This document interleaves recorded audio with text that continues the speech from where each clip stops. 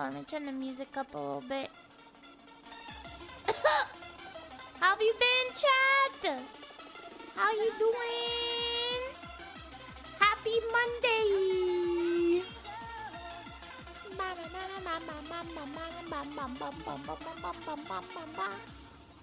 How y'all doing? Hello Dalinar, hello Tails, hello Abstract, hello Math, hello Wiggles, hello Azure, hello Zer, hello Weeb, hello Between, hello Boon. What's up? Oh, Rushna, like wow, yeah.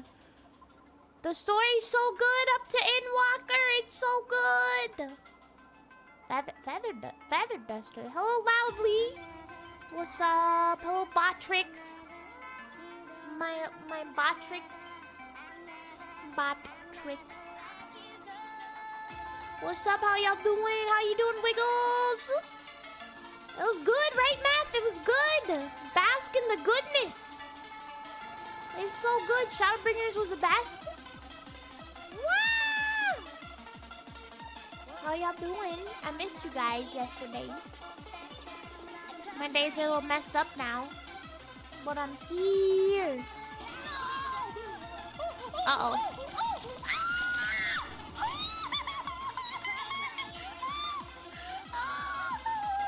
Spider scream! Spider! Spooter. I'll never forget that. I'll never forget that moment. I'll never forget that. That's a Rushna requested one. Spooter. Hello, Dark Knight. How y'all doing? How was y'all's weekend and how was your Monday? Huh?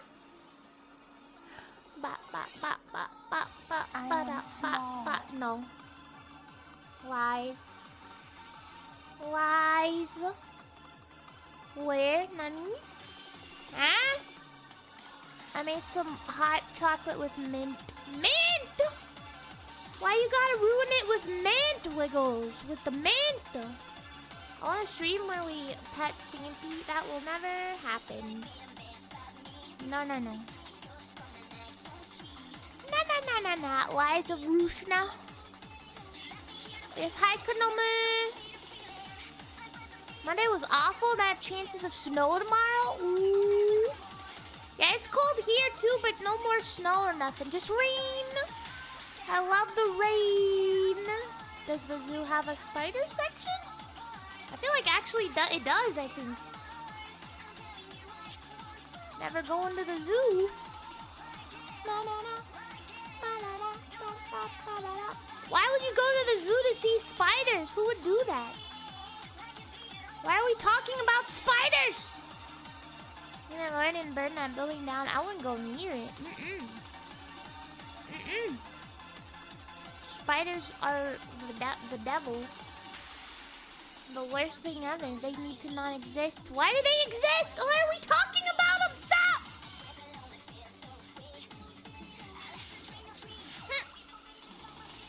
Stop! Stop talking about them, chat. Stop it.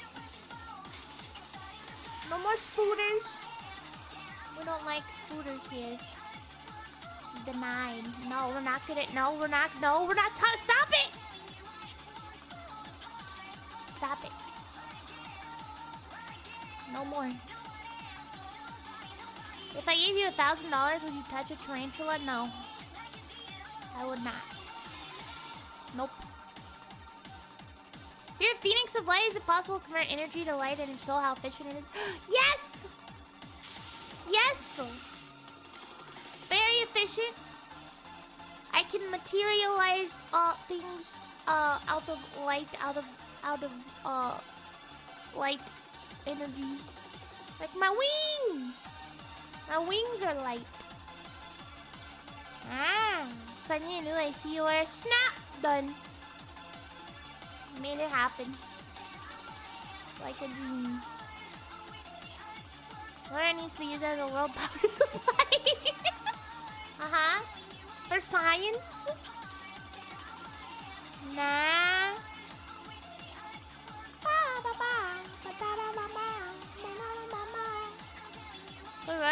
on a giant hamster wheel.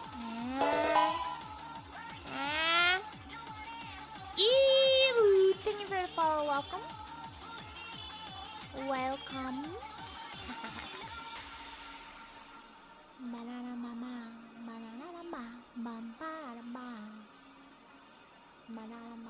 Okay, so I have Pokemon cards. Who is that? Who is that? He was upside down. That's pretty good. That was pretty good, Rushna. I have Pokemon cards. So these are not the ones I've been opening. Some of those are coming in. I'm waiting for them to they're supposed to come in today and they didn't. They're supposed to, I guess they'll be here tomorrow. They freaking better be. These are these prismatic evolution cards. So I wasn't gonna get these, but they have a pack that has some evolutions, and they're not all that ugly prismatic art, which I don't really care about. Some of them like the art's just like normal Pokemon art, which I like. So these are the prismatic ones. So I have, let me show you. I got a pack. Hold on.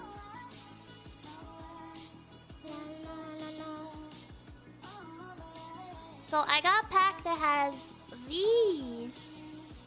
And this is the art, except they're holographic, which is really cool. So I got a pack, and then it has 3 packs open, and then I got one that has 3 packs, and it came with a holographic Sylveon card. Hold on. Sylveon. So I have 6 packs to open, and I already have 4 evolutions. So that's pretty cool. I just had to get them. I don't really like the prismatic art that I guess is like their extra chance cards or whatever. Where did I put this? We'll just put it up here. Let's put this one away. You know what it is. I mean, they do look good. They do look good. So that's what we're opening today. Does it have the trash bag evolution? Thank goodness that is not a thing. Thank goodness. Thank goodness. I'm gonna start with the Sylveon one, with the really pretty holographic Sylveon on it. Very pretty. Very pretty. Shiny Umbreon is superior. Prove me wrong. I wish they had one with Umbreon. They have one with Glaceon, and then they have one with Leafeon, but they don't have Umbreon. And they don't have, Espeon either. I was shocked. I would get Espeon in a heartbeat. Vaporeon is best, clearly. Every day we need a poison Eevee. We need a dragon Eevee. We have the fairy type. Where's the dragon type Eevee? Ooh. Got everything else. What else is there? Alright, hold on. I'm opening this pack.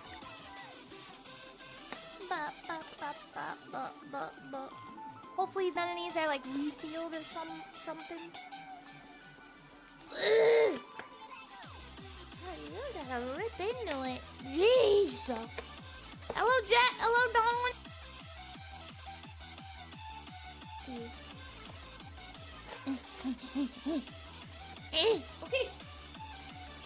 Oh, wait. Let me get the packs out. Alright. They don't look resealed or nothing. So that's good. That's good. So, I know there's a chance to get like a prismatic card. Never rip into a card by mistake opening pack. I almost did once. Never letting that happen again. Okay. Make sure the Sylveon card is safe. It's so pretty. You did a couple times? You gotta be careful, man. Ugh. Ah! I almost dropped it! I almost dropped it! Ah! They're so slippery! Okay.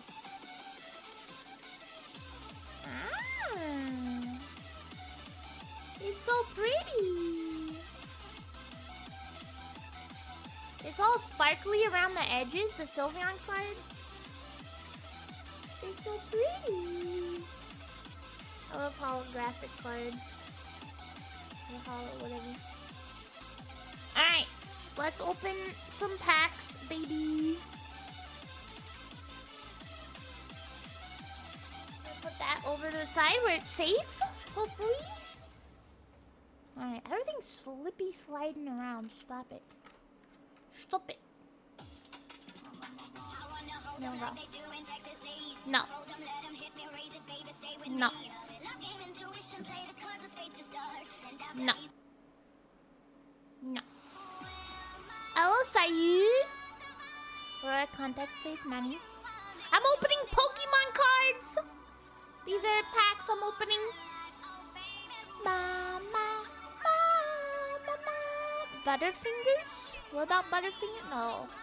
Butterfingers are gross. Alright, I'm opening the first prismatic evolution pack. We're totally gonna get $1,000 Umbreon EX card or whatever. Where's my scissors? Got him! Alright, here we go. May the luck be with you, thank you. Foil cards were the ship at. I have a foil card! It's a heckin' item card, but I do have a foil card. Alright, opening up the first one. Oh, hello, Zooty. Zooty was summoned by the Butterfingers. Alright, here we go. Opening the first one. What do we got? What do we got? Dunsparce is our first card. Dunsparce. Don't care Sparse. Dun care Sparse. Alright, ooh, Houndour. Houndour's okay. Houndour's kind of cool, I guess. Dunsparce. Are you done with Spire? Houndour's kind of cool. Hello, Celestial. Dunsparce. Applin? Never heard of this Pokemon, Applin. Must be one of the new ones. Kanan! Thank you for the resub. Thank you, Kanan. Thank you for 30 months, even though I haven't been on here that long. Thank you, Kanan. What is Applin? Applin's ability is spray fluid.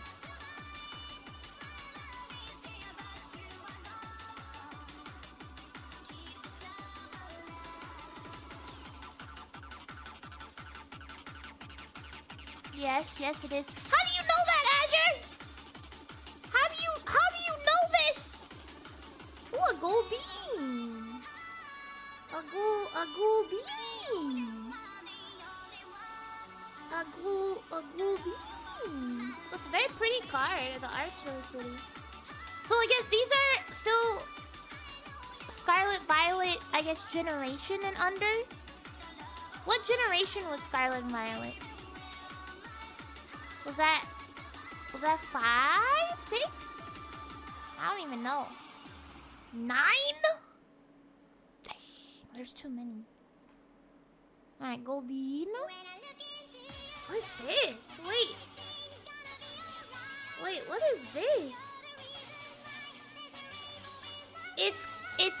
It says it's a Scream Tail, and it says Ancient in the corner. And it looks like a Jigglypuff with a tail on its head. with fangs. What is Screamtail? Hold on, what's the info on this one? Hold on. I can't, it's so dark in here. Hold on. It says, there has been only one reported sighting of this Pokemon. It resembles a mysterious creature depicted in an old expedition journal. What is this? It's an ancient Jiggler. What are ancient? There's ancient Pokemon now? It's a Paradox Pokemon from Scarlet and Violet. What is this? Is it rare? There's ancient Pokemon now? Is it rare? Is it a good card? Yeah, that's kind of cool, I guess. Caveman Pokemon? Yeah. How rare is it? Well, I got one. Huzzah! Next we have a glass trumpet item. A glass trumpet. Trumpet. And then we have a Halucha?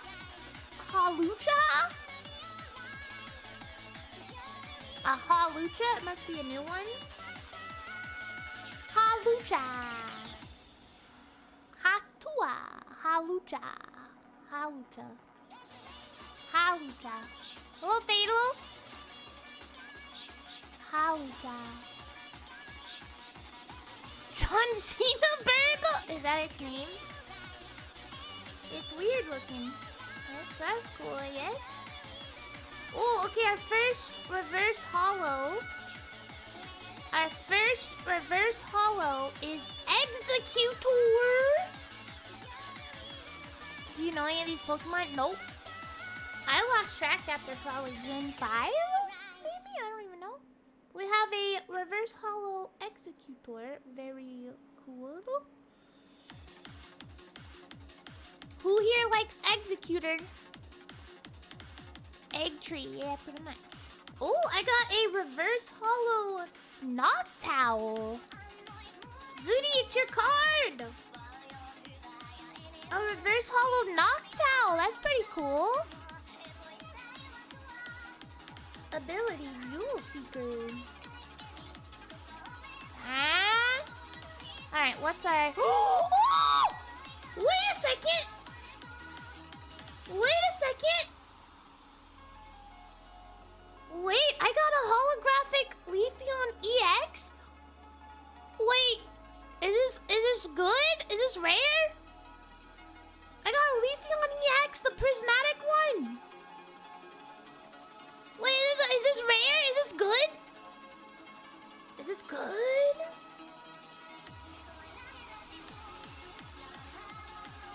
It's a Leafeon. Is it full art? No. But it's a Leafeon EX Prismatic. Ooh. It's very cool. Heck, it's neat. It's very neat. Look, lucky us. Let's go. How rare is this? And then we got a Darkness Energy, I think. I can't tell what that is. Can't tell what that is. Probably mid-rare. Ooh, what's the number on the card? 6/131. 006/131. 006/131. Ooh. Definitely sleeving this one. Yeah. Let me put it. I have them next to me. And then I got Basic Energy Darkness. I got your card, Zooty. I got a Noctowl. Reverse holo. Are you looking it up, Azure? I don't know how people know how to look them up. I do not. Hold on. Let me sleeve this bad boy real fast. Ooh, I'm excited. I'm excited.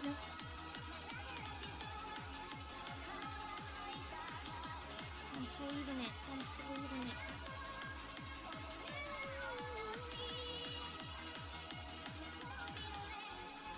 Get in there! I get nervous sleeving sometimes because the sleeve feels like so tight that I'm like, it's gonna scratch the card. And it's like hard to, I gotta like push it down. Okay. Okay, we're good. Darn, not 329 card, huh? What is it? Is it rare? How rare is it? PCG player? Oh. That's still cool. Alright, we still got a couple packs open. We still got a couple of packs. Let's go. Feeling lucky.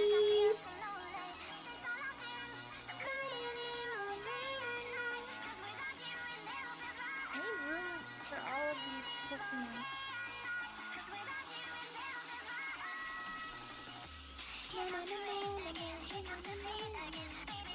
Alright, opening it up. Opening this pack up, baby. $6.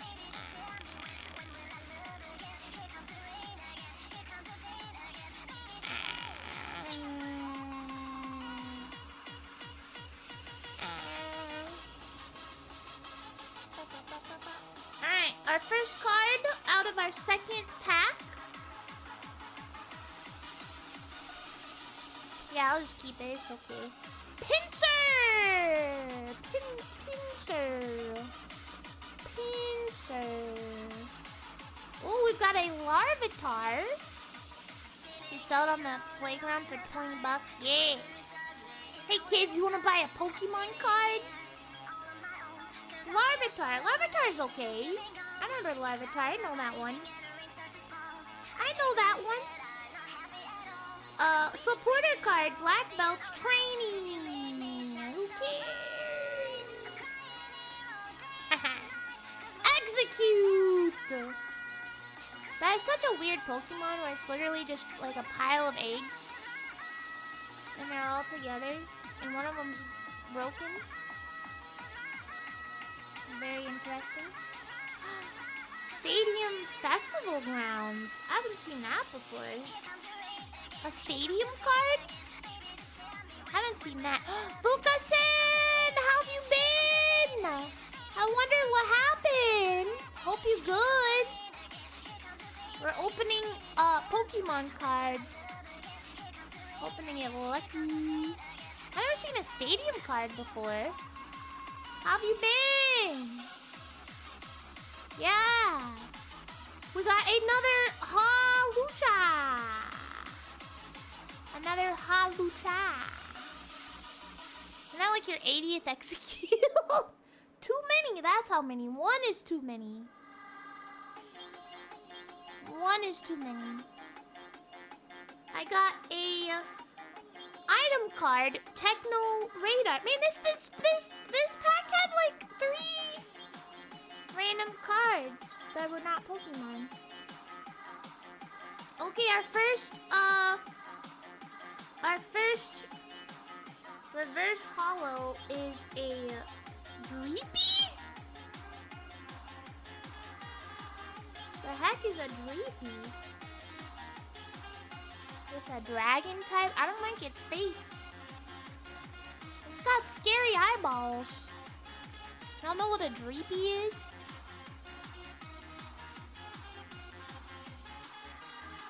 Yes, I do now. Gen 8 monster. Hello, y'all. Alright, our second one is... Oh, no! Our second reverse holo is Fan Rotom. Literally the fan Pokemon. The standing fan Pokemon. Fan Rotom. That blows! No. There are several appliances that Rotom can in spirit, but the first one to be developed was the electric fan.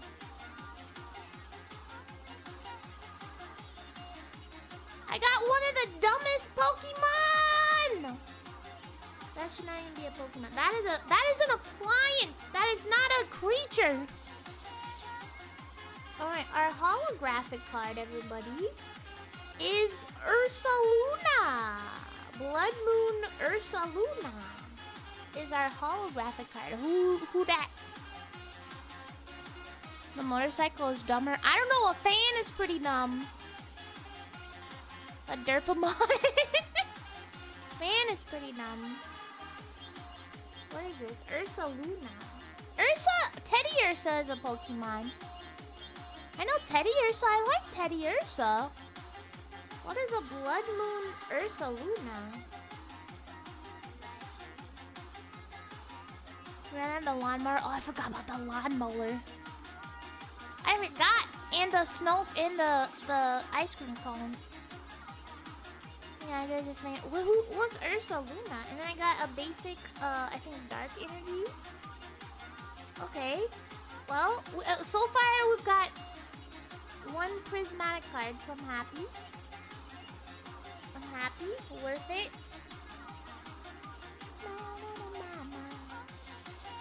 The fridge room. What, huh?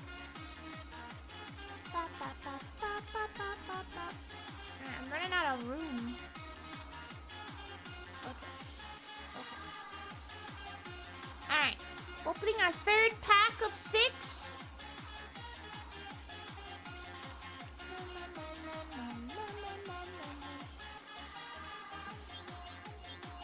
Third pack of 6. Ah! They're falling. They're falling. Stop falling. Okay. Ursaluna is a new evolution brought about from Legends, a continued evolution form of Ursaring. But it comes from Teddy Ursa, right? That's the one I know. I know Teddy Ursa cute. Wasn't Teddy Ursa in Crystal? Wait.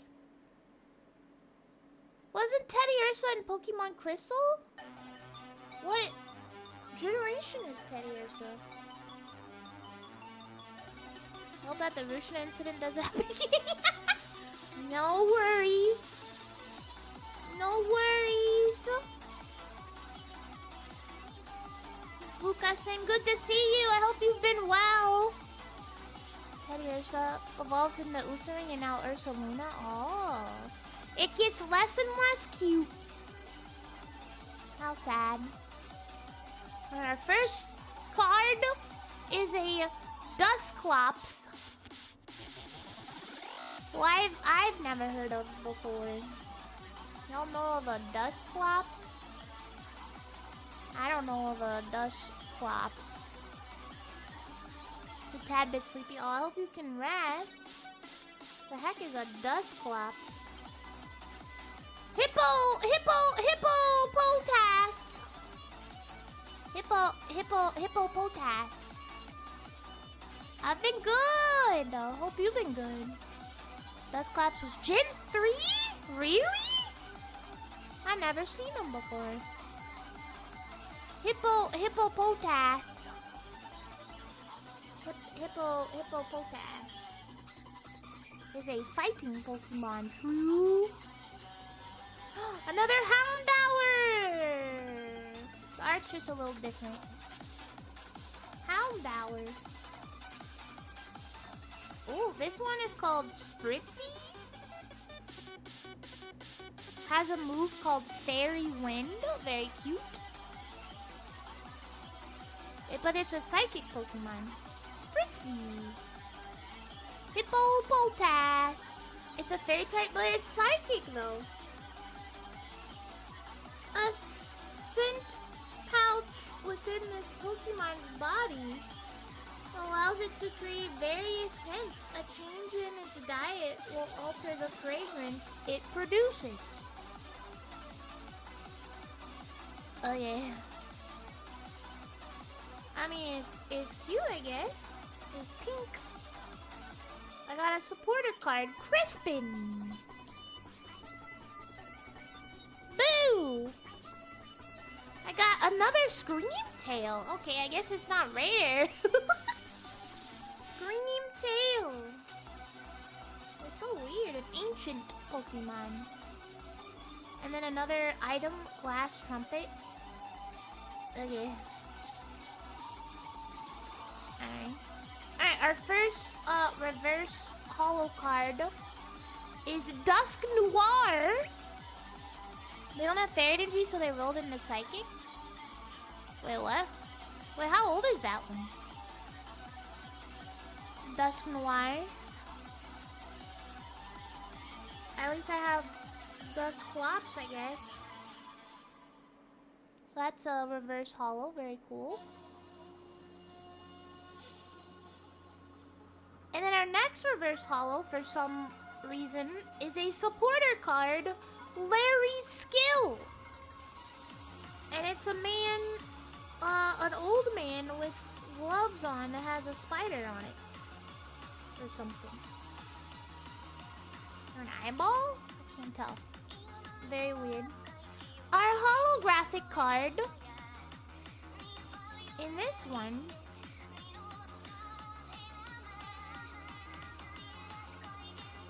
wait, is this really the name? Is Dudunsparce? Dudunsparce?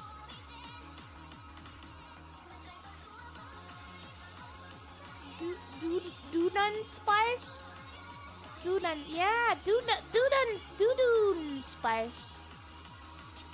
So Dunsparce, yeah, that should be the name. That's our holographic. See, I don't. And then a psychic energy card. Let's go. Alright, okay, still the Leafeon EX is the best pull so far. I will take it. I will take it.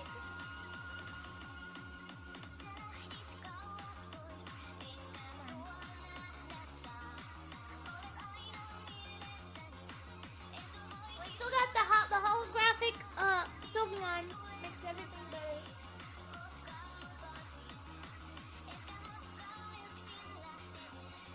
Hey! Okay, we have another pack. I have this box open that comes with these three holographic Pokemon.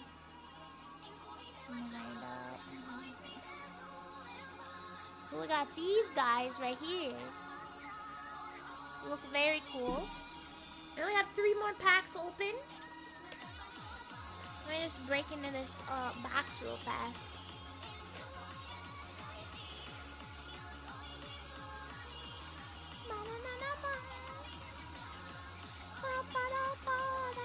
I hope we get another prismatic card or whatever. Even though I'm not like a big fan of the art, but I'll take it. I'll take it. No balls, honey. Who doesn't have balls?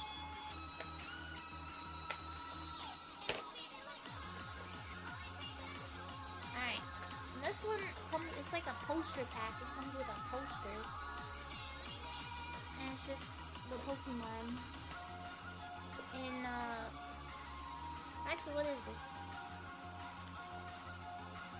Yeah, oh, it's kind of a cool poster. It's like the prismatic EVs and stuff. Evolution. So that's cool. Thanks. What? Alright. Oh god, there's so much to unwrap. I just can't wait to get my more 151 cards. I was able to get a Blooming Waters pack. That's what I'm waiting on. I'm excited.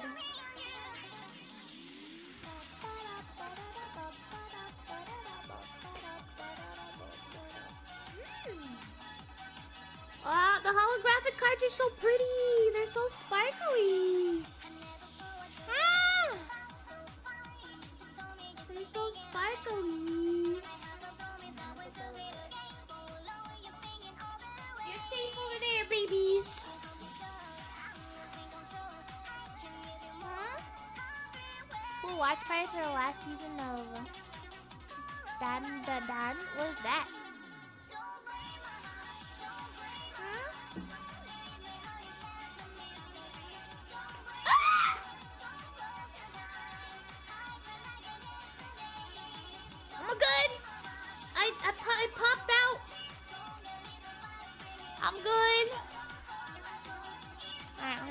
our first pack and definitely get the $1,000 card.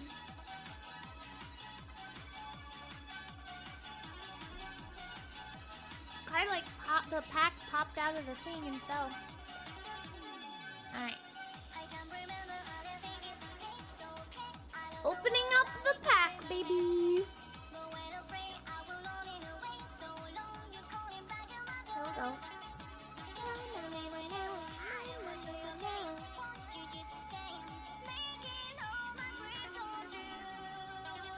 Our first card is an execute.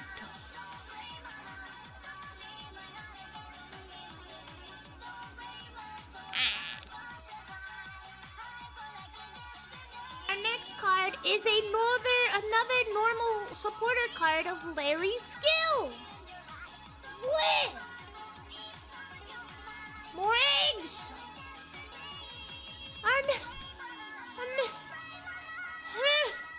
Our next card is a Dunsparce.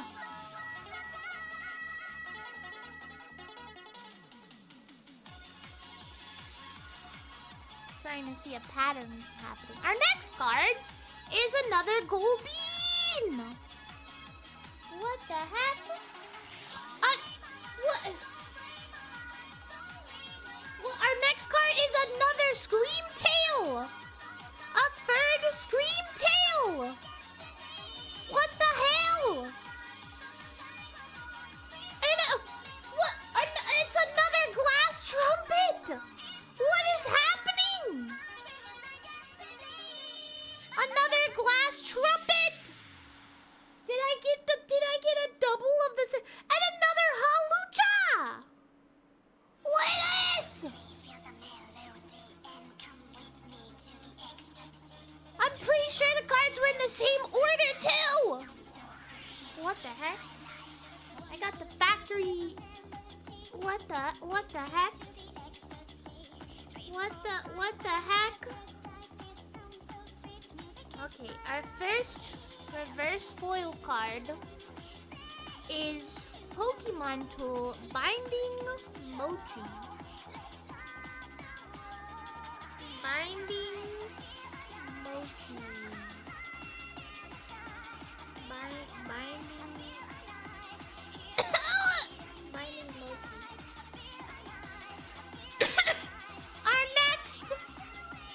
Our next reverse foil is a Dunsparce.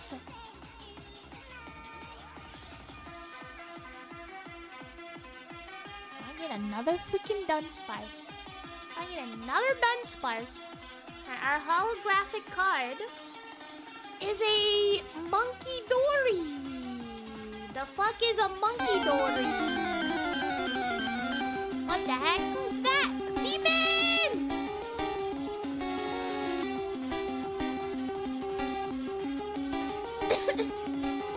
Thank you for the host, Demon. How was your stream? It's a Monkey Dory. M-U-N-K-I Dory. Monkey Dory is a legendary from Scarlet Violet. Wait, what? It looks dumb. What do you mean it's a legendary? Demon, how was your stream? Thank you for the host. Welcome. It looks dumb. Is it a good card though? Is it rare? Let's see what it says about it. They make the print so heckin' small.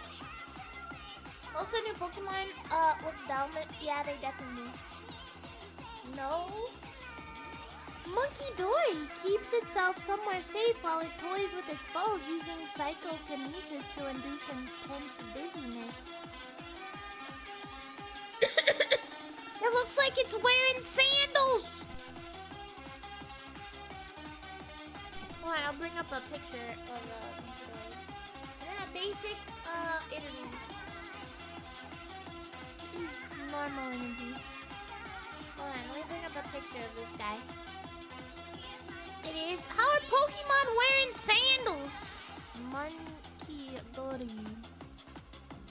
Let me bring up a picture of this abomination.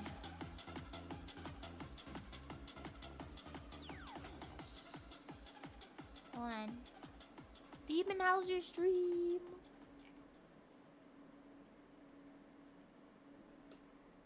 Monk.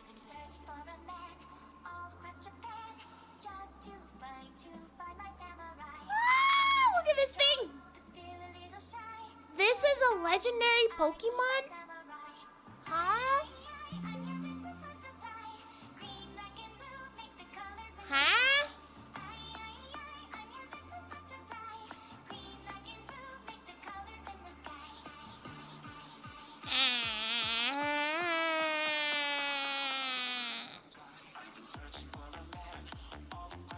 What is that? Looks like it 420 blazes. It does look like that. The other two are worse. What do you mean other two? What do you mean other two, Tails? Get him off of here. Get him out of here! He slaps you with his sandals. For some reason, I believe that. I believe that that's a thing. Or it throws its poop at you. That's what monkeys do. That looks like he's trying to slide into something. Okie dokie. Wait, what?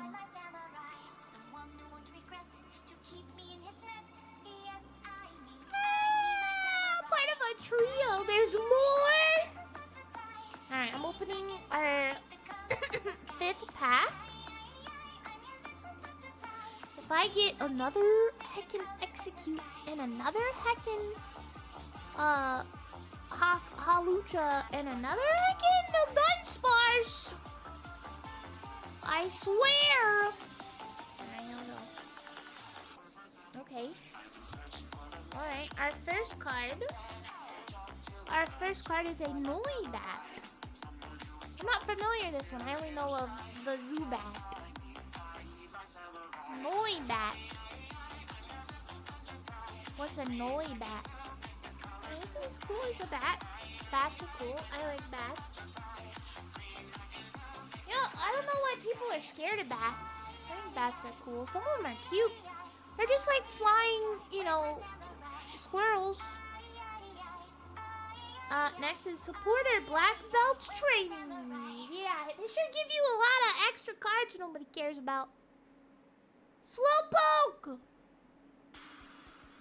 Slowpoke's okay. Slowpoke's kind of cool. Slowpoke's kind of cool. Slowpoke's kind of cool.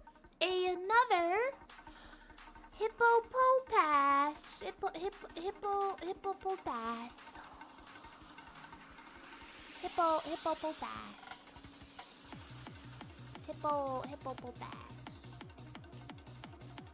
And another item techno radar. Can I at least get a different item card, please?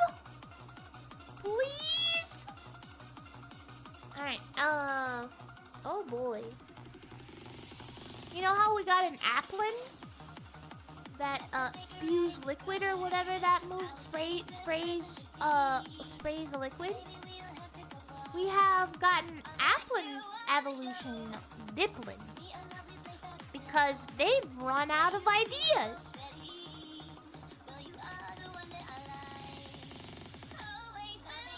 And its move is called Do the Wave.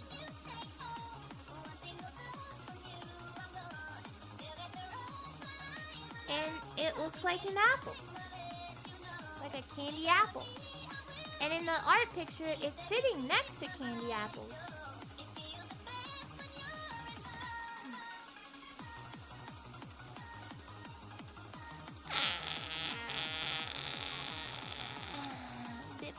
I got Applin and Diplin. Dippin' apples in the wind.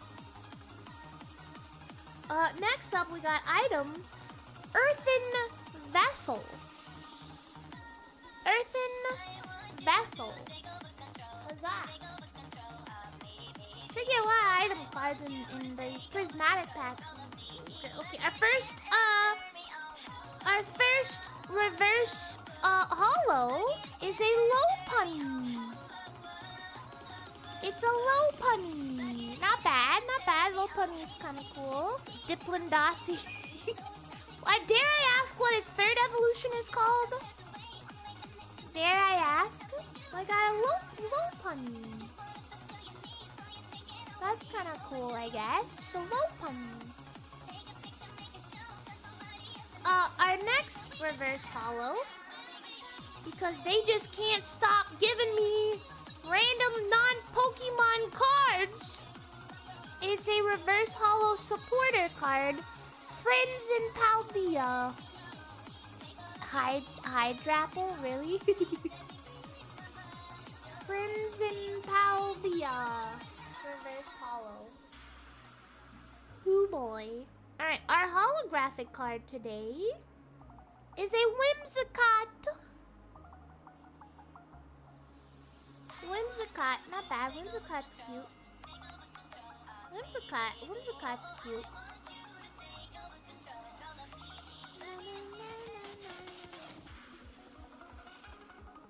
Not bad. Whimsicott's kinda cute. And then a basic psychic energy. Let's go. Huzzah! Huzzah! Alright, we have one more pack. Our luck, I feel like, hasn't been very good. Other than the Prismatic Leafeon EX. That's not bad. I really hope this one has an EX card in it. I really hope it does. I don't know if I'll be getting any more of these prismatic ones. They kind of blow. Spider Pokemon? Oh, no. Nobody wants that. Alright, our final pack of the night. Let's see what we get. Let's see what we get, guys. Oh, death! Let's see what we get in this one. Give me good luck. Alright, well, we're starting off strong with a supporter card. Professor's Research.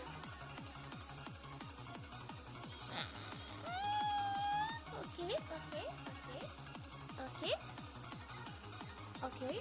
We have a Pokemon I've never seen before called a Voodoo.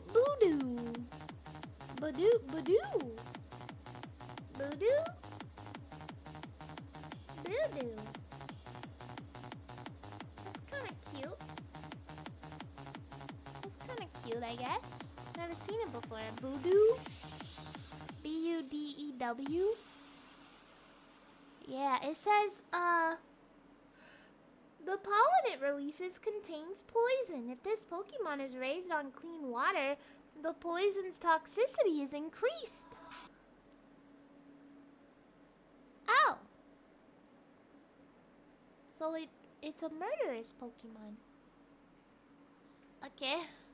Why the music stop? I don't know. So that's kind of cool, I guess. The cuteness can be misleading. Preform of Roselia, really? Ah. We got a Buneary! Buneary's kind of cute.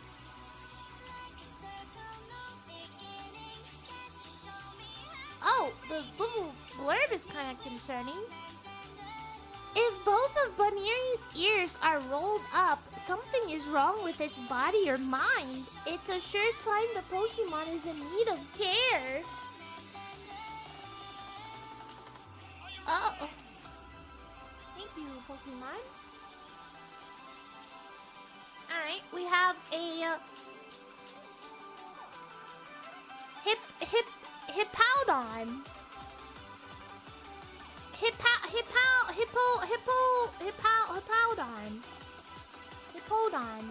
Hippowdon. Pokemon entries. Yeah, what's this one say? It brandishes its gaping mouth in a display of fearsome strength. It raises vast quantities of sand while attacking. I don't like it.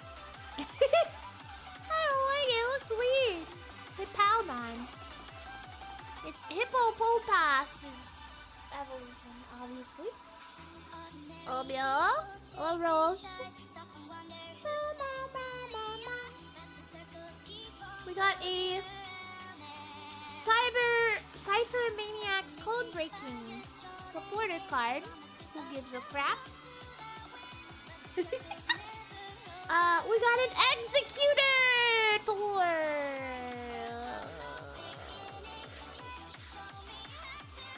Huzzah! Coconut Pokemon. And then we got another supporter card, Lacey. This how these packs have a lot of supporter cards and stuff. One's an omelet, yeah.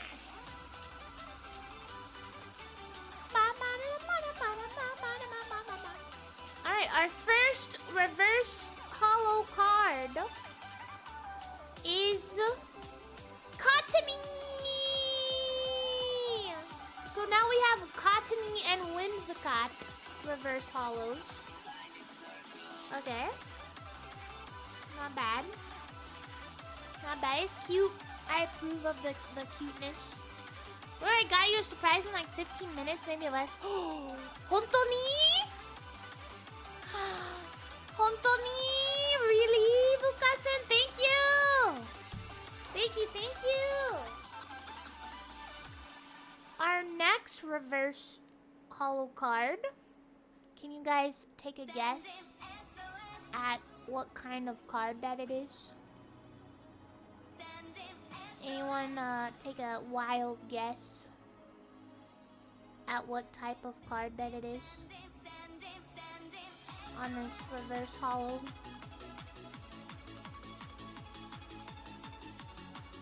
No. Wait.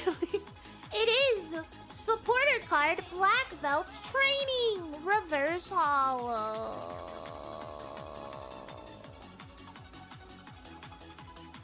Alright, let's see. What's our very last hollow card? Ooh! Ooh! I got an Umbreon Prismatic! Umbreon EX! Oh, it's so shiny. I got an Umbreon EX!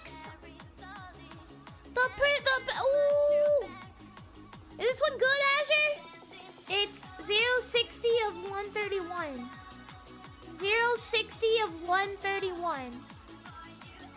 It's not the full art, but ooh, it's so pretty. It's so sparkly. Ooh. So I've got Leafeon and Umbreon EX Prismatics. They're so pretty. Ooh! I wonder if each, like, package contains a prismatic one. Oh, and then I got... Is this a holographic energy card? I think it is. Psychic. I gotta sleeve this one. $10? I'm rich! $10? Really? Ooh! You just had to go through 30 Dunsparces. True. Ooh! Heck yes! It's so pretty! Let me sleeve it real fast. It's so beautiful! I feel like if I hold on to them though, they go up in value, right? I feel like that's how it works now. You can get the Pokemon card from MCD. What's MCD? Oh, it's so pretty! Like, the card is like... It feels like... like... matte. And like, you can feel the grooves. It's so pretty! I'll take pictures of McDonald's? Probably not. Ooh! Ah! Betting... Getting the energy cost to use Onyx is weird. Wait, what? $40 on the playground and a Mountain Dew? Yeah. I feel like DoorDash people would steal my Pokemon card if I DoorDash. Get in the sleeve! I don't like having to push it down. Okay. Ah!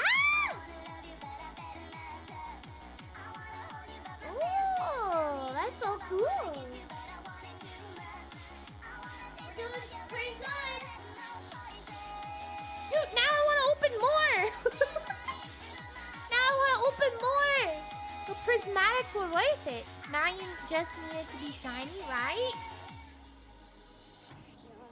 Oh, the move on the other. That is one lightning, one psychic, and one dark. Oh.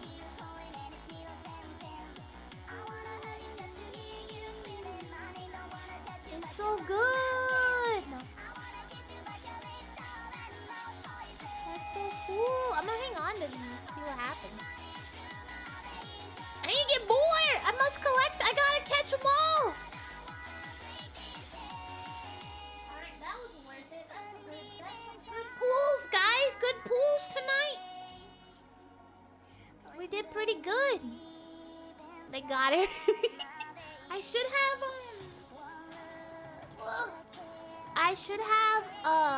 I'm gonna have like 6 more packs of the 151 tomorrow. Cause I got the Blooming Waters pack.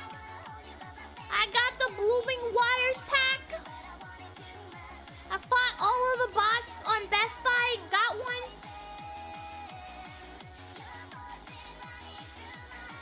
I got a Blooming Waters pack. I'm so excited. Better heckin' get here.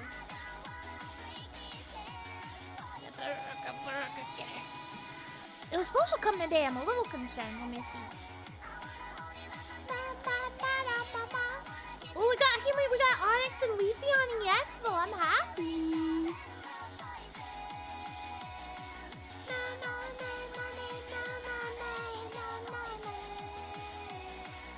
I'm so excited. UPS guy. I am worried about that. Well, I was gonna try to actually go to GameStop and get one, but I heard that most GameStops only got like 5 of them, and people were waiting outside in line for hours before they opened to try to get one, and they were limiting it to like 2 each, so only like 3 people got one.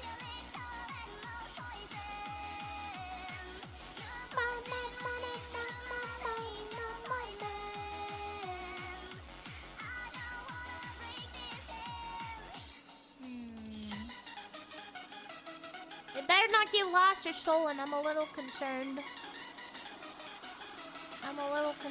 That's kind of weird. We'll see what happens. We'll see. Gotta love mail in all of its gloriousness.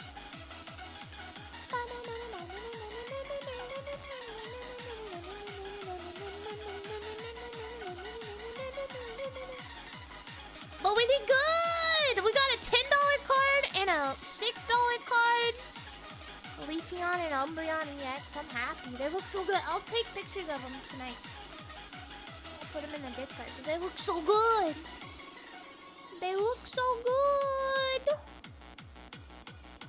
Mint condition.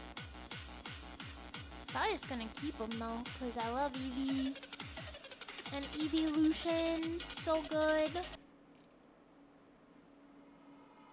This makes me want to play Pokemon again, doesn't it? I'll have more cards open. It's so fun though. It's so fun. Weren't you supposed to post pictures of the other ones too? I forgot. No, I'll definitely do these though. Because they're sweet. I have them in the hard cases.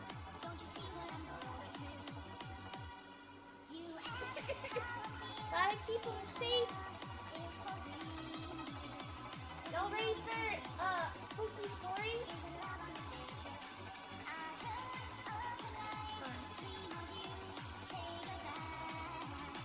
Look, hold on 1 second.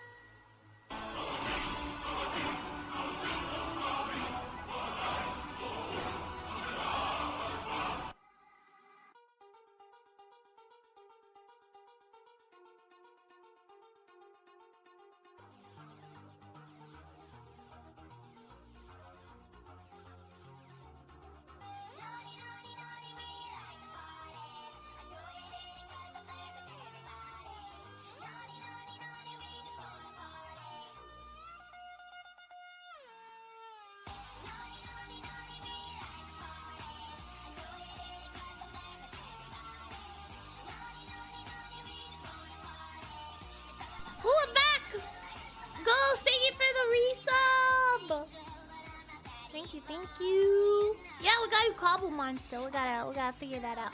Kick from Paige, thank you! Vuka! Thank you, Vuka! Someone screenshot it, please. Thank you, Vuka! Oh, heck yes! You put us on the very front. Thank you!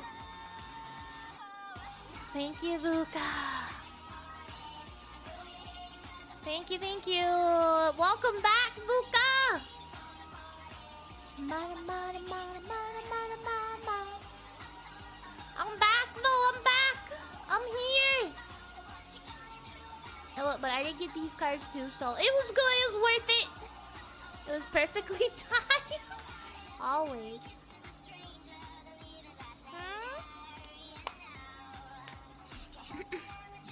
Luca needs sleep. Luca needs the sleepy time. Ba-ba. Ba-da. Hello, Grievous. Welcome. Grievous. Nani, nani, nani, we like to party. Hello, Binda. Not work. Uh-oh. Tatsuo! Thank you for the follow. Welcome. We just opened some Pokemon cards, some prismatic packs, and I got a Umbreon EX and a Leafeon EX. So pretty good. Pretty good. A whole lot of Dunsparce. Thank you for follow. Welcome, Williams.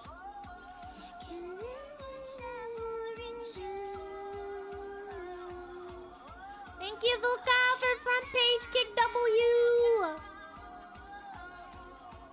Carpet, I will post these tonight, I promise. I will post them tonight. I won't forget. I definitely won't forget this time. Uriel, thank you for the follow. Welcome. Pokemon. Gotta collect them all. It's like lunchtime, right? Time for a power nap. Oh, yeah! I forget about the massive time difference. Don't work too hard, Vuka-san. Don't work too hard. Tell Eddie I said to give you a break and a raise. Wait, it's 3:30 a.m. Oh dang! Hot dang!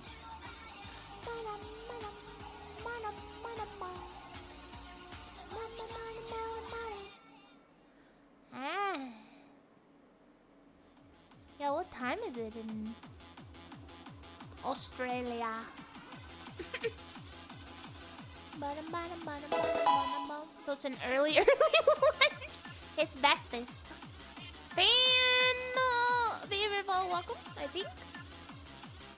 think. Interesting name. Europe. Ooh! Hello, Baka! Oh yeah, Boone, you're in the upside down. It's 1:30 p.m. Oh. Wait, isn't it summertime there? Too, isn't it summertime? In Australia, it is indeed lunchtime. Huh? You having lunch, Boone?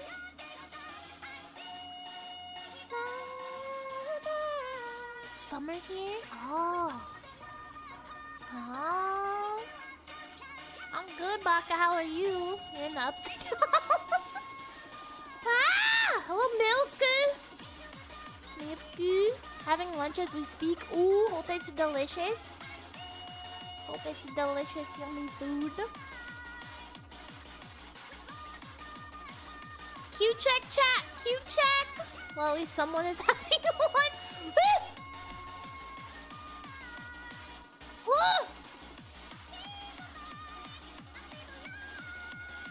Oh. 3%? 3%?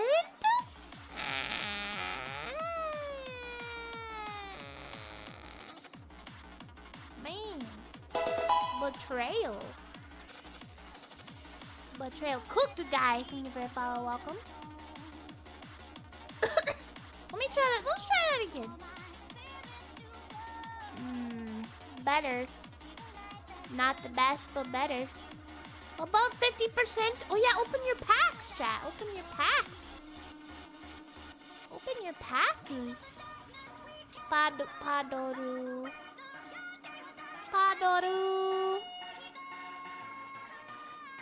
Padoru.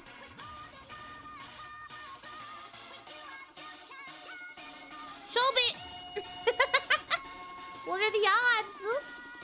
Actually, what are the odds?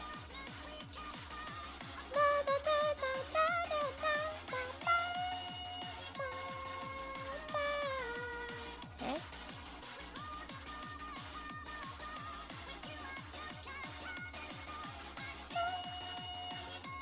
Well, is actually a fox Vtuber? No. I can have cat ears sometimes. When I want to. I also have a dog. I have a cutie dog.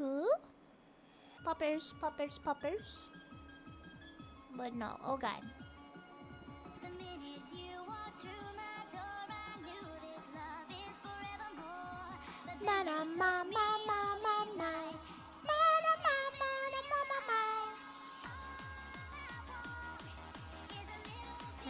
What y'all talking about?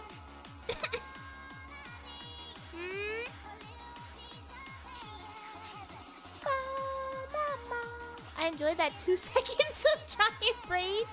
Yeah. Here you go. And wow! Boo!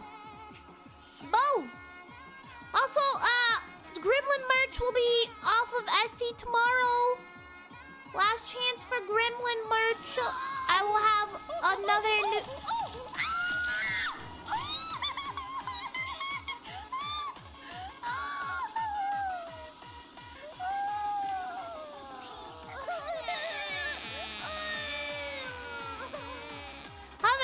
sticker shortly after that.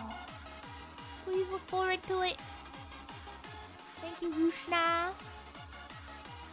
Thank you. What was it, this? Yeah. Yeah. More stickers. Aurora, thank you for the follow. Welcome. Bop it up. Well, you do because you just typed 2. Oof. Get all the items, all the stuff. We got all the Pokemon item cards over and over again. What the heck? What the heck? Sucks to suck. Got him. Oof.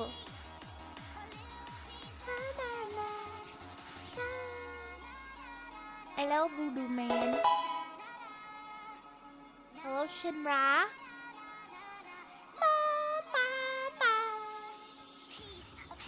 I hope I get some good Pokemon cards next time. Get some good ones. What you doing, puppy? What you doing? He's like, what are these Pokemon cards? What are these Pokemon cards? Huh? What are these? What are those? What are those? What the F is this? Something too cool for you to understand, clearly. Are you a lolicon? No, a lolly is a child. Are you a lolicon? I think you are concerning. I love your cards. Thank you. I'm so happy I got these. I love the evolutions.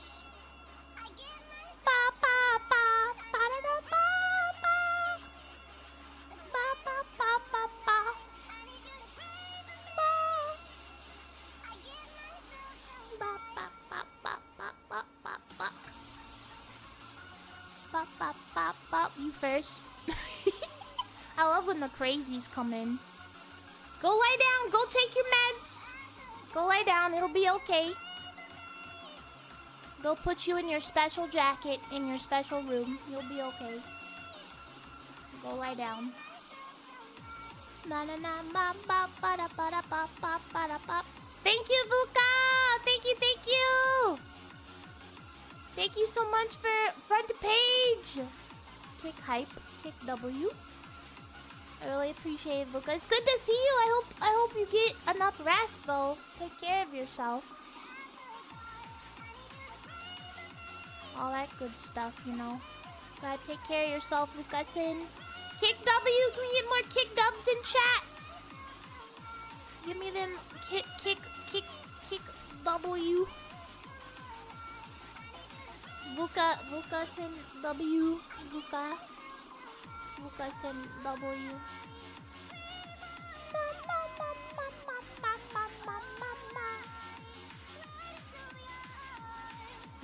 Are we ready for some spooky stories?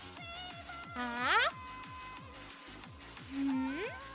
I do love the spooky stories.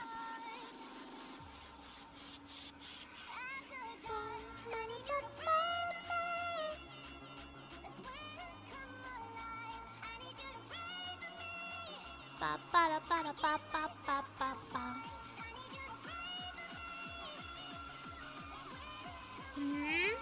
Wait, why is there Vaporeon creepypasta? Dare I Google that? Vaporeon creepypasta? Is it the weird breeding thing that some pervert came up with? Shinji, thank you for a follow, welcome. Yeah. Red alt, nani? Ma.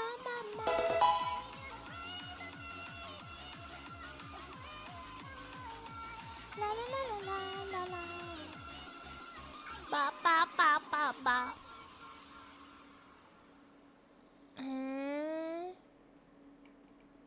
About them being compatible with or something. It's weird. It's a weird one. I see like the first line. I'm like, I know where this is going. I know where this is going. Papa. La la. Lola. Someone commented, I hate this so much and yet I couldn't look away. Oh. Oh, yeah, I'm not reading this. What the frick? What the? Who came up with? Who comes up with this stuff?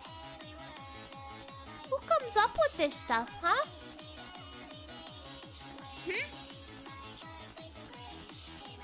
It's on Reddit.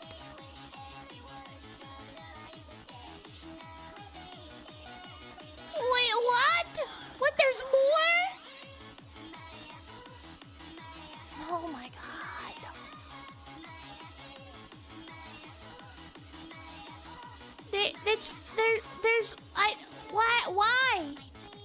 Why? Aries, hi!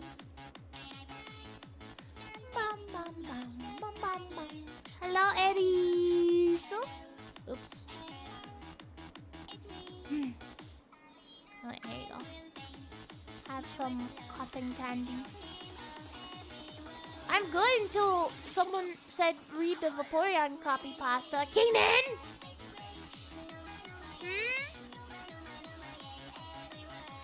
Na. Woo. That is, there's so much. I don't understand why people do this. I don't understand why people come up with this stuff. I don't understand. I don't understand. The full thesis?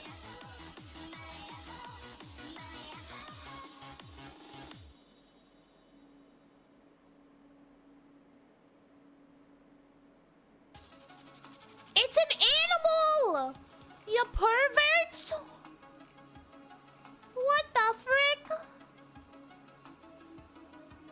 I'm gonna exit out of this now.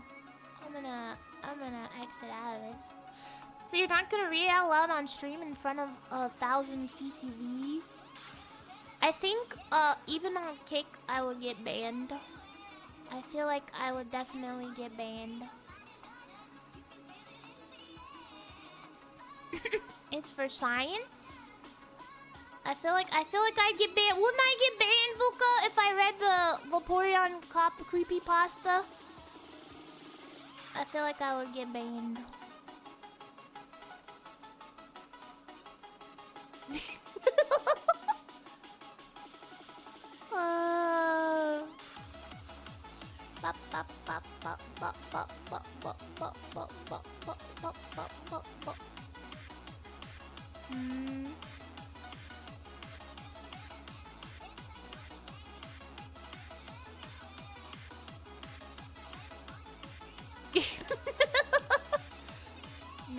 Nah.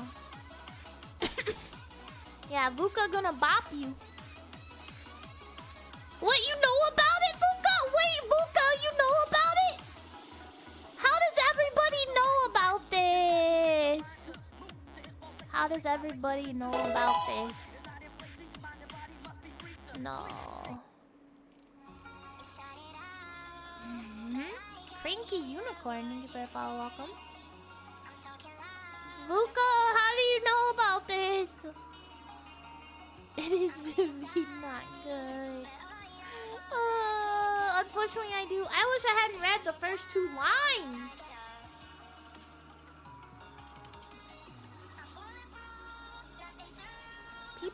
People really horny for Pokemon. Vuka's on the internet like the rest of us. Wait, you know about this, Konomo and Tails? Who here already knew about this? Like the details of this? Lock, thank you for a follow. Everyone knows where you just don't. Even Honey knows about it. Well, Honey doesn't know about it. No, Honey doesn't know about it. Oh, well, I didn't know VTubers wanted. Yes! We're here! We're here! We exist.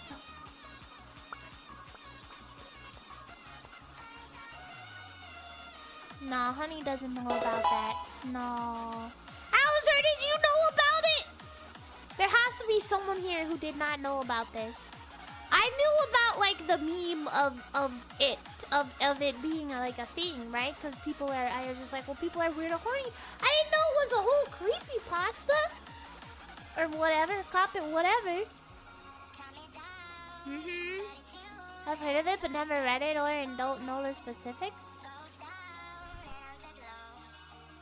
I don't think we want to know the specifics, Tails. I read a couple of the specifics. Everyone knows it's ew. It's very ew. Most everyone who's delved at least knows of it. No, don't let it be a thing. Don't let it be a thing. Make it stop.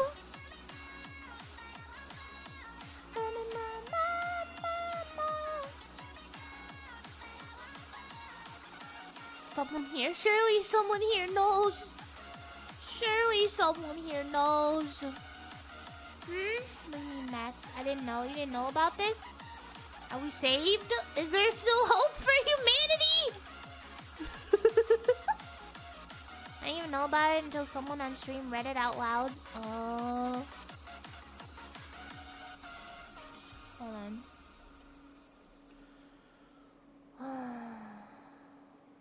Hold on. I'm not gonna read it. I'll read like a line.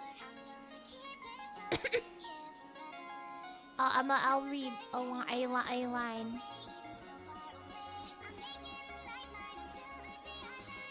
Actually, maybe I'm not. It's all pretty bad.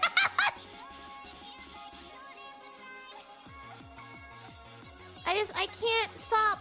I don't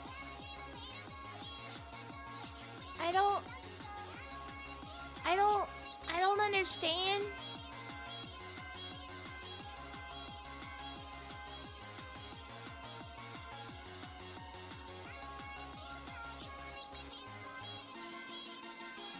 I don't think.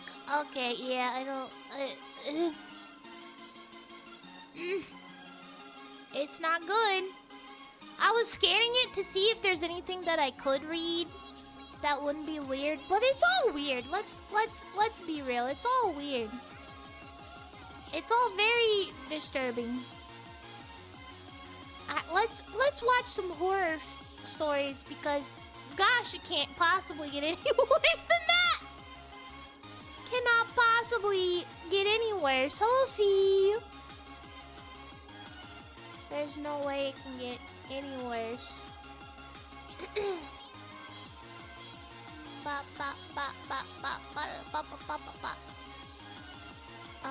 Wait, have we seen this? Alright, we have some Mr. Nightmare, my favorite. My favorite Mr. Nightmare. You know I love when people are dumb on Craigslist. That's always a good one. Let's do a Craigslist one. I don't think we've heard this one before.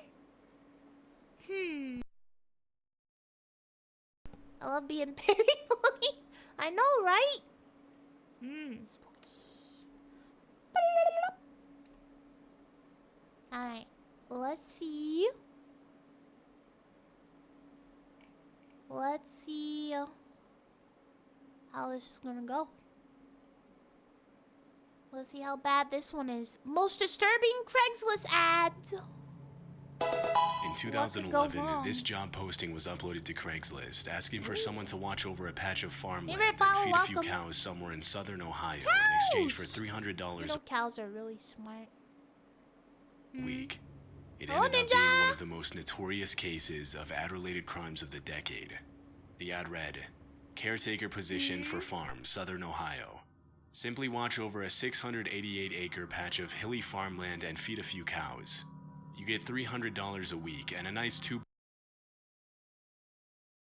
I'm sorry, the words simply and 688-acre farm should not be in the same sentence. You know how big that is? How do you simply watch over a 688-acre farm? Huh? That's like... That's a lot of acres. That's a lot of acreage. And, you know...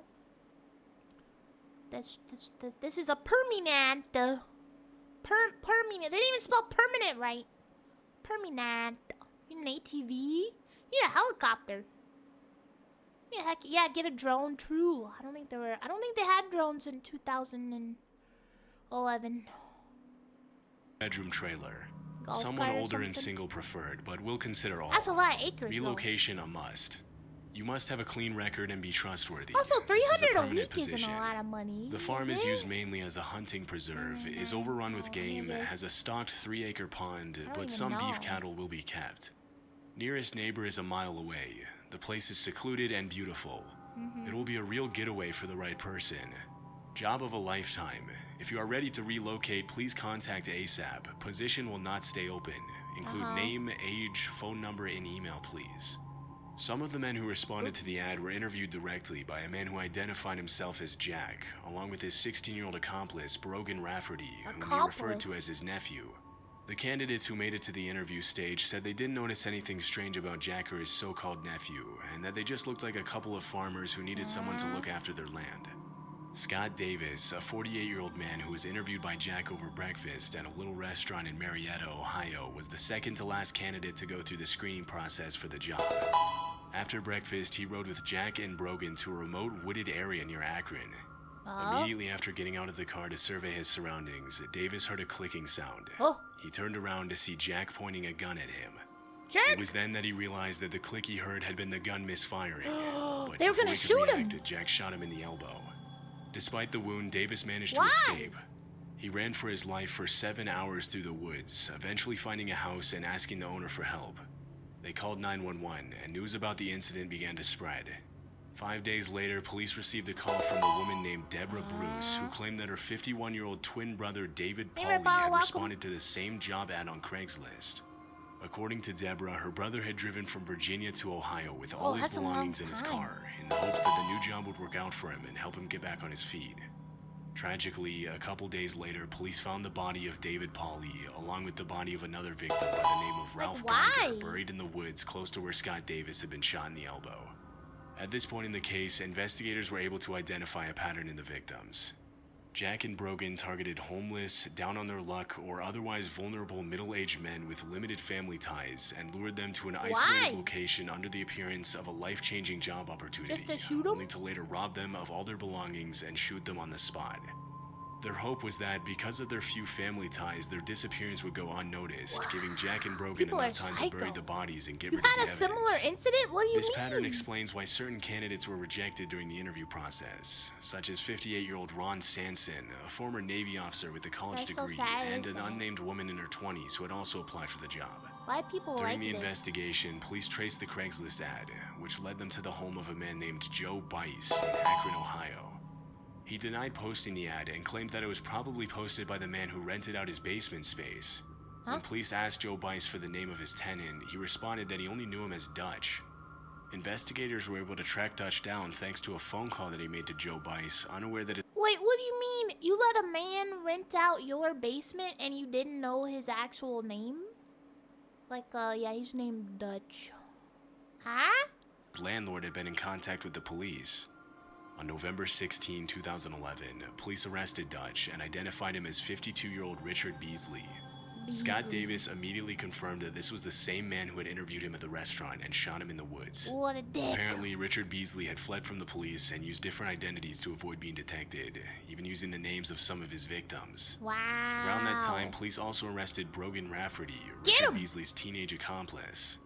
At the time, Brogan was a 16-year-old high school student from Stowe, Ohio, whom Beasley had mentored and taken under his wing. Wow. Police searched Rafferty's house and found several weapons, as well as a disturbing poem hidden in his computer files from August 16, 2011. Oh boy. The chilling poem read, "We took him out to the woods on a humid summer's night. The loud crack echoed and I didn't hear the thud."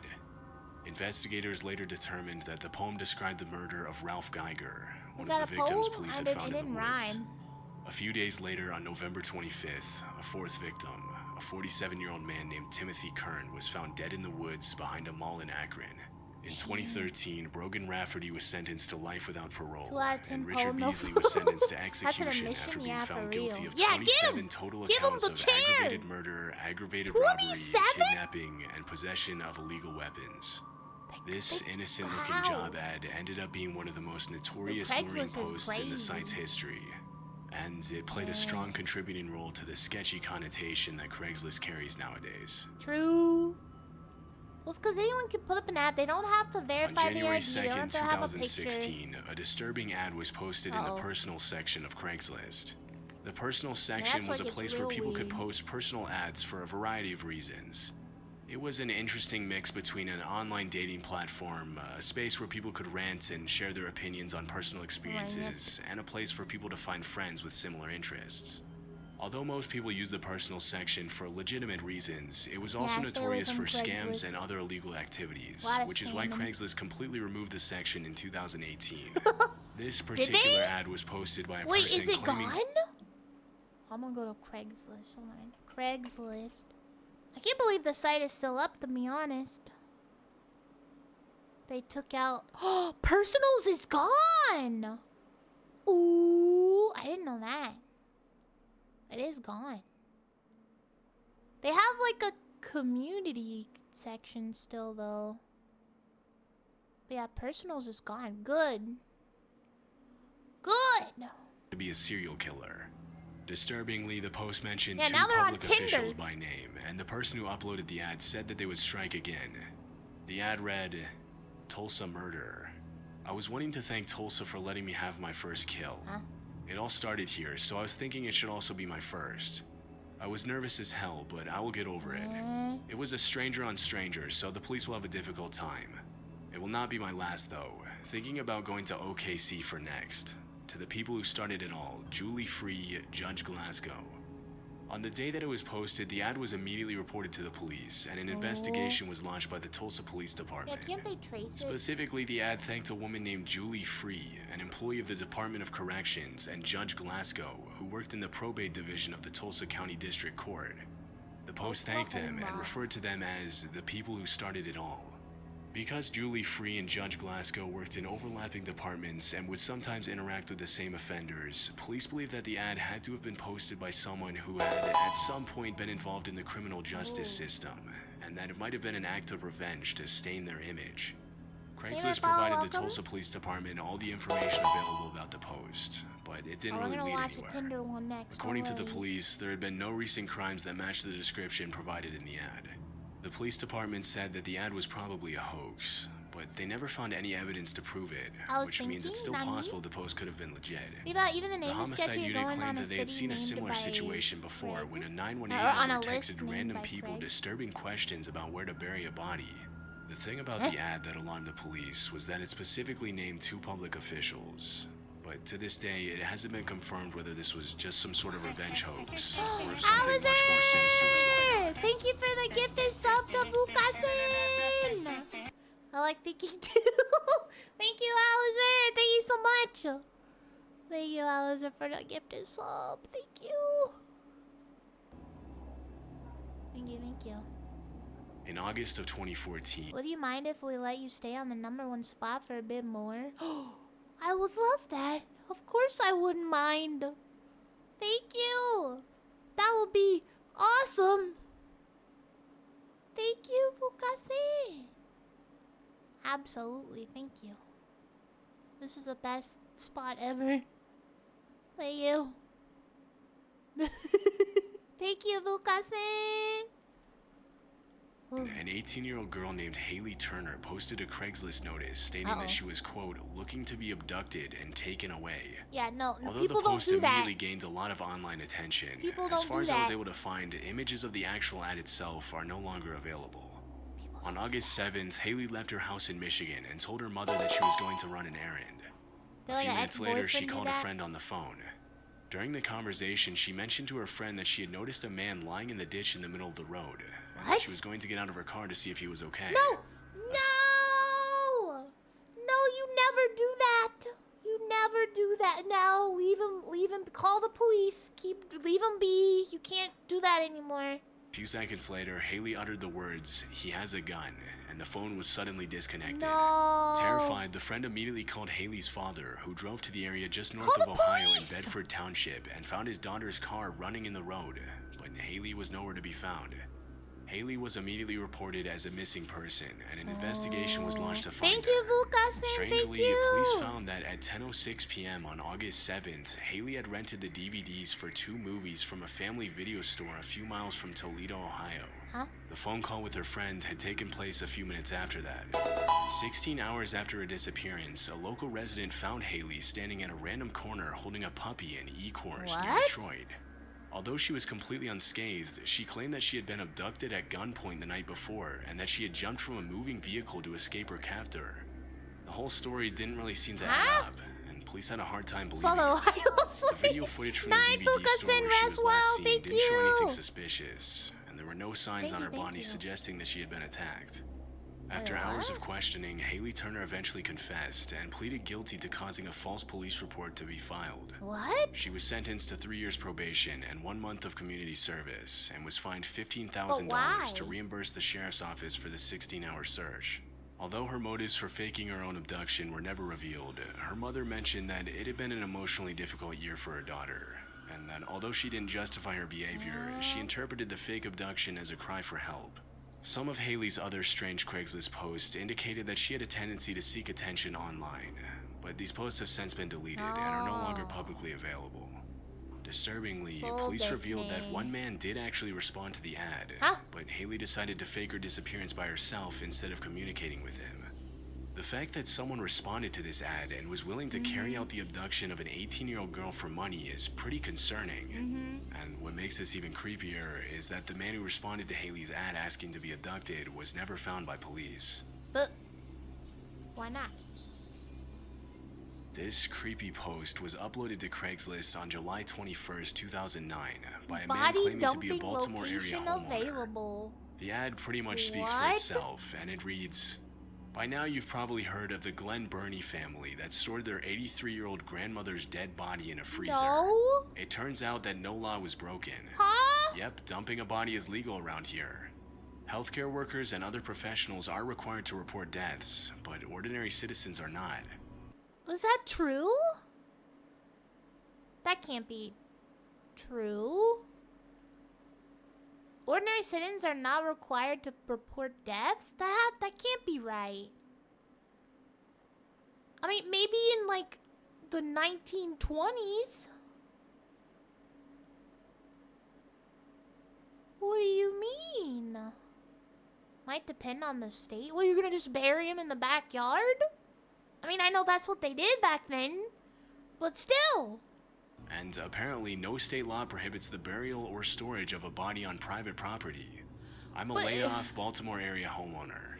After 10 months of unemployment and the future looking even more grim, I'm willing to consider allowing my backyard to be used for body dumping. The frick? Call it a private burial if you prefer. I could probably take a half-dozen bodies without arousing the attention of neighbors. It wouldn't hurt to have one under the garden too. Who wants bodies in their half a dozen bodies in their backyard and under their garden? Me, a discreet Baltimore County homeowner with a half-acre of easily tillable property on a quiet dead-end street.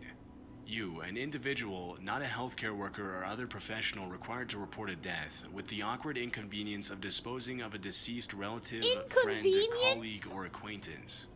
You must provide your own trash bags, tarp, quicklime, shovel, etc. I might be available to hold a flashlight, but I won't do any heavy lifting. What? Accidental deaths or natural causes only. I'm not getting involved in any shenanigans with Omar wannabes. I will not be a participant in or any accessory to any sort of crime. This is a limited time offer. Act now before the state legislature changes the law. If and when the law changes, measures failed 10 years ago after the 1999 incident, you'll be grandfathered, literally and figuratively. Price is negotiable. Serious inquiries just like only. A phone plan. The post itself is off-putting enough, but the context behind the ad is even more disturbing. The links in the ad are both broken, but using the Wayback Machine, I was able to find a 2009 version of the website, Welcome to Baltimore Hun, which appears to be a... There could be half a dozen bodies in there. No one would ever know. No one would ever know. Sort of online guide for users to upload news and posts about their experience living in Baltimore. The link in the Craigslist ad leads to a blog post written by a man named Gnome Sane. The article goes deeper into the reasons why he uploaded the ad to Craigslist and what he hoped to accomplish with his underground private burial business. In the comments, more than a few users asked the man if they could use his backyard for a burial. The fact that the uploader of the ad explicitly mentioned that he wouldn't get involved in any criminal activity by burying anyone who hadn't died of natural causes has created a lot of online speculation. Using his backyard as a body dumping location would have been perfectly legal, and the only reason the ad stayed up for so long was because the man wasn't advertising an illegal service. How is that legal? This has made some people think that the only reason why he mentioned that he wouldn't get involved with any crimes in the first place was so that he could keep his ad up on the site. Yeah, exactly. All while responding to emails and getting involved in much more shady body dumping business behind the scenes. But it was never confirmed whether this was actually the case. Despite the disturbing nature of the ad, the claims Gnome Sane made in the Craigslist ad are true. In 2009, it was legal for ordinary citizens to abstain from reporting a death and dump a body in Maryland, and the incident that he makes reference to in the ad really did happen. In 2009, police were called to an apartment in Glen Burnie, Maryland, because the body of 83-year-old Doris Lee Cook was in the freezer. Police were told that the grandmother had died several weeks ago in the apartment she shared with her family, and because they had no money for a proper burial, they stored her body in the freezer for 2 weeks. The other incident that the ad mentions happened in 1999 and involved a 25-year-old father named Richard Marshall who buried his 4-year-old daughter in a garbage bag in the woods in Severn, Maryland. The little girl had passed away in an accident 8 months earlier, and because no law was broken, Richard Marshall was only charged for littering. Since then, several measures have been proposed to make body dumping illegal in Maryland. Why would you bury your child in the woods, though? What is wrong with In 2007, a 49-year-old woman from Michigan named Anne Marie Linscott posted a generic freelance job ad on Craigslist. Although the ad has been deleted and no evidence was made publicly available due to the sensitive What'd she nature of do? the incident, the 3 people who responded to What'd the she ad claimed that do? it looked like a job posting for a freelance writing gig. Disturbingly, as soon as the 3 people responded to the ad, they were emailed directly by Anne-Marie Linscott, who explained that she was actually looking for a, quote, silent assassin for an eradication task.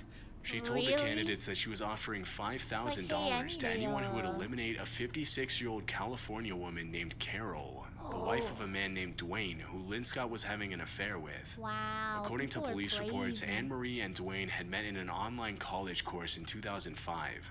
That same year, they met in person and began their affair when Dwayne traveled to Nevada for a conference. Wow. 2 years later, Anne-Marie visited Dwayne in California, after which she started making plans to move to the West Coast.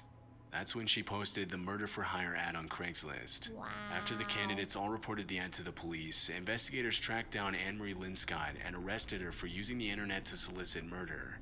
Police later found that she had also planted an explosive outside of Carol's bedroom in California. What? But because it didn't go off, she wasn't charged for it. What? After the incident, Carol left her That's family and attempted career murder. for 3 months and had to be hospitalized for stress.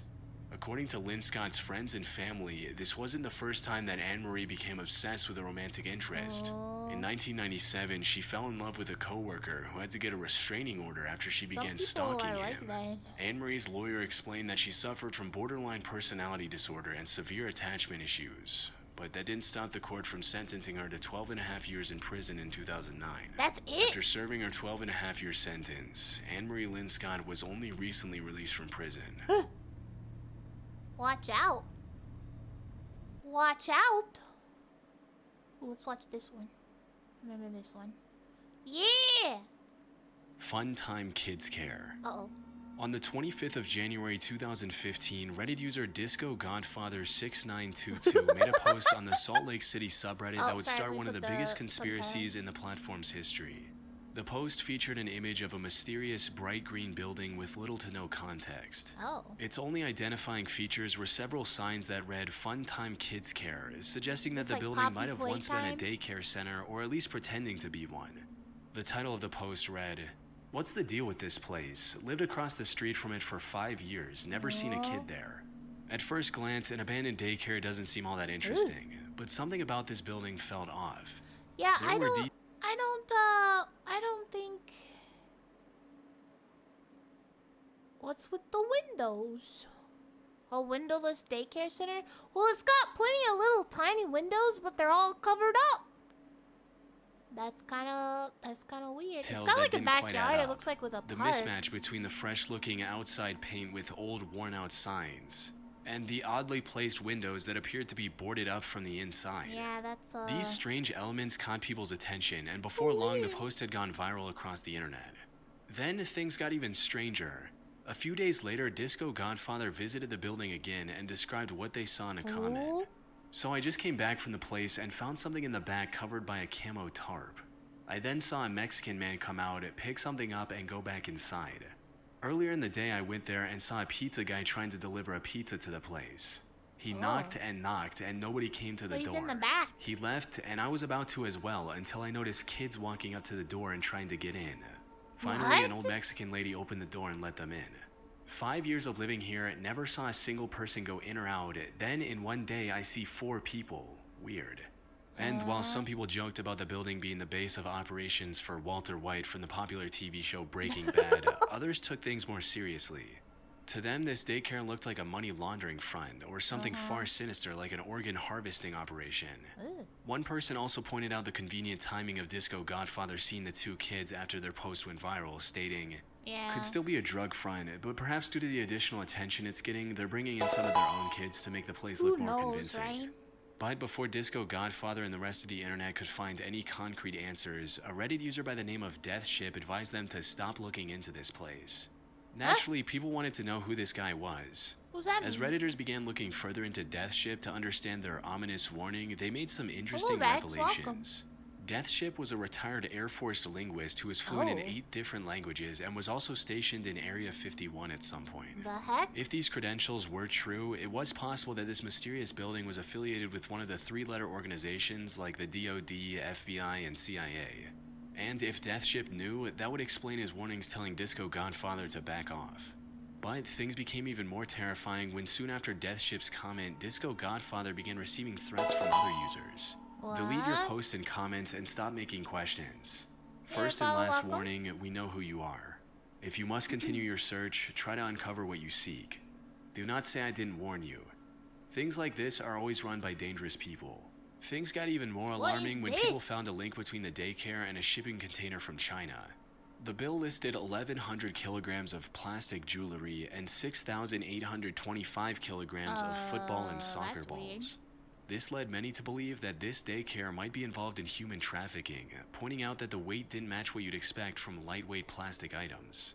Fortunately, all of these disturbing theories were discovered to be nothing more than conspiracies.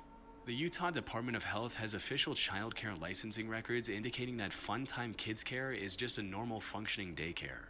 A recent comment by Reddit user Baby Tears also confirmed this with a personal story which reads, I know this post is old, but my dad actually went there as a kid. It's a lot of It's balls. ran by a nice older lady. Apparently, my dad told me it's usually meant for kids as kind of a safe haven daycare to protect children who have a parent or family member that isn't meant to be in contact with them that's deemed as more dangerous or persistent. Well, Hence then why why the is it windows all... are semi-covered with curtains and drawings, also for safety. That's why there are only a few kids in there. I live right by it, and they actually just painted the building a bright green with yellow windows.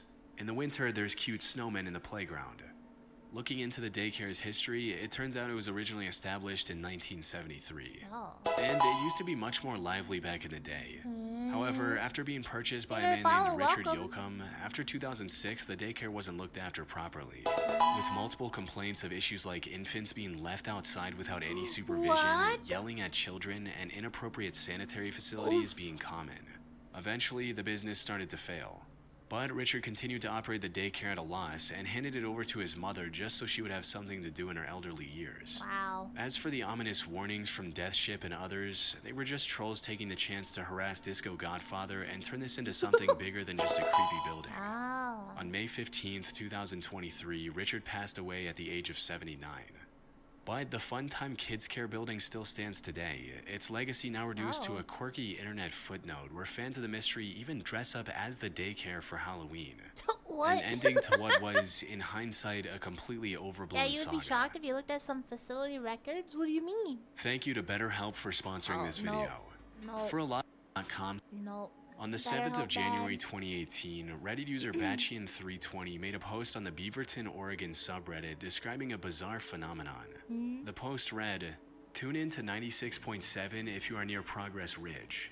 Some weird shit is going on. Sitting in the car with friends, tune to 96.7 and I'm hearing weird repeating sounds and sometimes random people talking or saying random things.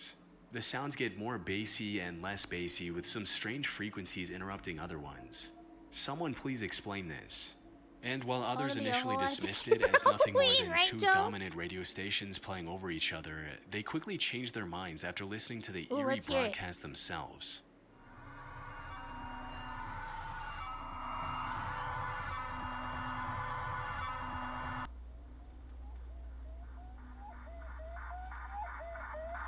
What the?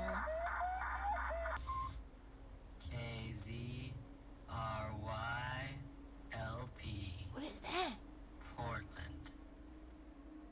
Around the same time, Redditor Jimmy Saltz made a very similar post in the Beaverton subreddit as well. This essentially ruled out the possibility that the issue was related to Batchian's car radio. And as time went on, more and more reports of these strange noises started coming up, all revolving around 96.7 FM. Now, if these strange noises were just that, most people would have dismissed them as a faulty broadcast system and moved on with their lives. However, the most haunting thing about these noises was that they kept changing. They would cycle between white noise,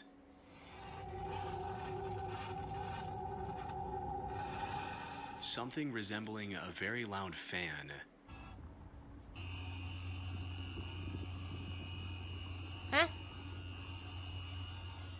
and the most terrifying old speeches from Martin Luther King Jr., John F. Kennedy, and the Apollo 11 broadcast. What?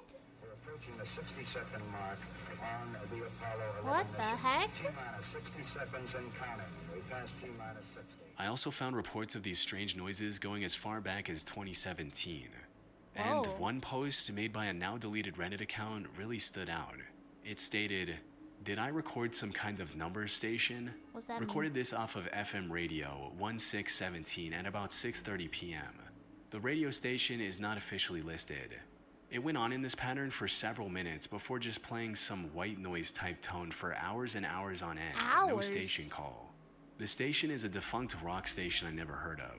The next day they played MLK speeches and something that maybe could be called ambient music, slow motion tones and whirring sounds. Nothing it's played is The heck? recognizable by Shazam. Any input Don't is people welcome. have to pay The person to who be made a this radio post station? also linked to a video they recorded, and sure enough, the noises matched the ones Batchy and 320 heard a year later.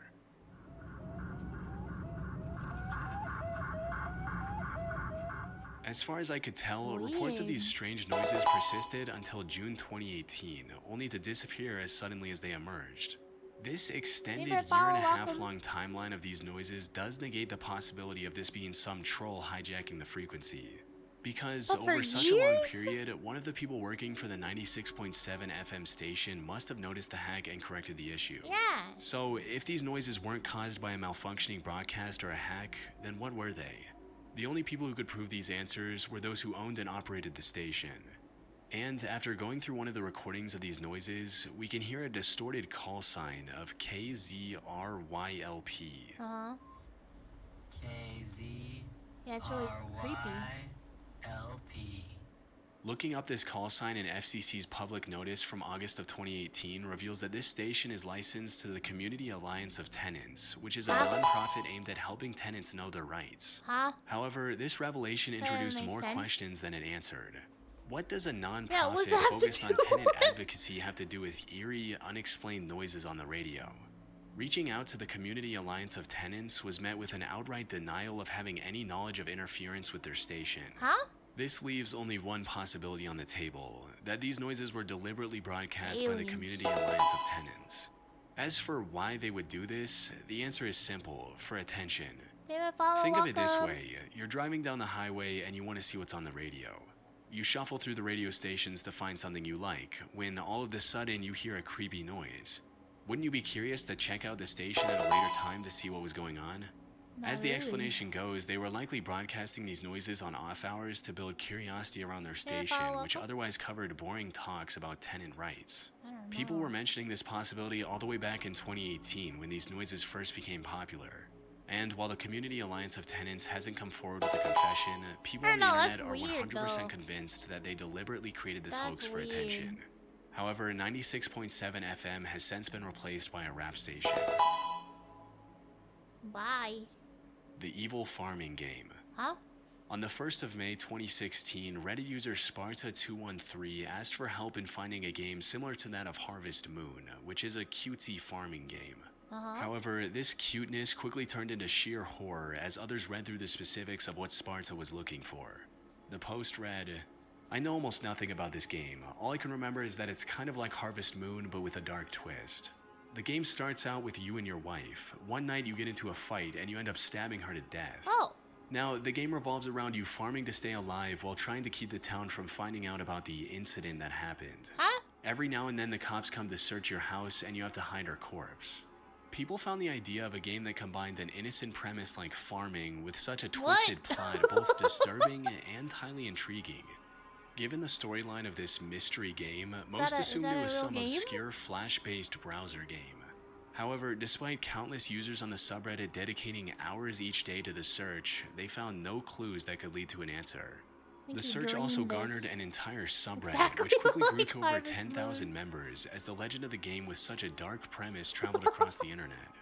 The search also resulted in some users posting about having played the game a long time ago, with one such post reading, "Hi all, first time posting here. Today I found my old laptop, but sadly it won't boot up. But it brought back some great memories, particularly a game I'm about to describe. So, at the start of the game you killed your wife, but after that you just lived as normal that's not managing a your game. farm. However, it had a twist. That's not a The game. police There's could come no at any way. time and find the body, so you had to constantly be wary and move the body. The laptop was built in 2001, and I bought a new one in 2003, so it would have been between that time. It wasn't a browser game, and I think I may have gotten it from uTorrent, but cannot remember to be honest. Hope this is enough info, and many thanks." However, all of these claims turned out to be false. That is until one user solved the mystery 5 years after the original post. According to him, Sparta likely saw this animation for a clip of YouTuber Varg Skeletor Joel, otherwise known as Vine Sauce, and later misremembered it as an actual game. Honestly, you know what it sounds like? It sounds like Harvest Moon, but with like corpses. It sounds like that'd be a fun game, just playing as Harvest Moon, but throughout all of the gameplay, you gotta hide a dead corpse. You know what? No, you know what it is? Harvest Moon. It's just regular Harvest Moon with your wife, and midway in the game, you have an argument with your wife, and you accidentally kill her with like you kill her with like a barbecue kebab rack. Like you impale her accidentally, and you're like, oh, I didn't mean that. And at the same time, as you gotta like manage your farm, you know, raise your chickens and milk the cows, you also gotta like hide the body from the cops sometimes, from health security checks, and yeah. Sparta would confirm this to be the case, stating, "So guys, I just got around to looking at the Vine Sauce animated video that someone found, and Mystery as anticlimactic as it may solved. be, I believe that this is likely the source of the game. It fits everything Hold on just a exactly. Plug And my I used phone to in, fall hold on. asleep all the time watching Vine Sauce videos." So, in the end, while finding the answer was satisfying, it also left many feeling empty after spending 5 long Empty. years searching for a game that ended up not even existing. Where's my murder game? Kanye Quest 3030. Huh? On July 22nd, 2013, a game called Kanye Quest 3030 Ooh, RPG released Maker. online, sparking a mystery that would haunt the internet for a decade. It was a very odd Pokemon-like role-playing game in which the player character, popular musician Kanye You know West, this, falls Matt? through a mysterious portal and finds himself in the year 3030. In this future, the United States is ruled by a clone of rapper Lil B, claiming himself to be a god. The world is also filled with clones of other famous rappers like Tupac, Jay-Z, and Eminem. What the Your heck? goal as the player is to put together a party of rappers, defeat Lil B, and save America. It was an extremely strange concept, but one that made it stand out among the sea of other indie games from that era. It got popular enough to catch the attention of Video Game Donkey, one of the most respected video game reviewers on Donkey. YouTube. But just like everything else, its popularity declined over the upcoming months. The game was fun, but it had zero replayability, so it faded into internet obscurity as players moved Yeah. on to whatever was trending next. Never heard of it. However, what no one knew was that beneath its hip-hop inspired surface, the game was hiding a dark, unsettling secret. What? On January 28, 2015, an anonymous user made a post on Pastebin detailing the shocking discovery they had made while playing the game. The post was titled, Kanye Quest, a front for ascensionism. What's AR? At one point in the game, an NPC asked the player, quote, "What do you want to do?" with a 6-letter blank space prompt to type your response. For fun, the user decided to type in ascend. Doing this completely changed the scene and revealed a previously unknown section of the game, with the player character turning into a white butterfly.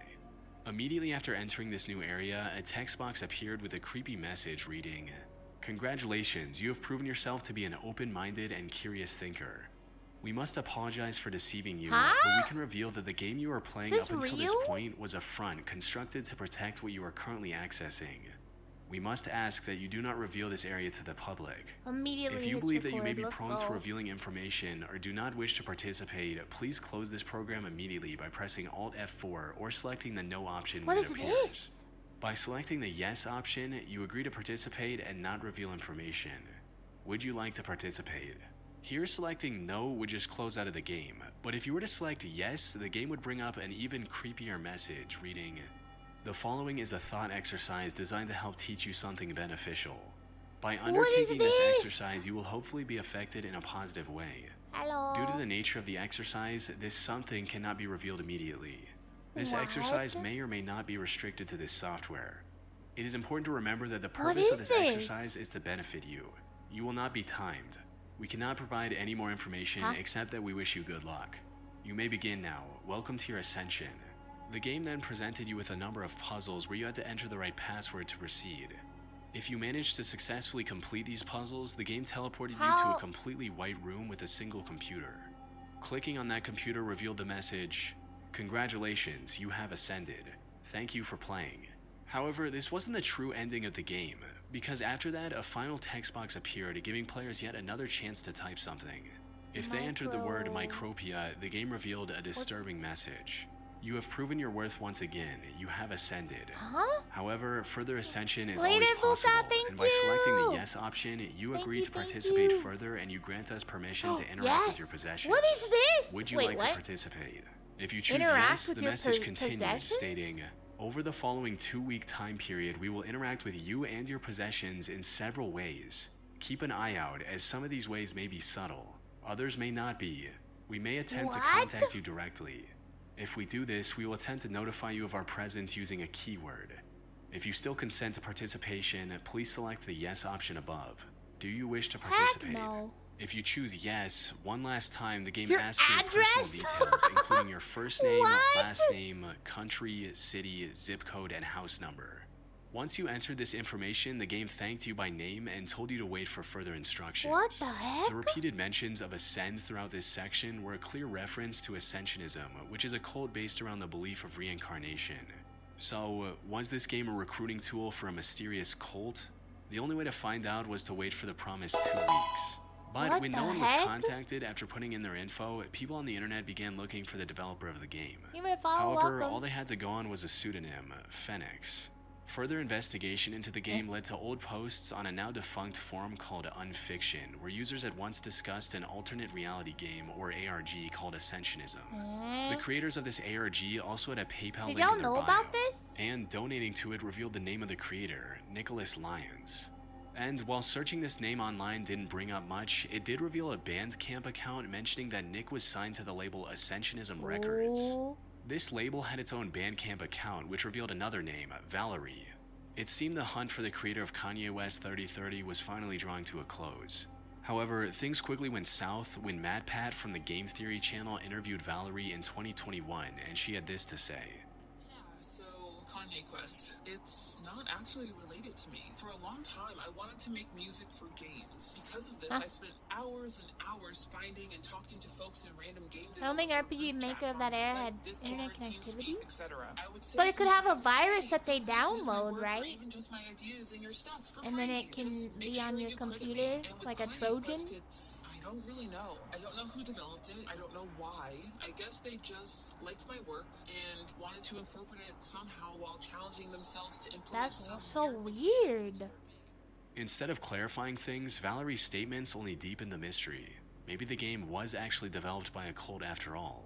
But just over a year after Valerie's interview, the truth was finally revealed in a web series called Finding Yeezus. The hosts of this web series managed to find the creator by tracking down one of the game testers for Kanye Quest 3030. And the reality of this game turned out to be a lot more mundane than anyone could have imagined. Aww. I'm Clara Hope. I'm a musician and artist, and I created Kanye Quest 3030. So, where does it begin for you? For me, it began as a Year 12 project for high school. They wanted us to make like a major project for school. I don't know. The game contained nothing more than a hidden ARG. You can And use the scripts original to user launch who made the arbitrary paste bin on the code. Ascensionism What's findings arbitrary turned out to be code? Clara Hope, the creator of the game, trying to bring attention to the ARG implementation. It was found that at no point was the game connected to the internet, so when you entered your personal details, it wasn't even going anywhere. It just goes to show how the internet's imagination and wild theories can transform something as But ordinary as why, a high school though? Why final would they do all of project that? into a decade-long Oh yeah, I cult created, mystery. but did you? Yeah, I don't know. That's weird. Yay video games. Huh?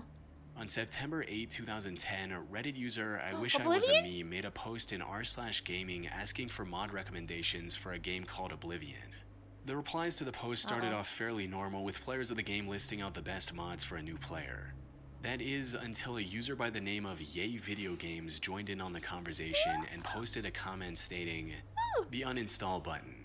The game is great and all, Lol. but god is it hard to fully remove all the junk it leaves behind on your system. You really need to check out that mod when the time comes to get rid of it. Huh? Otherwise, I think Ascuro's Oblivion overhaul is a nice start." The first two sentences of this comment didn't make any sense. And when someone said, "What?" Yay Video Games once again replied with a similar comment stating, "The uninstall button. The game is great. Ubisoft goes Steamwork bye-bye, always on DRM. But you have to go work, always on work at DR. Check out the junk it leaves behind it. Huh? What?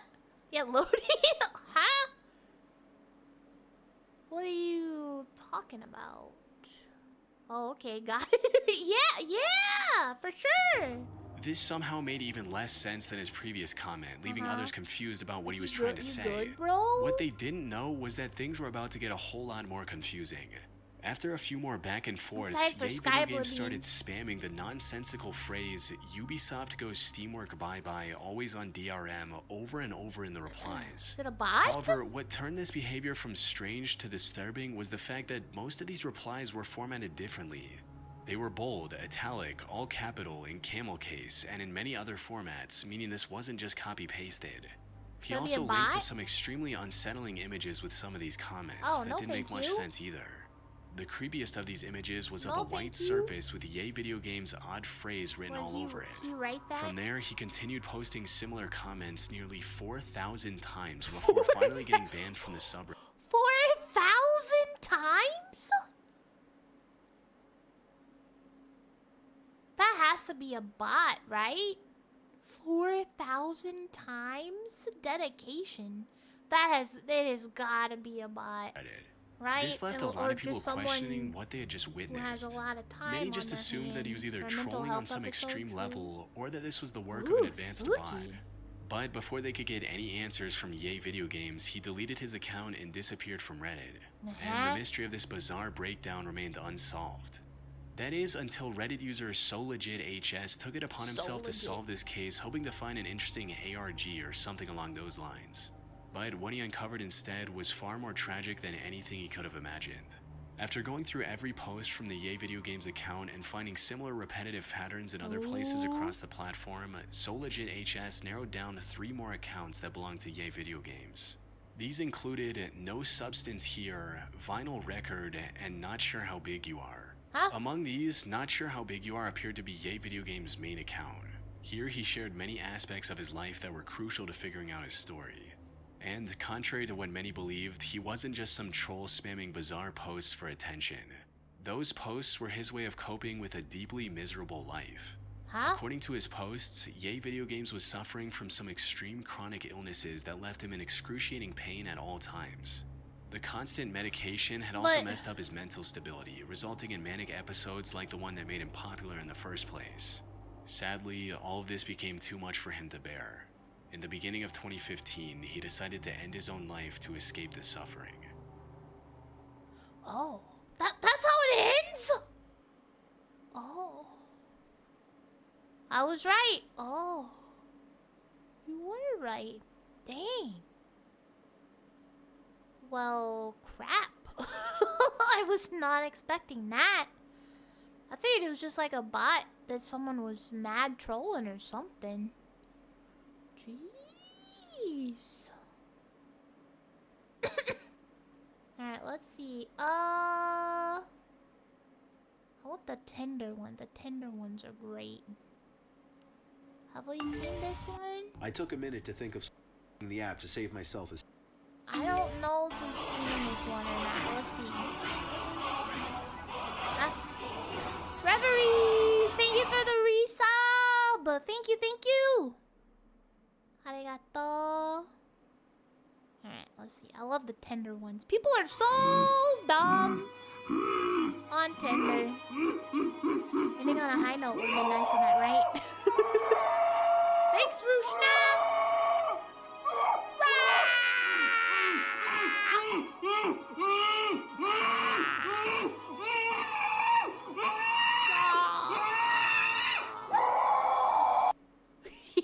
I'm almost a Tangia affiliate. Thanks to all the Tangias being used. Thank you, guys. Thank you. Alright, let's see this one. These are fun. I love these. I hope we haven't seen this one before. More. I don't think we have. I'll never forget the first time I used Tinder. Uh-huh. It was 2015 during winter break when everyone was back home from college. I figured since I didn't have a girlfriend and didn't have much going on, why not try the app that everyone was talking about? Okay. It was like 8 or 9 p.m. on a Thursday night, which was peak hours in terms of activity for the app. It's I peak downloaded the app dating onto hours. my phone, and it was time to set up my profile. I spent a good 10 minutes browsing through my photo albums and found 4 flattering photos of myself that I thought would catch people's attention. I wasn't really experienced with the whole witty, funny Tinder bio thing that guys are apparently supposed to do, so I just wrote a few things about myself, like that I was 6 feet tall, played hockey at Penn State, and loved to work out. I swiped right for pretty much everyone just to see how many people would swipe me back. I feel like that's what Tinder is people just swipe, just to see who responds. I even expected, and didn't get a single match. Oof. My self-esteem was now completely in the toilet. I always thought of myself as really good looking, so I didn't understand how nobody could have liked me back.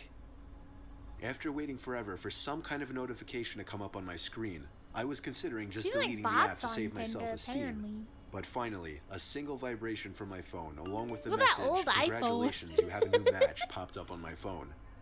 Overly excited, I went back into the app and saw that I had matched with the most gorgeous girl I'd seen on the app. She had 4 photos as well, one in a bikini with a friend, one with 2 girls kissing her on either cheek, one with her leaning on a brick wall, and one that appeared to be taken at a college frat party. She was 20 years old, just like me, and she went to Syracuse University. I messaged her just a plain old hey with a smiley face. 10 seconds later, she responded, "Hey cutie." I took a minute to think of something smart to say. Eventually, I wrote something about her sorority and that I had a friend in the same sorority at my school or something lame like that. She responded really quickly again, this time saying, "OMG, that's so cool." Oh my god, that's so cool! I was typing my response when she sent another message saying, "You're so cute and so close. What are you doing tonight?" At this point, I was excited and thought this app was easier than I thought it would be. I responded quickly saying, "Just watching Elf, you know, pretty exciting stuff." She replied back saying, "OMG, no way, me too. You should come over and we can watch it together." And then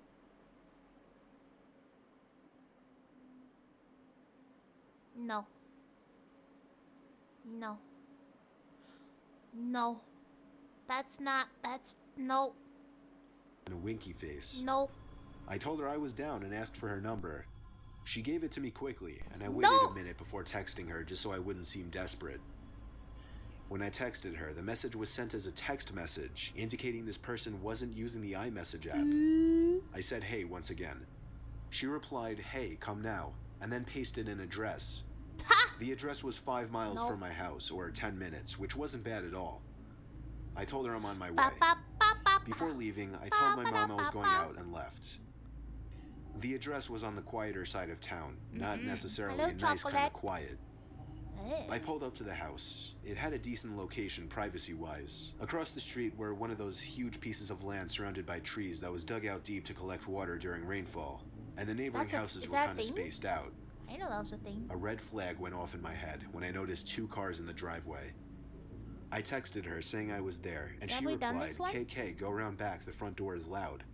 I replied, "Are your parents home or something?" But she didn't answer this time.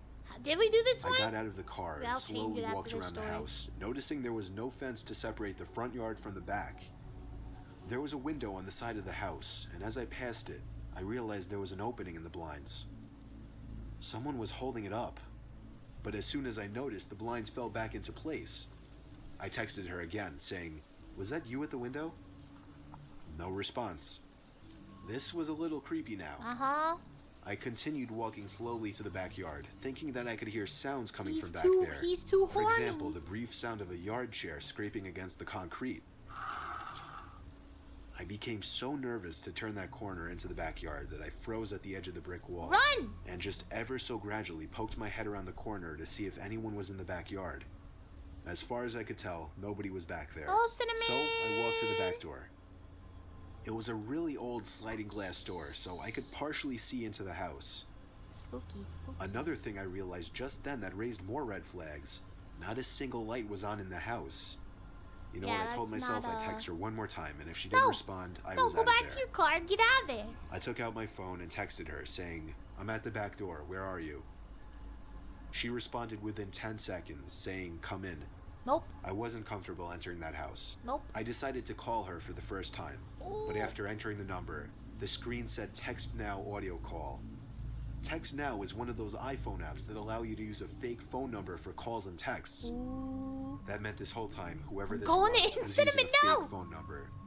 However, the most disturbing part of this was when I heard the sound of a ringtone coming from right behind the glass door, as if somebody were leaning against the wall, hiding. And now as I looked more closely into the house, I could see the glow from a phone screen right next to the door, which Sus. confirmed that somebody was hiding They're gonna there. jump them.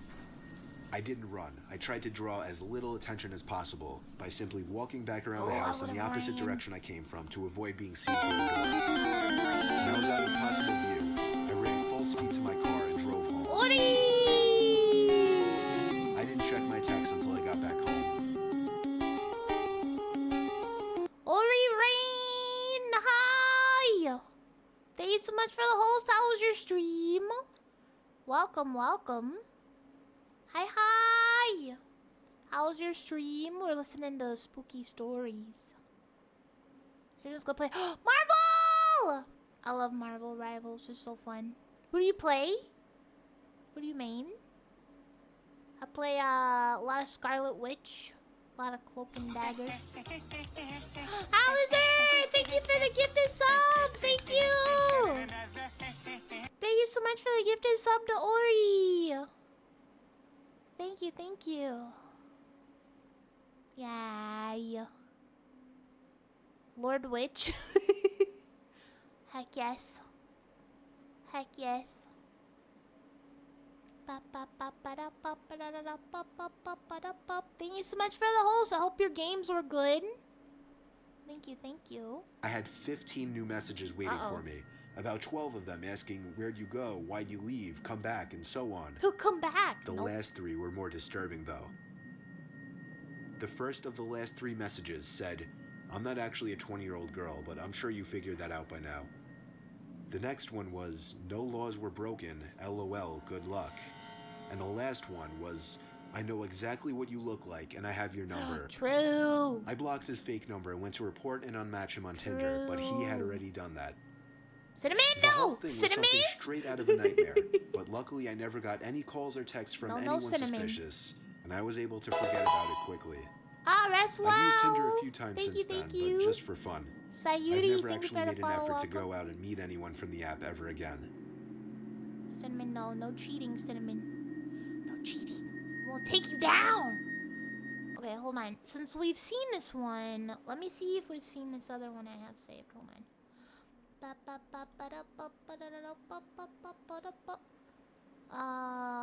Let's try this one. I know, I need more Tinder ones. These are fun. I don't think we've seen this one. Let's see.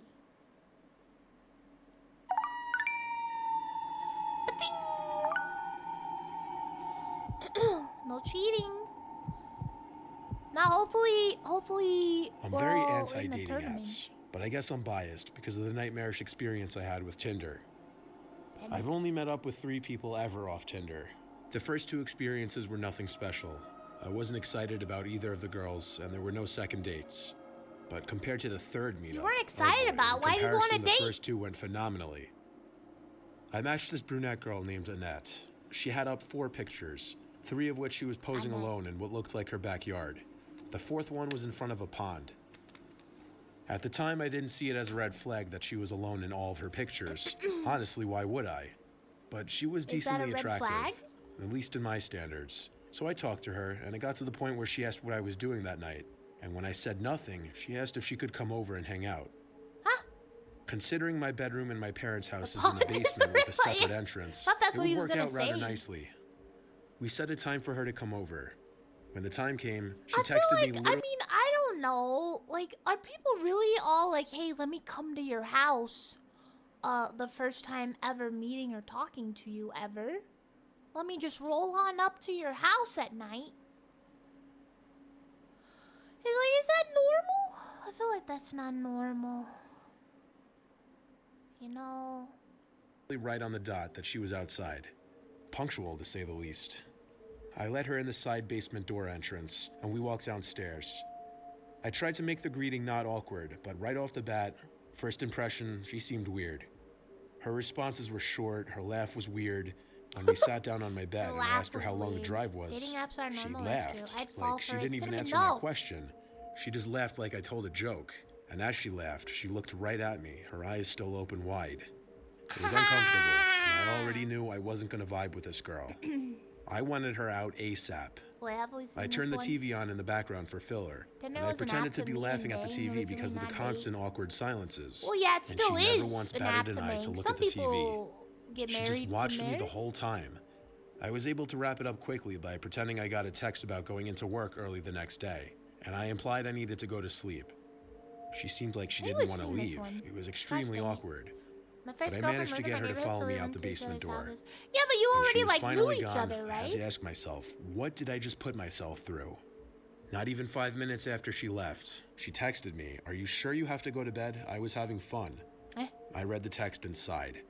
I threw my phone on the bed to charge while I went to get food upstairs. When I got back, I had 3 more texts from her, 2 being question marks, the last one being hello with more question marks. This girl Hello? was clearly nuts, so I blocked her. Done and done. I went to bed an hour later. I woke in the middle Yeah, of the but now night, she like I knows often where you do. I'm a live. light sleeper, it's really annoying. Waking up randomly isn't weird for me. I instinctively felt around for my phone to check what time it was, but my phone wasn't by its normal spot on the ledge charging, and I 100% remembered putting it there. So I got up and started looking around for my phone. I turned on the bedside strip know. of red Anyone in LED lights chat I'd have hung on the Tinder wall to light up the room experiences? just a bit. I couldn't find it though, and I'm kind of the person who will let that bother me until I find it.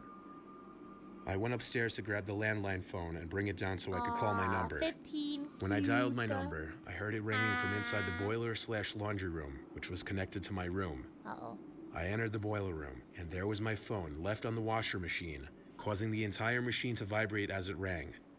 I knew this was bizarre because I didn't do laundry that night. I didn't even remember going in there. I picked up my phone to see a bunch of new messages from some random number.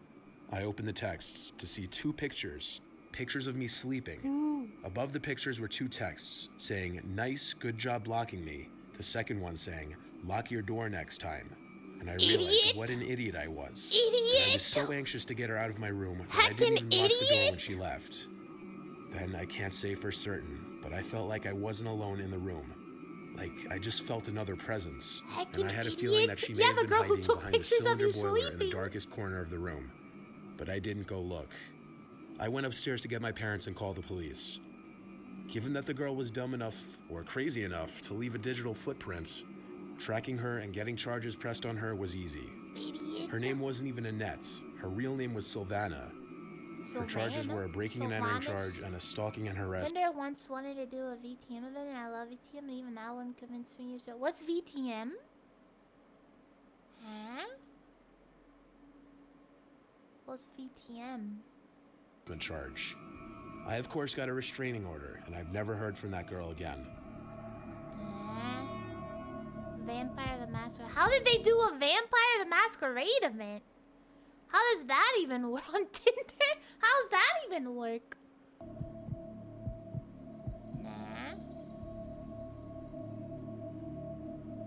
I've tried all the major dating apps, and I never really have much luck on them. My friend told me he was having luck on this app, Hot or Not, so I gave it a try. Hot or Not? And right off the bat, I was getting a lot more likes, albeit from girls I didn't really find attractive at all. Still, on my first batch of free swipes, I matched this one cute blonde girl named Julia. Julia. End up like this, I'll yeah. spare the I've heard that, like, I see like stuff on Reddit of people posting, like their experiences and stuff, and it's just awful. I don't know.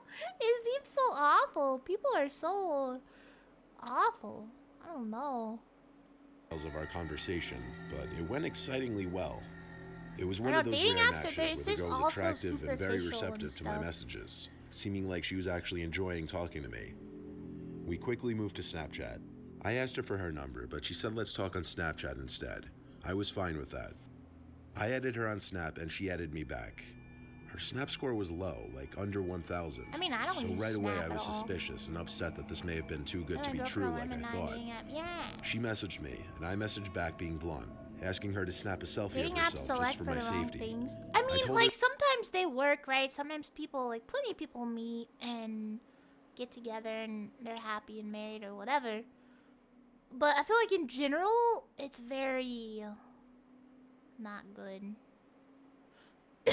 It's like shopping for a pie and you like different flavors of pie and they give you lots of pie to choose from and you're trying a bite of each pie and then you have to see if the pie likes you back, but you don't know which pie likes you back. So so then you just got a lot of pie. Got too much pie. People just don't meet anymore. Yeah, that's the thing. It's like, where do you go to meet somebody? Like, where do you just meet people? Like, it's like if you have hobbies and stuff, I guess. But even people, you have like a lot of people's hobbies. I don't know. Like online gaming, you meet tons of people. But otherwise, like, well, you're supposed to go and like sit in a bar to meet somebody? No. Back in my day, they always ran stories of people who met online and they got married. Now it's all horror stories online. True. We should have a day where we go on Reddit and read all of the terrible stories. It's interesting. Additionally, fuck going to the bar. I mean, bars are just, you know, not a place to like meet. I mean, I guess it depends what you're looking for, but anyway, that VTM event thing used a system that matches soulmates via blood types. I don't know my blood type. I want to know my... I feel like that's something I should know. I want to know my blood type. I mean, that's interesting. But yeah. Let's meet in the dark alleyway near the train tracks. Yeah, that kind of activity. Yeah, like if you have hobbies and stuff, like go out and do those hobbies with people and like groups and like meet up. You know, like when Pokemon Go was big, there was a lot of people who would just like meet up. There was like a big like group and stuff that would like on like Facebook Marketplace and stuff. I remember they would advertise like meeting up at certain places. What were they called? Was it gems? Or like what were the points? I don't remember. But it's cool. Yeah, like stuff like that. That's pretty much it. Hobbies. There's a lot of catfish profiles going around, so I can't Yeah. be too careful. She opened the message right away. Like but Pokemon. didn't reply for Pokestops! a Thank minute. you! Yes, Pokestops! I thought for sure the account was Yeah. going to block me any second. But instead, to my surprise, I got a notification that I got a snap from Julia. I opened the snap, and it was the same blonde-haired girl from the pictures. Still, I wasn't convinced. So I asked her to give me a thumbs up or a peace sign. She opened the chat. I was waiting to see if she'd block me this time. She didn't respond for a couple minutes, until finally, she sent another snap. I opened it, and it was half her face smiling, holding up a peace sign. That was enough for me. I snapped her back, and then we messaged Especially for with a like little while. AI today, they can We like eventually make made plans to hang you know out. real looking She invited me over to people her with house, AI. which was across town, not Maybe if too you far look away. hard enough, you can tell, but still. She said she was home alone and that it wouldn't be a problem. easier to She gave catfish me an exact people. address. I noticed she had her Snap map on, so I did a little check to make sure her address matched her Snap location, and it seemed to check out. I told her I'd be over in a few. I changed into decent clothes, sprayed on some cologne, combed my hair, and got in my car to head over. I remember thinking I may have AI overdid it only with the thing cologne. these days, so I She believe snapped it. me while I was driving, asking if I All was on more the way. recent dating I apps told are a her bad yes. idea. She read it immediately but didn't respond. I got to the house. It had the number 22 written clear as day next to the door. I messaged her that I'm here. She didn't open the snap though, so I decided to just go ring the bell. There were no cars in the driveway, and the grass seemed Can like you it hadn't see a been cut in snap a few without weeks. opening it? I rang the bell, but she didn't answer. So I started knocking really loud. When she still didn't answer, I went back to Snap and tried calling her using that. It just kept ringing though, she didn't answer. Was I just pranked? I suddenly heard a woman's voice yelling something at me across the street. For some reason, I imagined it to be Julia at first, till I realized it was an older woman yelling, "Excuse me, what are you doing?" I began walking back to the street and called back, "I'm meeting someone." Oh, She wait, said we've back to seen- me at a we've seen lower this one. volume now that we were closer that I have the wrong house. Nobody lives there. I asked the address of the house, and the address she told me matched the address this Julia girl gave me. I thanked her and got in my car. I went to try to message Julia one more time, but she blocked me. Wow. I felt like I was played for a fool. They unmatched me on Hot or Not too. Luckily, I took screenshots of the profile before that, because I sent some to one of my friends before driving to the Wait, house. Snap is dangerous When I got nowadays? home, I sent What do screenshots you to my mean? friend group chat with like 8 other people, asking if anyone knew her. One guy, my friend Darren, said that's Lisa, a girl who overdosed on heroin 2 years back. Uh-oh. When he said that, another friend in the group chat confirmed he was right. I got goosebumps because the snaps I got were from a girl who matched that Lisa girl completely. I told my friends, and they thought either I was crazy or the situation was crazy. I'm without a doubt certain the girl no snaps was Lisa. How this happened, I have no earthly idea. Better question, why was I led to that house? Wait, yeah, I why can't is even Snap? try I to feel like imagine. Snap's always been dangerous, right? but how's it dangerous now again? It used to like literally show your location, right? In high school, I was in a big Like bad graduating people class. on it? So for that Ugh. reason, I didn't get to know a lot of my classmates on a personal level. Ooh. Using dating apps in college, though, I was able to match and kind of connect with a lot of the girls I'd never really spoken to back in high school. I was using my app of choice when I matched this girl, Maria. She was in my grade in high school. I followed her on Instagram and You have Snap to turn already, on but I never really got to know her in Snap high Maps? school. I sent her the first message and asked her how she'd been. I talked to her about high school a lot and how it was funny that we never really spoke or had any classes together. She said we should hang out that night. I asked if she'd want to meet somewhere for drinks or food, but she said she's down to just come hang at my place if that's cool. No! Honestly, I like that idea even better. No! I told her sure. She asked if my parents were home. I told her no, only my sister. Then I gave her my address. She said she'd let me know when she's on her way. Then it was just a waiting game. I waited and waited for the notification saying Maria sent you a new message. In fact, it was going on past an hour. I sent a follow-up message on Tinder, but she didn't reply. Yeah, I don't use Snap. A few minutes later, I checked her Instagram page and saw she posted a story a few minutes ago. It was a meme. Was she ignoring me now? I checked her Snap story, which was posted within half an hour, and she was apparently with her friend, another girl from our high school. I didn't understand. Was she coming or not? I commented on her story. Are you still coming later? She opened it a few minutes later and replied saying, "What are you talking about?" I repeated the question, then added a reference to the conversation on the app. She replied, "I don't have that app. Send me the profile." So I did. And she told me right away it was a catfish and to report it. Catfish. I did so, and I think Tinder automatically unmatched the profile after that. But I wasn't concerned about someone using this girl's pictures. I was concerned someone had my address and knew my parents weren't home. Yep. I made sure every door was locked. I truly was expecting something to happen that night, but it was getting pretty late, and I was starting to feel a little more relaxed. When my guard was down, that's when it happened. Huh? A horrific scream from my little sister's room. Uh-oh. I jumped off the couch to go run to her room. She opened the door just as I made it to the room, and we met at the doorway. She had this horrified Snap look on left her my face, life. I like she kinda just need saw to a know demon.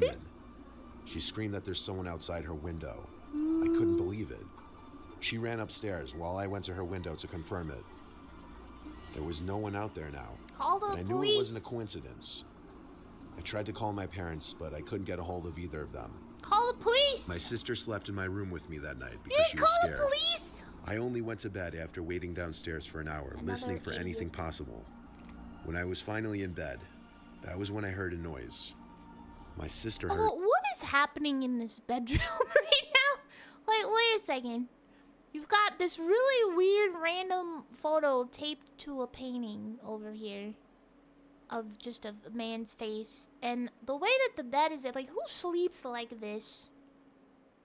With their head, with like blackout, curtains. Like, you just lay here and stare at this random weird printed off photo? And then someone else is like sleeping over here? What is this? Psychopaths? True. This is a psychopath's room? too, because we both sat up at the exact same time. Our parents weren't supposed to be back that night. You should have I called the went to police. lock the bedroom door and then got 911 on the phone. Finally. I whispered into the phone that I was certain we were currently the victims of a break-in. I told my sister to be quiet when she started making crying noises. It's your fault. Footsteps approached the door. Idiot. Then someone tried twisting the doorknob. Then they started banging on the door. And in a deep, angry-sounding voice, a man said, "I know you're in there. I can smell you." Huh? The 911 operator heard it, and she told me to hide in the closet with my sister. What do I smell like? I waved my sister over to the closet, and she came. We sat in there quietly the best we could, but he kept banging and banging on the door, and my sister cracked. She cried out, "The police are coming, leave us alone." The banging stopped, and we heard the man laugh. I mean, that worked. Then there was silence. Next thing we knew, the police were outside, and the operator told me to quickly get to the front door if the coast was clear to let the police in. The police then did a thorough investigation of the house. I don't think they'd tell him to do that. Because what if he's hiding in the home? I think the police would just, like, bust in. Right? I feel like they wouldn't tell them, hey, leave the safety of it because you gotta let the police in. Right? Because what if he's waiting out in the hallway to stab you or something? I don't know about that one. Which was clear. The entry and exit point was my parents' bedroom window, which he climbed through off the backyard awning. Why? My little sister screaming about the police must have scared him off. The police recommended we sleep somewhere else, so we went to my friend Joe's house. Yeah, Ever I wouldn't since then, stay I always there. verify Time to whoever I'm talking move. to from online is actually who they say they are. Look. Hey, the 911 operator is in on it too. They're in on it too, guys. Alright, hold on, we got more.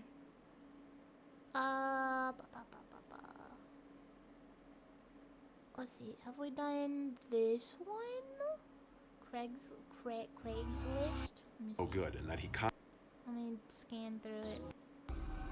actually made just his elderly mother. Repeated his instructions to just let myself in and go to the room. A black Nissan Altima.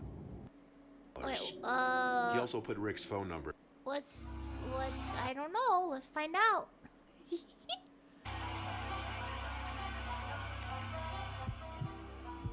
Scotta.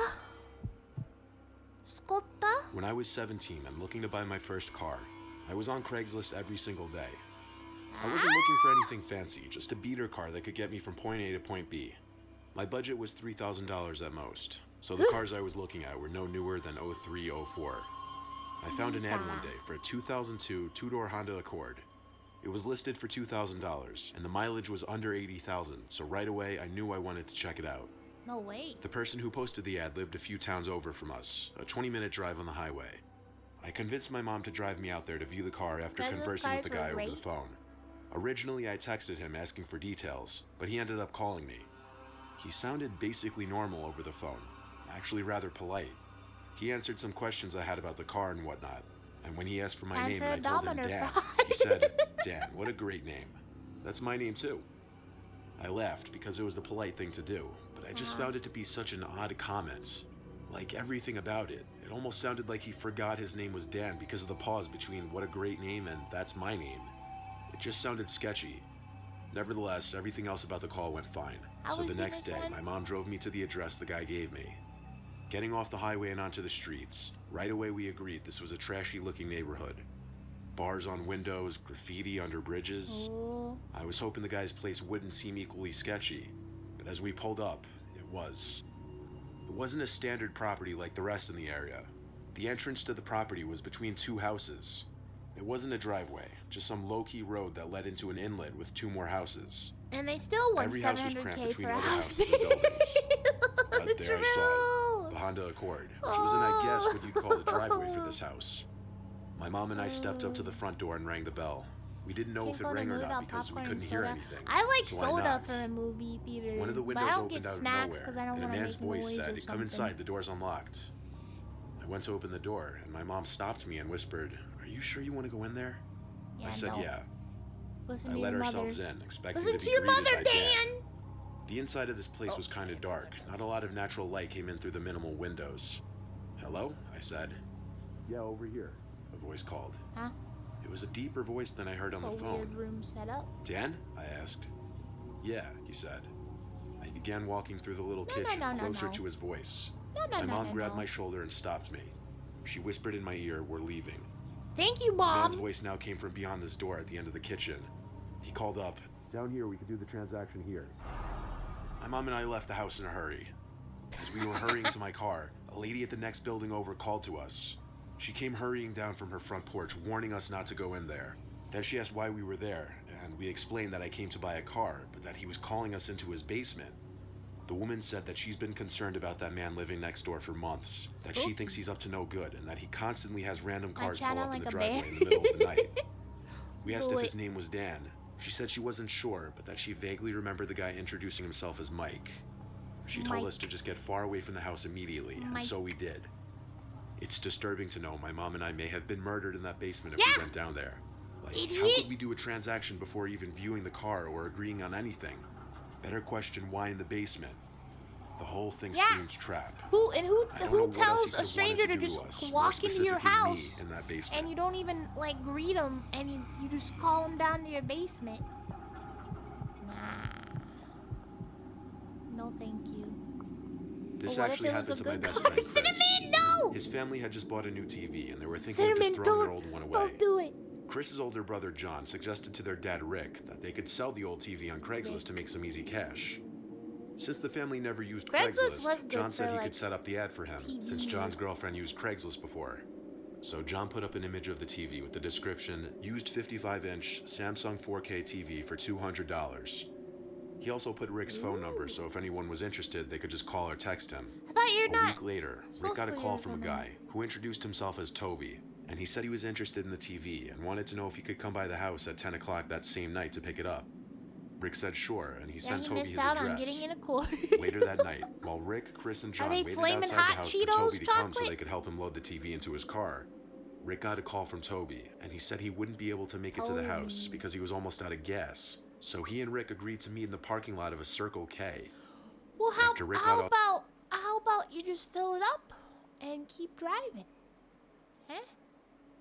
How about that? The phone. Him, Chris, and John loaded the TV in the back of Rick's pickup truck, and they took off to the Circle K, where Toby said he was at, which was 15 miles away from the house. When they got there, they pulled up in a parking space next to the gas pumps, where Toby was filling up his car, a black Nissan Altima. A few minutes later, a tall, heavy-set bald guy with a goatee walked over to Rick's truck and said he was Toby. He told Rick that since the TV was big, it would most likely not be able to fit in his car, so he suggested that they could just follow him back to his house, and Rick...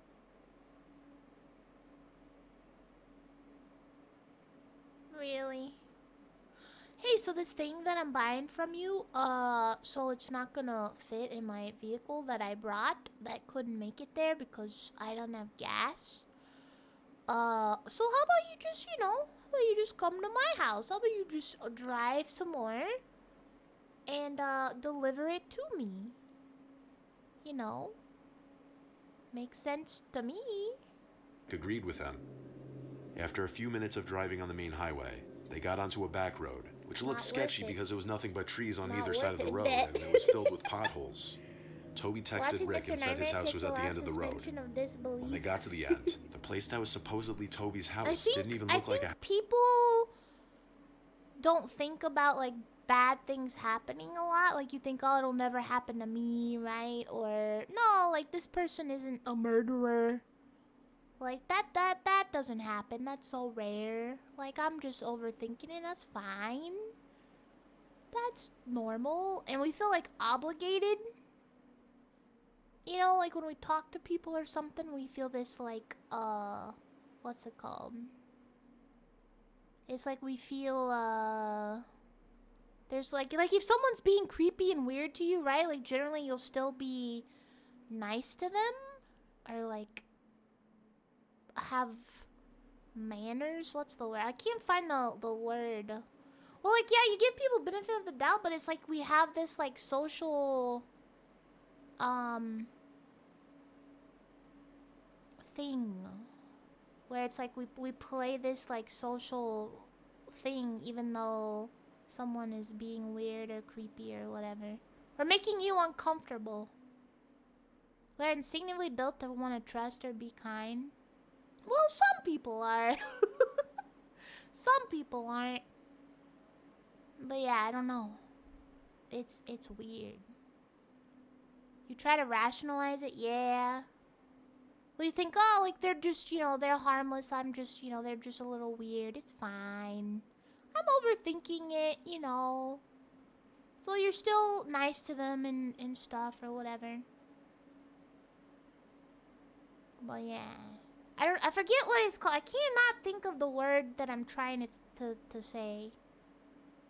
Of, like, how we act to people.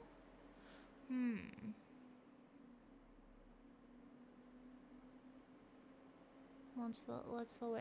That's gonna bother me for hours. Thanks, brain. House at all. It looked more like a tall, abandoned building. When they got out of the truck, Toby told them to untie the TV from the back so they could start unloading it.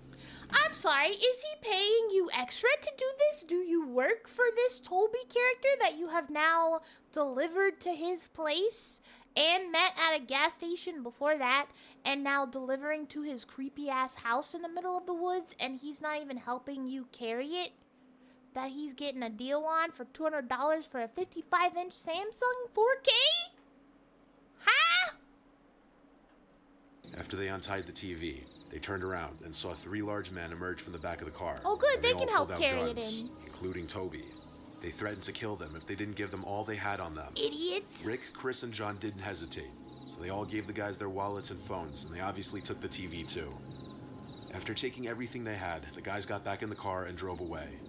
When Rick, Chris, and John got home, Chris and John told their mom everything that went down, and Rick called the cops and told them the whole story, and even gave them the license plate number for the car since he memorized it. Smart. To this day, Chris's family never heard of any arrest being made. That was the one and only time the family ever used Craigslist.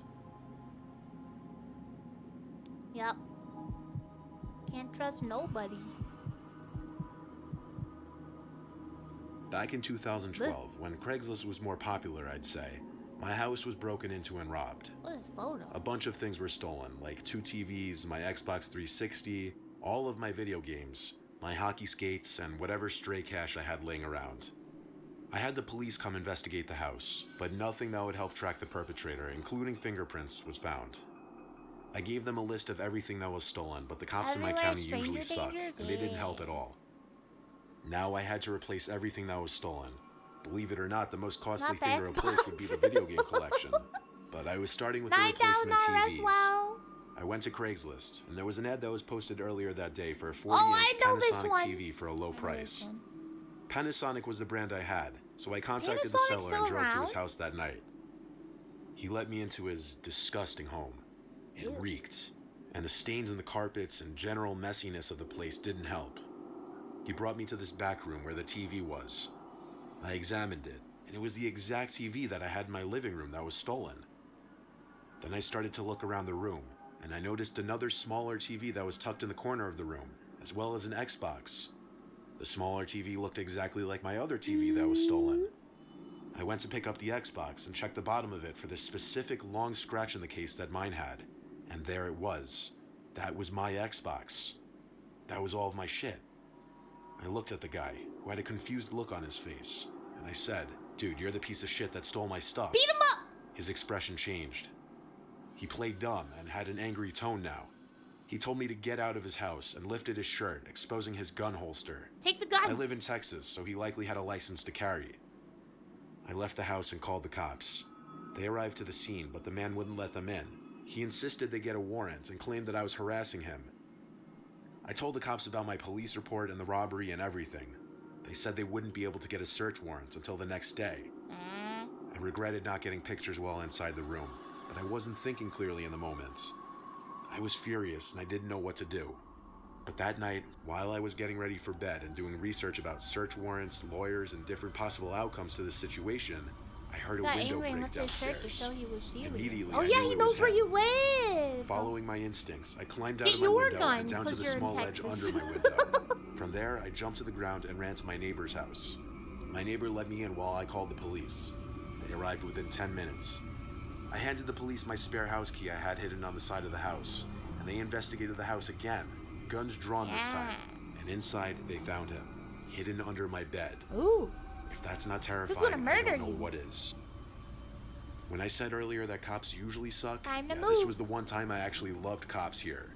And yes, it was the man who posted the Craigslist ad. He actually broke into my house to kill me that night, as he had his gun on him, and People why are else would he be scary. hiding under my bed? That doesn't Yeah, sit well definitely with not me, to even to scare this you. day. He was found guilty of breaking and entering Hello, with intent Whisper. to commit murder beyond a reasonable doubt, and was sentenced to 10 years in prison. Even still, I moved to a new Only town and 10 changed my years? number. I tried to strip any possible trail that could lead that man to me when he gets What about out. your Xbox? I'm sure he's out by now for alleged good behavior. That's the part that scares me the most. All of this, over less than $1,000 worth of items. It actually makes me sick. I think Craigslist is one of the most dangerous places on the internet you could go. Well, it's not great. I'm sure. Anonymous. I once answered an ad posted on Craigslist for a free What's this? mini fridge under Oh. the free stuff section. I was setting up what people would call a man cave in my basement, probably and not I needed anymore. a mini fridge for under the bar to store beers and other drinks inside. I checked the address on maps, and the house was apparently waterfront, sitting over a tall cliff overlooking a huge lake. A cliff? The person who was texting me said his name was John, but that he wouldn't be in the house, just his elderly mother. He told me when I got there I'd have to let myself in and go to the far right bedroom for the foyer, Nope. as his mom is hard at hearing and she's very slow. Nope. I thought for a second, what if instead of me answering this ad, it were a bad person and they totally took advantage of the Yep. situation? It sounded almost too easy to rob this old woman's house. Right? Well, It's I like, hey, coordinated so a person I don't know that's on Craigslist to get my free stuff. Yeah, so I'm not there. This really old woman who can't defend herself or do anything will be there. The house will be unlocked. Just walk on in. Yeah. Make yourself at home. If I meet people on Craigslist for stuff, it's always in front of the police department. If they don't like it, then I report them. I've met people on Craigslist for stuff, but it was never alone, and it was always like in front of a business during the day. Like in front of a crowded, busy building in the daytime. Free just means you're not making it back home, yeah. Okay, yeah, no problem. Sure, I'll be there. I remember this one though. I don't like this one. It's like it's creepy and there's like a dead body in there and stuff and it's like people, yeah, it's weird. I don't like this one. Oh, yeah, that one. Ooh, another Tinder one? Yes, please. Let's see, maybe we haven't seen this one. Maybe we're good. 2017, Alex downloaded Tinder for the first time in his... Oh, wait! Oh, no! Bootstone! Hold on. I gotta remind the guild. Let me see, we gotta get that boonstone.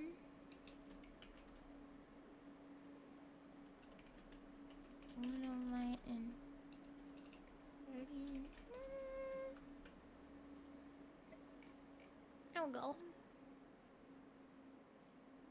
Bam-ba-da-dee-da. life.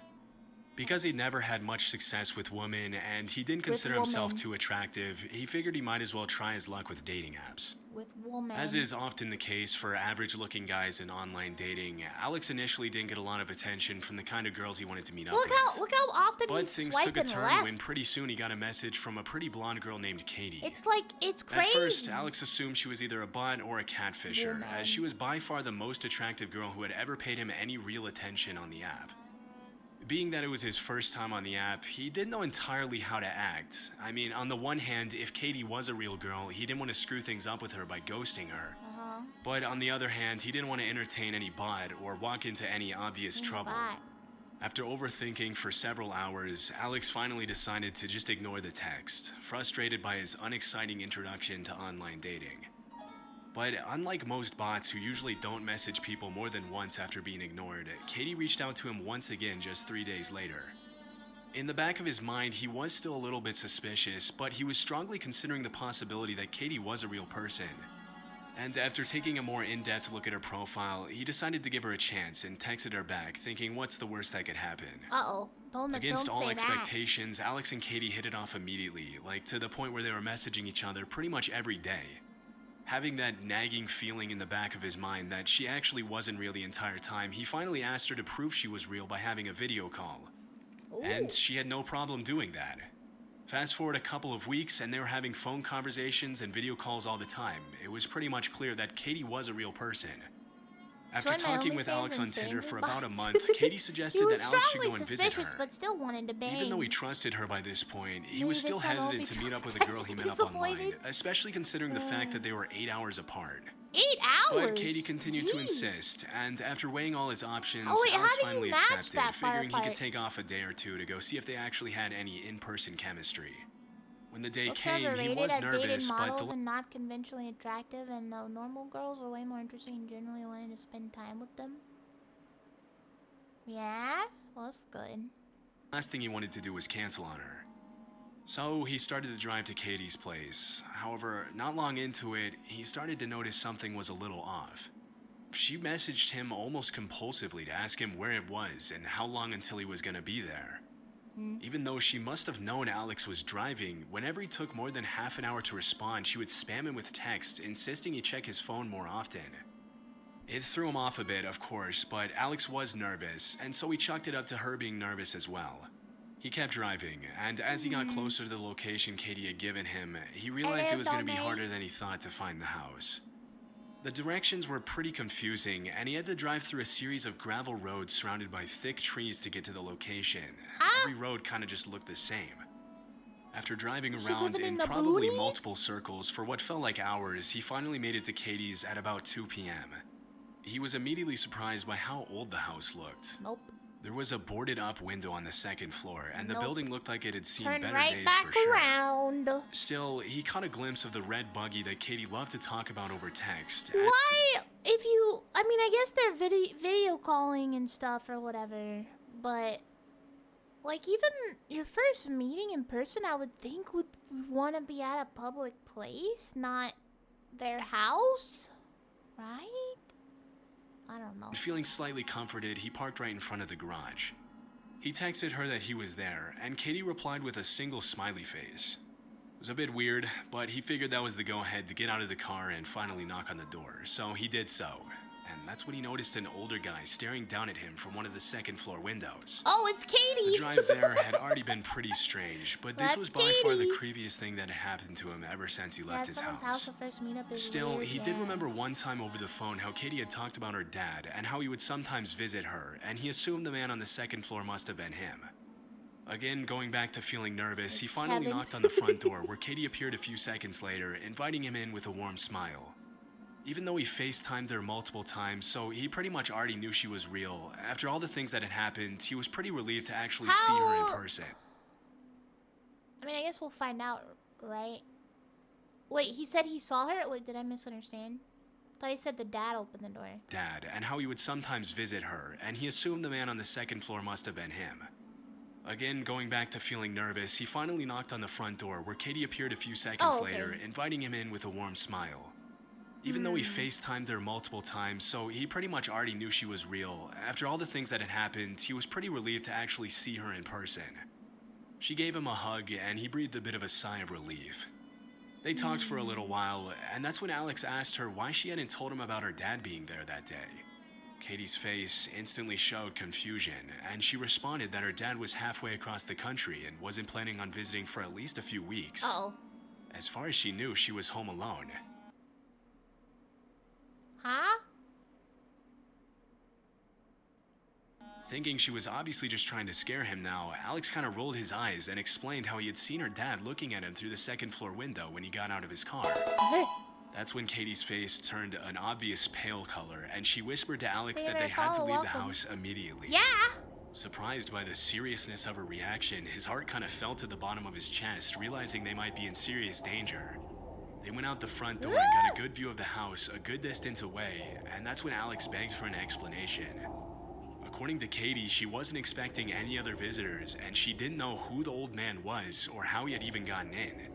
Alex called the police as Katie was sort of standing behind him, and that's when he heard her kind of gasp and point up at the second floor window. There again was the old man looking down at them. He looked sort of old and frail, as if he hadn't eaten in several days. As soon as he noticed that he had been noticed, Wow, this is he an sort of unexpected backed away, outcome. slowly disappearing into the darkness of the rest of the house and out of view from Katie and Alex. Pretty terrified from the sight, the two of them got into Alex's car, where they locked the doors and waited for police to arrive. They didn't want to fully leave the premises because they wanted to be there when the police arrived, but they also wanted some sort of safety to protect them if any sort of danger came their way from this man.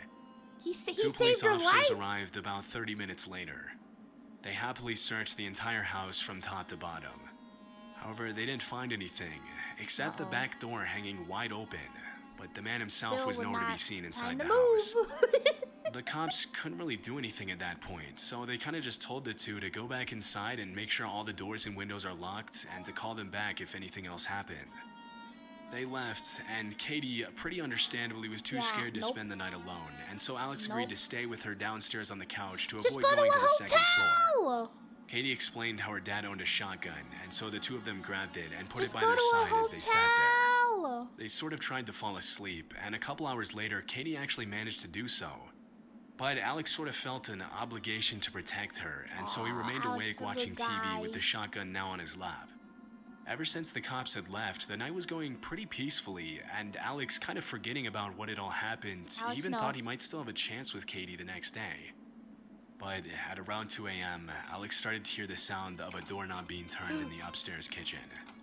Horrified, he tightened his grip on the shotgun, determined to scare away whoever was trying to get into the house. He slowly walked up the stairs to the kitchen, where he turned on a light so his presence would be known. He pointed the shotgun at the door that was making the noise, and to his horror, on the other side of the glass door, he saw the same frail-looking old man from earlier that afternoon. For a guy who was blatantly breaking and entering, the man looked shocked to see Alex, but after a couple of seconds, he turned around and ran off into the woods once again.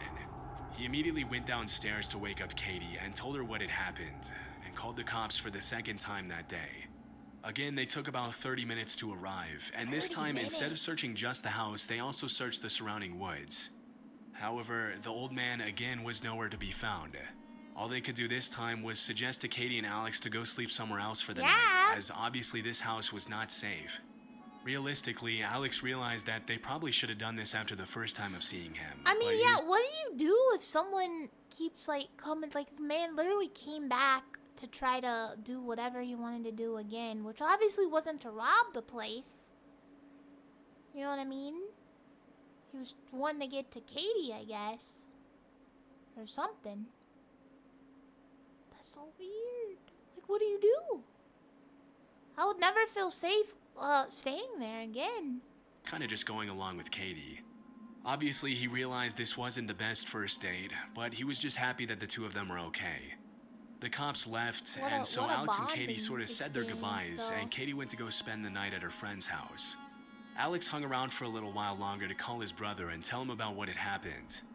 A few minutes later, sitting in his car on the phone with his brother and about to pull away, he saw someone move out of the corner of his eye. Again? He noticed it was the same old man standing in front of the house watching him. He put the pedal to the floor and told his brother what was happening, sort of as it was happening. After he got off the phone with his brother, he debated calling Katie and telling her what had happened. He didn't really want to, knowing that it might scare her, but ultimately he decided he probably should. Yes! Although he did end up going on a couple of dates with Katie after that, he said he never fully got over the incident, and they eventually broke things off. Huh? According to Alex, Katie never went back to that house alone. Smart. Yeah, what the heck?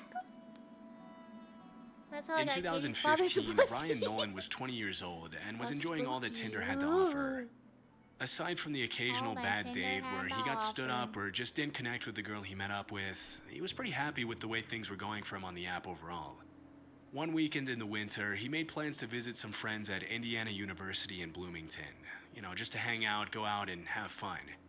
The first night he was there, everything went according to plan, and Ryan had a blast partying with his buddies. At some point during the weekend, he figured he might as well get on Tinder to try and meet up with a cute girl in Bloomington and see where things went. Like usual for Ryan, it didn't take long for him to get a match, and after talking to this girl named Jane for a little less than a day, they started making plans to meet up that same evening. Jane was pretty attractive and fun to talk to, so he thought, why not? After letting his friends know he was going to meet up with his Tinder date, he left the apartment and made the 5-minute drive to her place. As soon as he got to the building, he texted Jane in the app and asked her which door he was supposed to go in. He waited for her to respond as he sat in his car, but soon realized that was kind of stupid, and so he got out of his car and started walking around the complex to hopefully give her an idea of where he was, and maybe he'd see her outside her door. After a while, as he was walking, Jane finally responded, and Ryan finally could walk to the right door. He stepped in front of it and texted her back to meet him at the door and let him in, assuming the door would be locked. Keep in mind, it was about 10 p.m. in the dead of winter. He looked back and forth from his phone screen to see if she responded, back to the door to see if she was answering it. That's when he noticed movement from the corner of his eye coming from one of the windows. He took a better look and saw what looked like 4 different people looking at him through the blinds. He thought it was pretty creepy, but he also didn't know that window was to Jane's specific apartment. It could have been one of her neighbors or something, and he also wasn't in the best part of town, so he kind of just brushed it off. He again texted Jane to ask her where she was. Less than a minute later, his phone dinged, and it was her replying that the front door to the complex was already open. He was kind of surprised that she would leave the door unlocked so late at night, especially in this part of town. A random dude he walked in and shut the door behind him. There was only one dim light, so he couldn't really see anything and was fidgeting around the wall looking for a light switch. Idiot! Almost immediately, he heard a voice behind an apartment door whisper, "He's right outside the door." That's when he realized the window he saw outside was to Jane's apartment. It was just to a different room. He got a strong gut reaction telling him he was in danger, and he quickly sprinted out of the complex. Now running, he went to his car and hightailed it out of there as fast as he could. The whole way back, he couldn't stop thinking about what would have happened to him had he continued further, thinking that some sort of Jane was actually in there. He was starting to realize that Jane probably didn't exist at all, and that thought alone sent shivers down his spine. Right? When he got back to his friend's place, he explained everything to them about what had happened, but they ultimately didn't really take him that seriously and kind of assumed he was just overreacting about the whole thing. A little later that evening, they went and got a few beers, and right before he went to bed, he got an ominous text from Jane saying, "Where did you go? I've been waiting for you all night." Immediately, he blocked the number and went to sleep. He never found out who exactly was waiting for him in that apartment, but if one thing's for sure, he knew it wasn't a girl named Jane. I mean, can you call the police for that? I guess that's not a crime, but I feel like it was about to be a crime. That just means they'll try to do it to other people. No? I feel like you could report it, though. Yeah, I don't think... Yeah, catfishing, though... I don't think it's like a crime. I mean, it's not good, but... Like, I don't think the cops will do anything about it. I don't know. I feel like you should at least make a report. In 2021, Abe was dumped by his long-term girlfriend. The experience left him pretty bruised up, but after a while, he decided to get back out there and start dating again. Abe was more on the shy side, and so he wasn't the best at asking girls out. He wasn't exactly sure why, but either way, it wasn't his strong suit. When Abe had met his ex 6 years earlier, Tinder and other dating apps were just becoming popular, so online dating was pretty unfamiliar to him. But now he was single, and so he was pretty excited to try it out for the first time. He had a few friends that had found success on dating apps, and so he was pretty optimistic. But after a few months of using Tinder, he realized online dating wasn't... Hi, Luna! I love you! How are you? Yeah, that's so messed up. I feel like they're still being suspicious, though. Suspicious. People being dumb on Tinder. All what he thought it would be. My favorite. He only managed to meet up with one girl in a park. I opened some new prismatic packs, and I got a Leafeon EX holograph, whatever. And I got an Umbreon EX. The new prismatic cards. Very cool. They're so pretty! Look at it again. They're so pretty. I'm not like a big fan of the prismatic art like in itself, but the cards are so pretty. And I got some holographics that came with the cards. Like I got holographic Sylveon, Flareon, Jolteon, and Vaporeon. Ah. And after 20 minutes, she played the classic phone call move, claiming she had gotten called into work. As you can probably guess, he never heard back from her again. More. He was about to call it and just give up on dating apps completely when he got matched with a girl named Danny. She was a really pretty girl who he knew was way out of his league and had a sneaking suspicion that he was being catfished or played by one of his friends. He'd heard many stories of catfishing, and at one point he thought for sure Danny was going to be some 50-year-old dude. But because he didn't have many other options, and he was thrilled at the small possibility of Danny being who she said she was, he continued to talk to her anyway. They talked for a few days, and finally agreed to meet at a local park, which Abe thought would be a perfect spot for a first date. There was this big lake in the middle, and a series of trails that went all around the lake, which he thought would be pretty romantic. They agreed to meet up at 5 p.m. when the both of them had gotten off of work. A little after 5, she messaged him saying she was walking to the pavilion where all the picnic tables were. He looked over to his left out of his car window, and sure enough, there was the girl from the Tinder pictures. She was actually real. A newfound nervousness knowing that she was actually real, Abe got out of the car and walked up to her. They were able to talk for a few hours, and actually had some pretty good chemistry between the two of them. Abe honestly couldn't believe he was pulling it off. Later that evening, as their talk was starting to wrap up, they decided to go for a walk on one of the trails, not wanting to end the date. And even though it was starting to get dark out, they decided to do it. No, thank you. Normally, Abe would never have agreed to walk in the dark with a stranger he had just met online. But he felt calm with Danny for some reason. He trusted her. They even held hands, and for the first time since he had been dumped, Abe felt something special. They walked for a long time along the lake until it was pretty much completely dark, at which point Danny suggested that they turn around and start making their way back to the parking lot. For the first few minutes, the walk back was perfect. They had a few more good conversations, and it felt like the chemistry was continuing to grow. However, that's when things took a turn for the worse. They weren't far from the parking lot when Abe noticed what looked like a man standing in the walkway, just watching them from a distance. The guy was just standing there, which obviously wasn't normal, and he could barely see him from the distance, so he started to wonder if it was just his imagination. Get a tree stick and stab him with it. He didn't say anything to Danny at first, but as they got closer, with the help of the faint light of the moon shining through the trees, he realized it was a person. Danny froze before Abe could say anything, and that's when he asked her if she could see the man, and she said that she could. That's when Danny shouted at the man and asked him if he needed anything. But the man just continued to stand there, staring at them. Abe was a bit taken aback by this, thinking they should just sneak away rather than make some giant scene about it. He thought this would put them at a better chance of being attacked, but he also didn't want to seem too scared in front of Danny. He tried to write off the whole thing as some idiot trying to play a joke on them, doing his best to hide the fear in his voice as he also yelled out. Danny reluctantly nodded towards the man, ensuing that they should keep going. And so Abe did so. He walked with her. He continued to pray that the man was just playing a joke on them, or that he would just turn around and leave them alone. But the guy didn't move at all.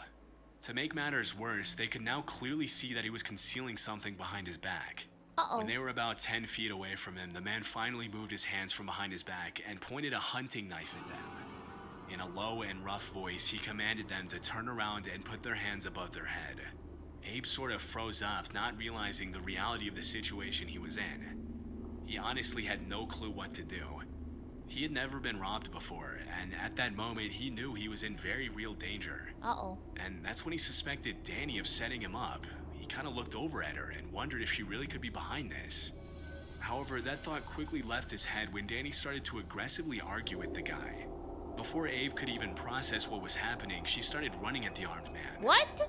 Right before she reached him, she kind of threw her body at him and managed to knock him over. What? As soon as the man hit the ground face up, she shouted for Abe to run. Abe, kind of now even more taken aback by what he was seeing, just stood there, but finally started to run. Yes! He didn't want to leave Danny alone, but he didn't really need much more convincing.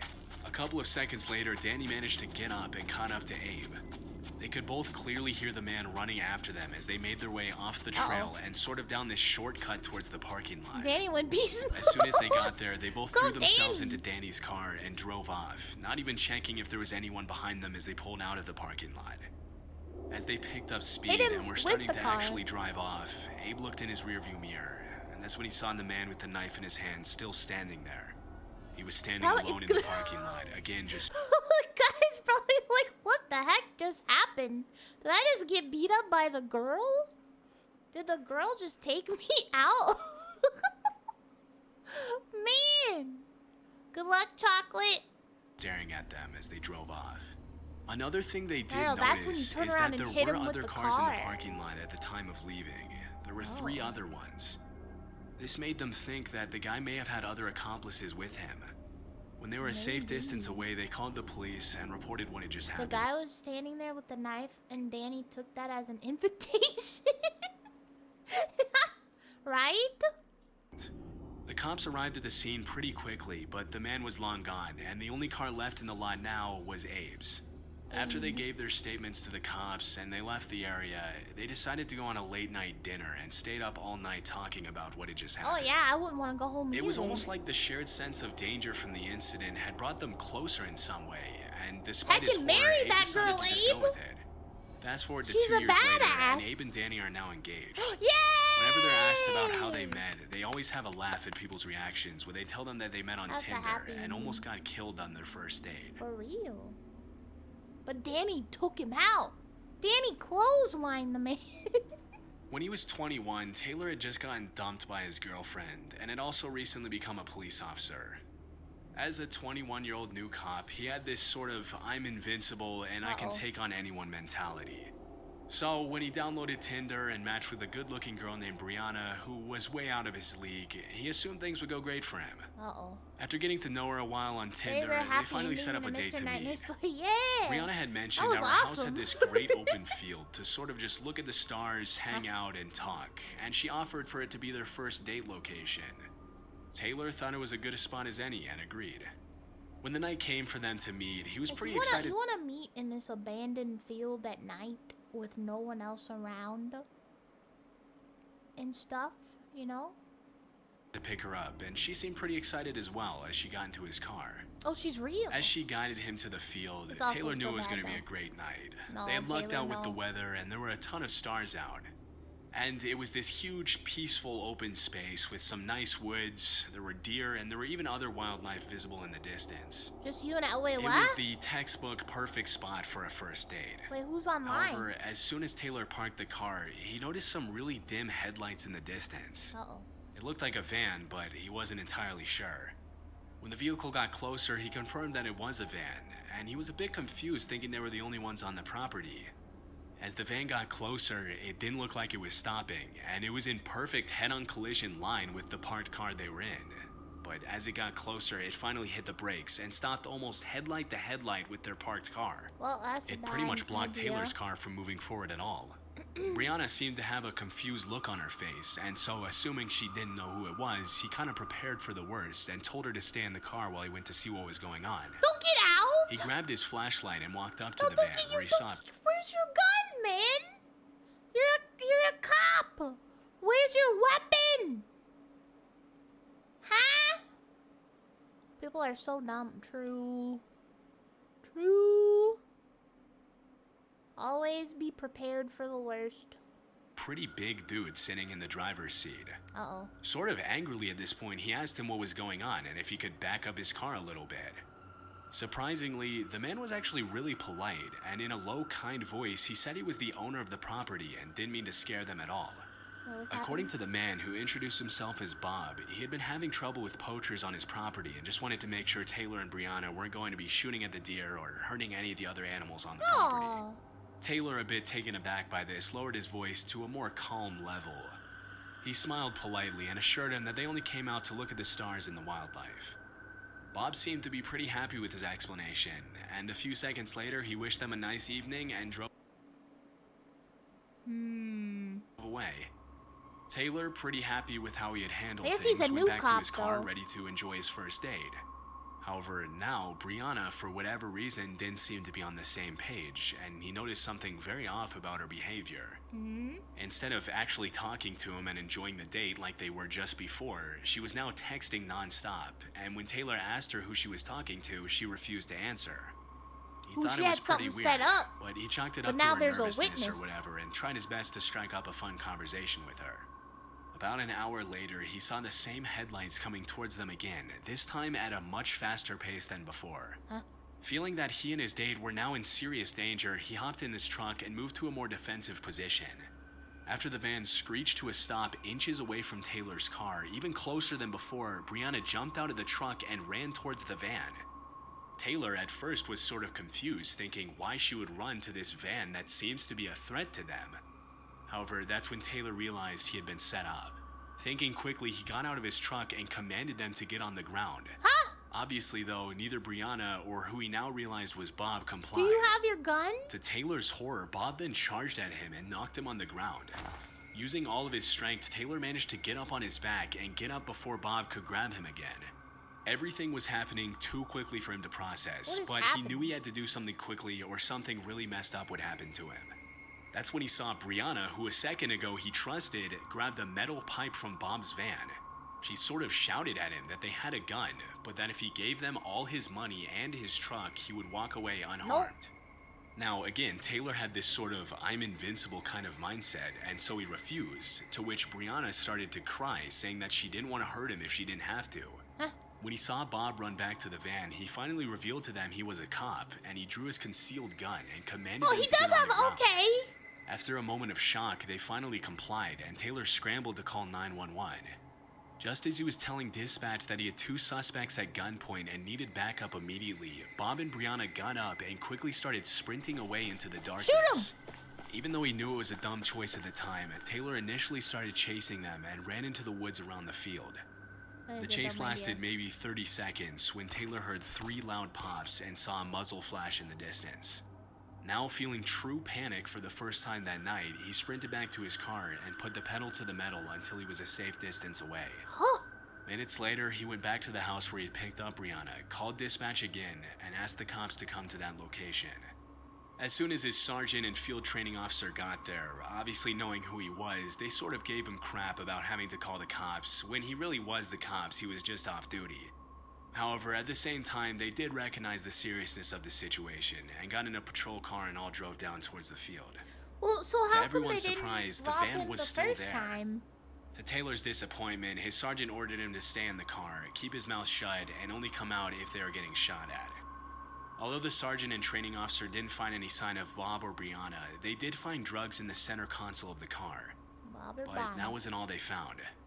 When they came back to the patrol car, they weren't doing any more joking around, and the both of them looked pale and horrified at what they had just seen. They told Taylor to follow them back to the van, and after peering inside, he saw several knives, duct tape, lighter fluid, Oh. a decent amount of rifle ammo, handcuffs, and what looked to be dried blood. In the Uh-oh. front passenger side, they found an AR-15 style rifle and 2 more handcuffs. The atmosphere obviously immediately changed as the 3 of them looked at each other wide-eyed. The team called for backup, and a few minutes later, detectives arrived at the scene, which is where it was revealed that the plates were stolen and that the van had been reported stolen a few weeks prior to the incident.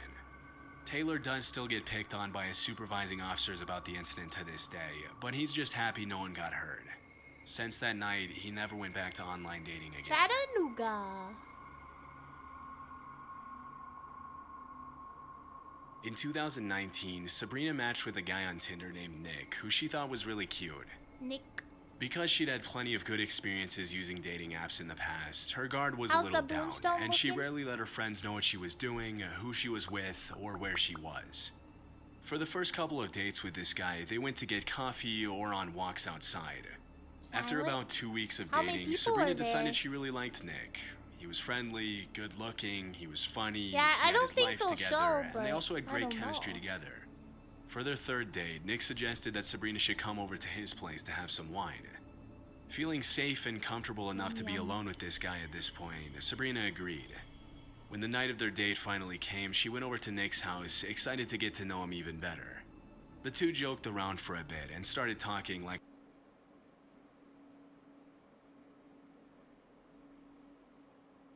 There's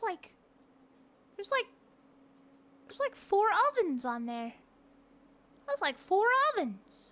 This is AI. There's gotta be AI. On their Nobody has previous 4 dates. ovens. After a while, Nick poured her a glass Nobody of has wine. 4 ovens. At this point, Sabrina thought things were going really well, and she felt comfortable in his company. And a However, very after a large bowl while, of at about 8 lemons. p.m., Sabrina started feeling a little funny. Uh-oh. She felt almost sleepy and a little weak. She had trouble Uh-oh. stringing a sentence together.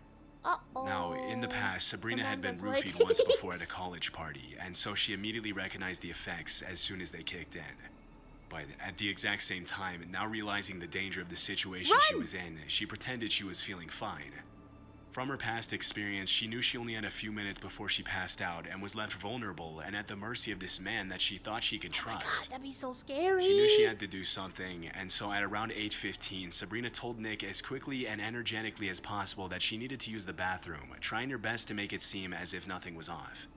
Fortunately, Nick didn't seem to notice anything strange about her behavior, and once she was inside the bathroom, she locked the door immediately and called the police. Ooh, smart. As Sabrina sat there, her surroundings starting to blur, she told them that she had been drugged and that they needed to come get her out before something terrible happened. Less than a minute after giving the cops Nick's address and hanging up this the is his- phone, his she was real completely voice. out. But because she was still under the effects of the drug, He's been she felt running herself 2 slide in channels and out for of a long consciousness during time. this time. All she remembers is the police putting a bag over her head as they carried her out of the bathroom and into the patrol car. A bag? Following this entire incident, Sabrina was understandably traumatized. A But at that bag? point, she wasn't even aware of how badly things could have ended for her had she not reacted as quickly Oh, that as was she smart. did. Good job, Sabrina. A few days later, she received a call from the police asking her to come down to the station to give her statement. Once there, she mentioned to the cops that the only thing she remembered clearly was that they had put a bag over her head, but that she could have thank imagined you, it due to the Ghost. effects of the drug. As soon as she said this, the cops looked at each other uncomfortably and confessed that they had indeed put a bag over her head. Huh? Sabrina looked at them, kinda confused. They quickly explained that it was actually to protect her. When they walked into the apartment, they saw that Nick had set up something extremely disturbing for her in the living room, and that seeing it would have been too traumatizing for Sabrina. She immediately felt a shiver go down her spine. Because Nick was thrown in jail following the incident, she never found out what exactly he had prepared for her. However, she kinda sees this as a good thing. After this whole nightmare, Sabrina deleted Tinder and vowed never to go back to online dating again. What?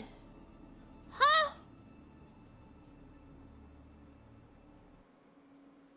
Huh? Curious. Curious.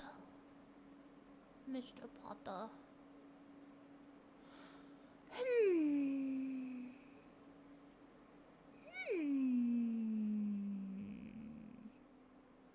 Have we seen this one? Oh wait, yeah, we have. Uh-oh. Uh-oh. Oh, well, he had the Vaporeon coffee pasta printed out and was gonna read it to her. I don't know if they would have put a bag over her head, though, to protect her. Wasn't she, like, kind of knocked out or something? I don't know, that's weird. What could he possibly have set up? For that, they might have? What did they set up?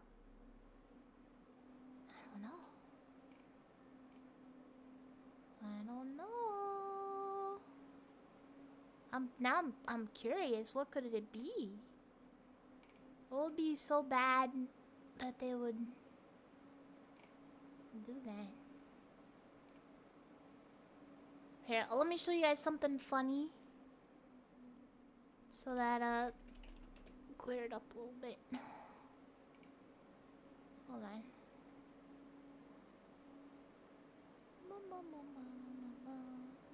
Say. Hold on. Say. Ah! Zudi! Thank you for the resub! Zudi, thank you. Thank you, thank you. How come it doesn't pop up in the Kiko chat sometimes? Oh, it's a short though. Can you full screen a short? Thank you, Zudi! Thank you. Oh, you can! Okay. This guy's great. This is, Day 9 of turning terrible Tinder conversations into song. Okay. Okay, y'all ready? Y'all ready? Let's do it. Say potato if you're real. Hey, you on my first match. A day to try to make a better first mistake. Say potato. BTW, if you don't mind me asking this, why are you on Tinder? Personally, I think I'm not much into serious stuff. Say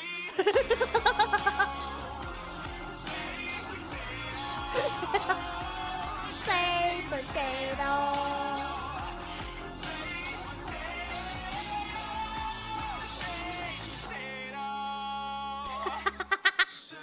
I love it, so good. You didn't say potato, Elizabeth. You didn't say potato. Line. Let me find somewhere.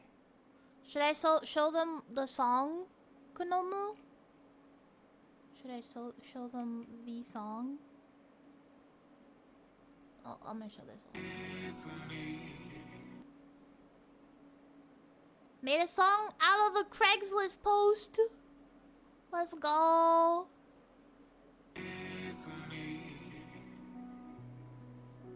I really want to try the Costco peanut butter chocolate. The horse one. But it's 4.5 pounds and I hear it's very dense. I can't eat it by myself, so I am looking for 3 to 4 people to meet me in the parking lot of Costco and split it with me. We will have to be fast since it's 118 degrees outside. I'll buy the pie, but you must provide your own plate and fork. I love it. It's so good. It's so good. Alright, I think you guys need to know about the existence of this song. I fear it will be stuck in your head. So, I apologize for that. But it's actually a banger, so enjoy. Y'all ready for this?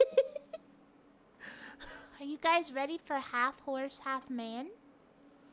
I don't know if you're ready.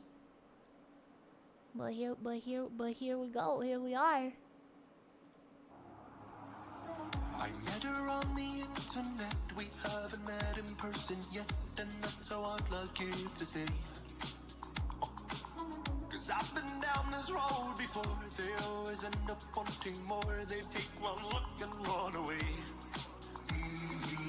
Cause I'm a creature of the night.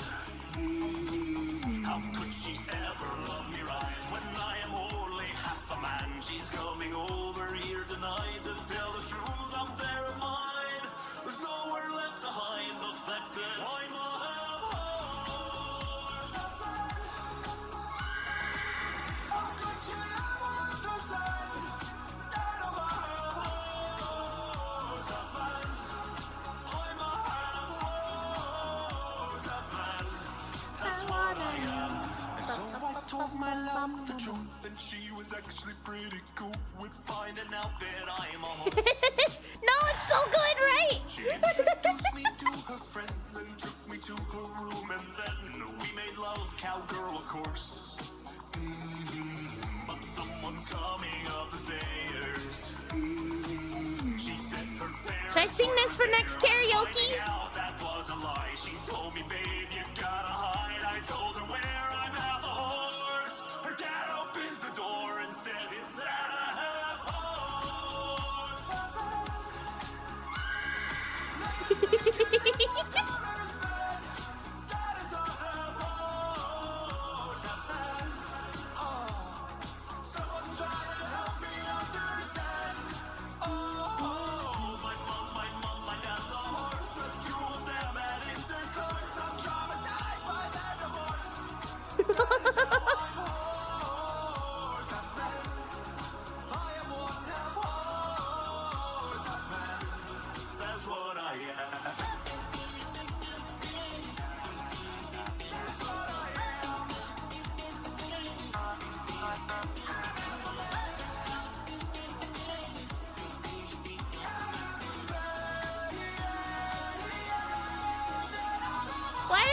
actually slaps so hard. So good.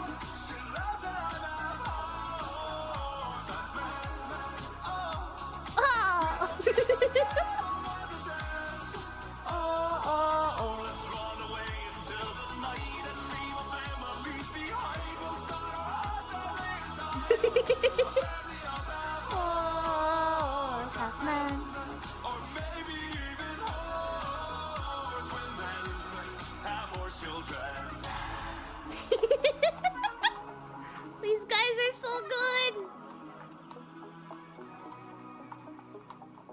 They're so good.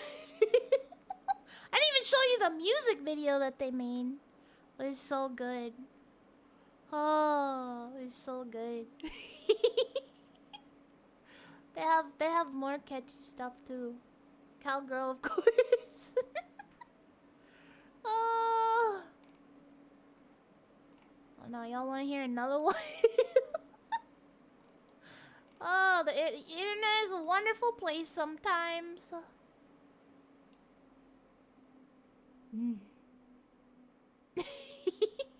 We'll watch one more. Peter, Luke. Hold on. Very sometimes. Alright, we'll do one more. One more. Have an idea? Huh? Huh? Here's another song that they did. This is the music video, I guess. Here we go. Here we go. Yeah, I am fast, baby. That's a good one too.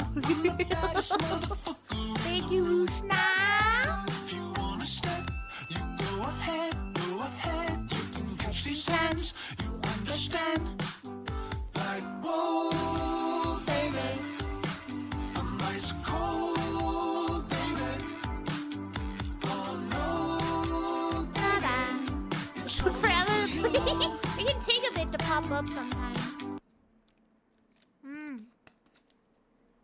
Alright, here we go, guys. Here we go. Friday night and I've been good all week. My body's ready. I love the music. Don't want Italian, Indian, Portuguese, or Greek. I have something tastier in mind. I held the bus and now I'm rushing down to Chinatown. I tell the driver, put the pedal to the metal now. T-minus 11 minutes until we're touching down. Fantasizing about my first bite. Oh, and my tummy's rums and there's nothing in there. But tell me if you want some, they make it to share. And you could live a long life, baby. But you haven't lived until you go. I know that it might sound crazy, but my favorite place on earth is dim sum paradise. And you could live a long life, baby, but you haven't lived until the dim sum paradise. My favorite part, when they bring the food out on the cute little cart. And everybody knows that you can live a long life, baby, but you haven't lived until the dim sum paradise. And there's a 30-minute wait, but I'm invited in. Not cause I'm charming, I just came here with my Chinese friend. They told me why, it's crazy here every night. They give you a different menu if they know you are wanted. And I'm shocked, I put my head down and walk. I take a peek into the kitchen and I see them heating up all the woks. They got pork, it's the best in New York. And of course, they bring my friends their chopsticks and they ask if I want a fork. I said sure, and I could smell all the food. I would grab the cart myself, but I think that'd be rude. All I know is if they don't bring some plates of dim sum soon, I'll go. Y'all ever had dim sum? I know that it might sound crazy, but my favorite place on earth is dim sum paradise. And you can live a long life, baby, but you haven't lived until the dim sum paradise. Dim sum? It's good? And everybody knows that you can live a long life, baby, but you haven't lived until the dim sum paradise. They got dumplings and noodles and rice, so pass me the shumai. And those plates are so little, I'm eating every bit of it tonight. With each and every bite, my taste buds so good. like a distant star. I ascend to paradise. I know that it might sound crazy, but my favorite place on earth is dim sum paradise. And you can live a long life, baby, but you haven't lived until the dim sum paradise. It drives me to tears, and it's stood the test of time for over thousands of years. So you already know that you can live Why is it so good though? song's such a banger. These guys are awesome. Oh. It's just called On Company Time. It's like the band. Dim sum. Dim sum. What's this? There's only one thing that's missing. Oh. Freaking fun. Oh. I don't know that one. Steamed? I've never had dim sum. I love fried rice. Fried rice is the best.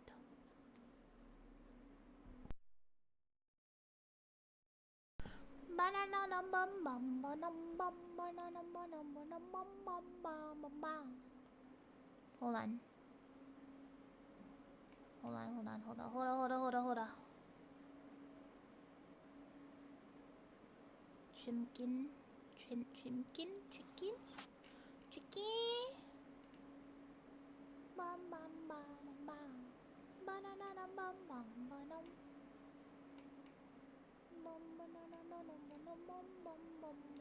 Oh, it's too long.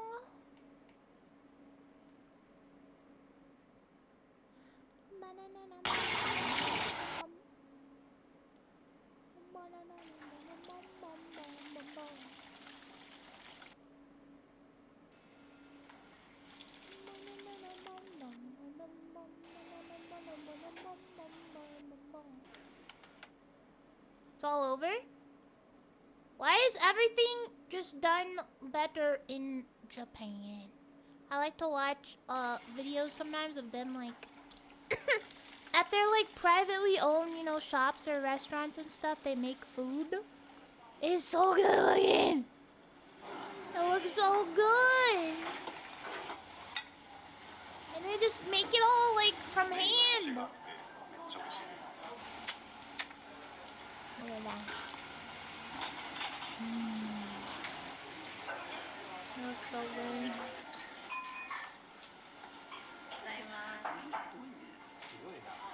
So good. I know, I want to go so bad. It's the dream. Gotta make it happen. That was good. Someday. Look at that man, one hand crack an egg. Look at that. Yakumona Kamachi. Yakumanakamachi. Moriguchi City, Osaka. What's Osaka known for?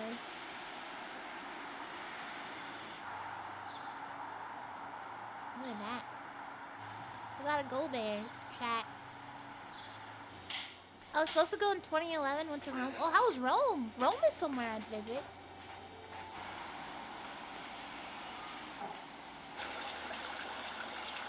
Whoa, look at that. That's seaweed? Oh, now it's trash.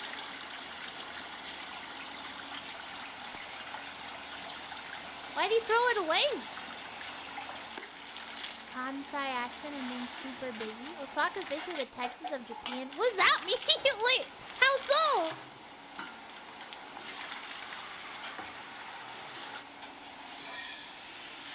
Ooh, rice.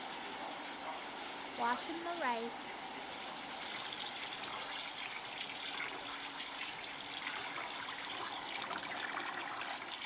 Their vocal accent has a bit of a rolling drawl to it.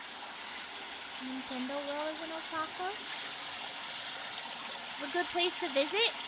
What do you do there?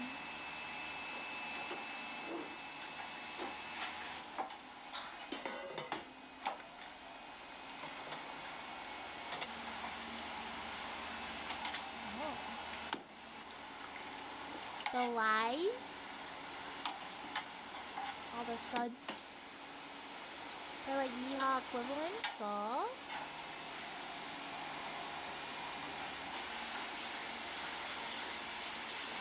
Sweet sake. Soy sauce.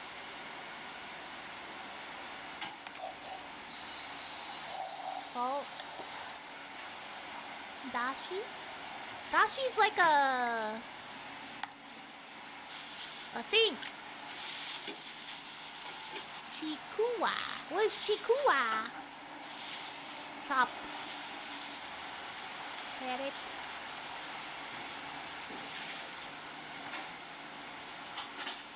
What is that? No hairnets, by the way. Have fun. Yeah, but they're super clean. They don't need. They don't need them.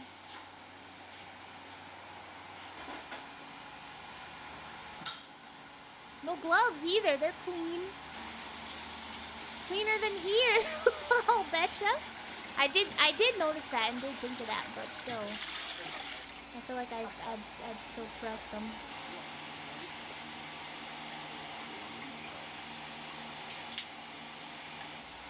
What is that? Like a broth? Yashima blend curry powder.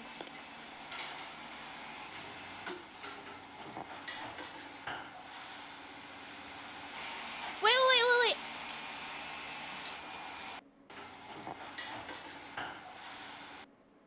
Look at that. That's like an open flame sitting on top of a pot. That's just boiling away. Dang. Ultra sketch. Wait, is that not a pot? Is that a gas? No way. Look, it's wait.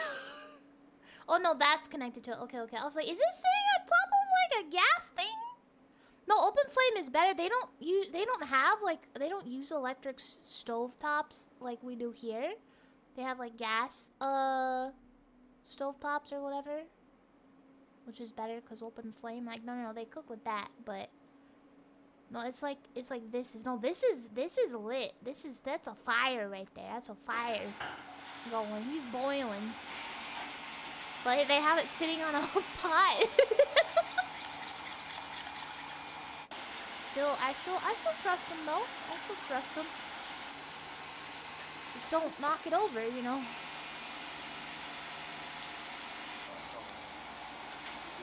Onion.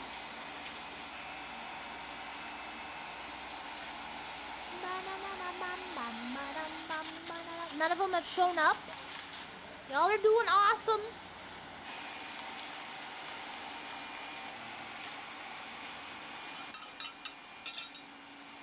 Yeah, I didn't think they would. I am small. No. I am small. No. I am small. No. No. Spicy? No. Ooh. Look at that pot. It's filled to the brim. Is that like for the day?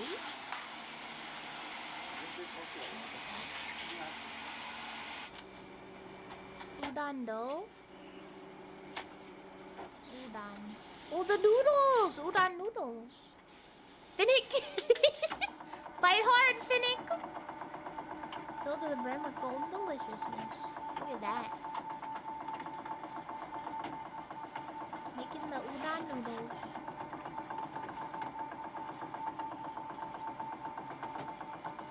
Wow. Steady ass hands, yeah. Look at that. Masters.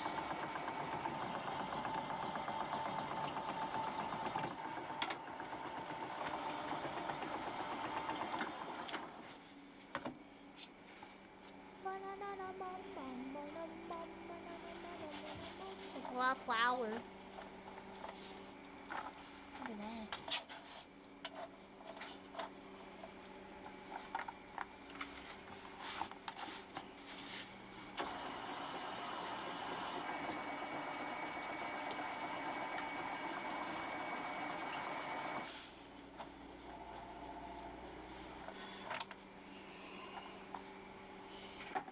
Homemade aged udon with strong, chewy texture? I've never had udon noodles. We all had udon. Guardian pup. Good job, guys. Time to water the flower.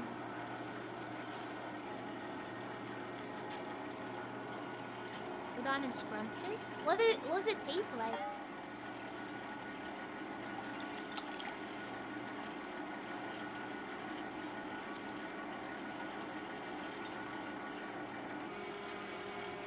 Oh.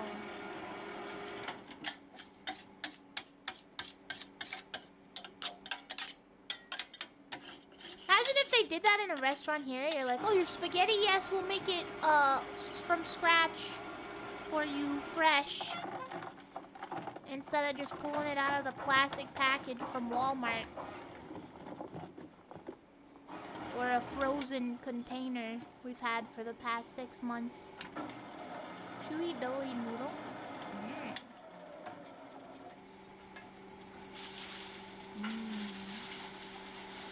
I'll have to try some.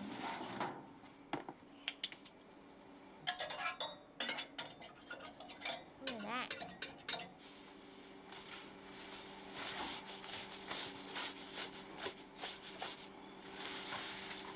Let's sleep until noon. Give a nice nap.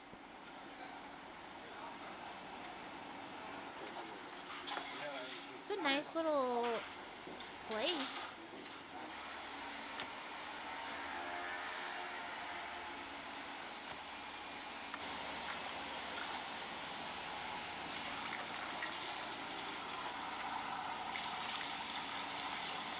Restraining it. Look at all that.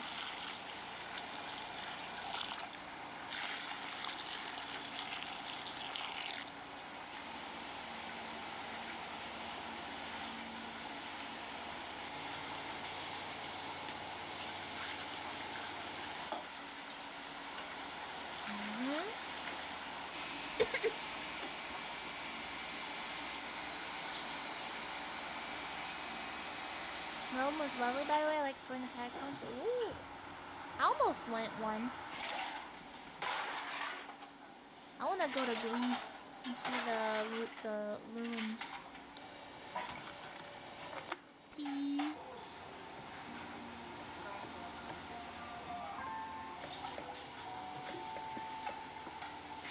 What's that say, Konomo? Konomo, what did that say?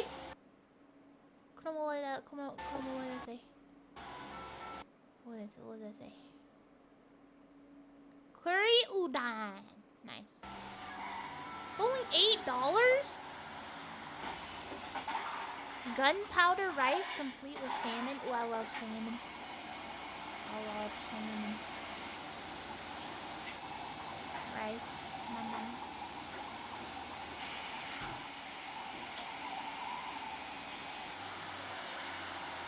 Open at 11. We gotta go to this place. I wonder why it's like off the ground like that. Like it's like up in a building. It's cool though.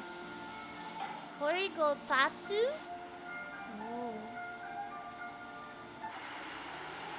Like look, it's like just sitting on stilts.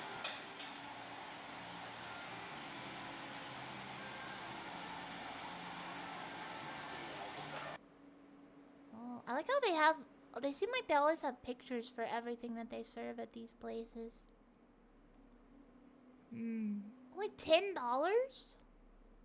for tempura grated bukkake?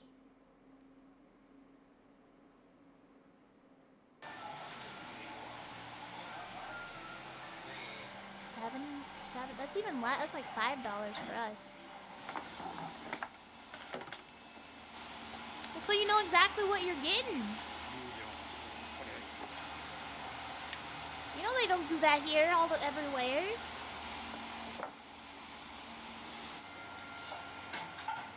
What is that?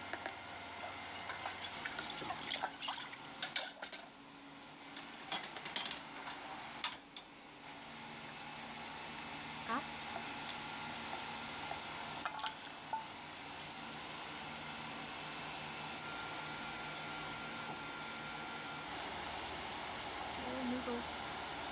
Doo-doo-doo.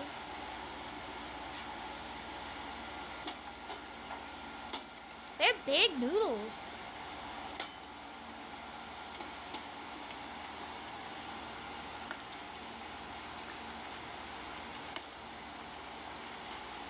Noodle water.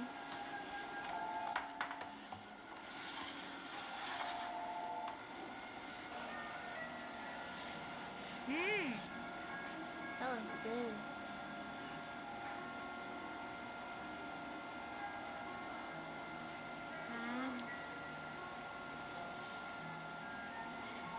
Uh-huh.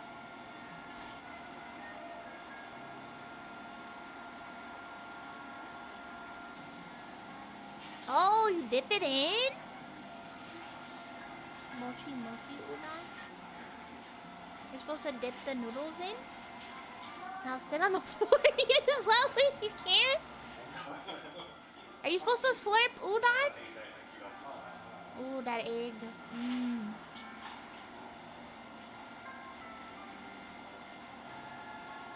Yum, yum, yum. Oh, yeah, I guess so. You blend it.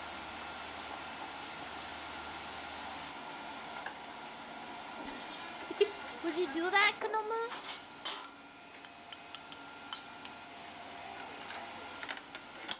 Slurp it? Yeah. Yeah. Well, when you're eating noodles, I think, yeah?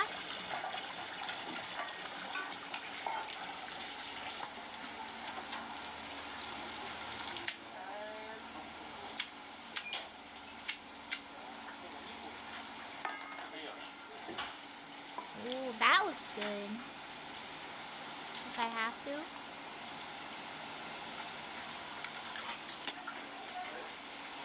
Mmm. Dang, that egg looks good.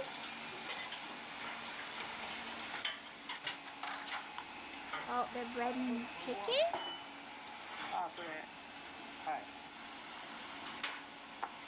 Is that chicken? What is that?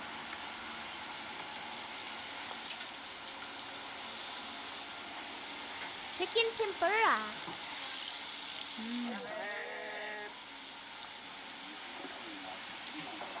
Maybe I have a Gaijin pass on that one? Probably.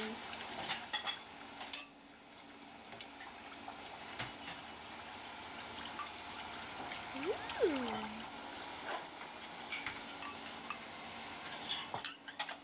I wonder how hard it is to make udon. Lemon.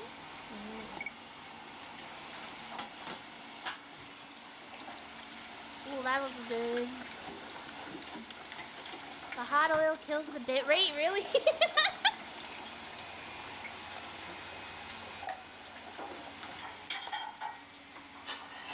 That looks so good. Mmm. Probably had fried rice or noodles this weekend. It's good. Yeah, this will make you want fried rice. Yummy.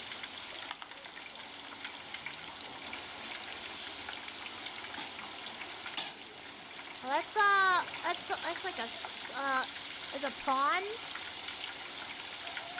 Like really long shrimp.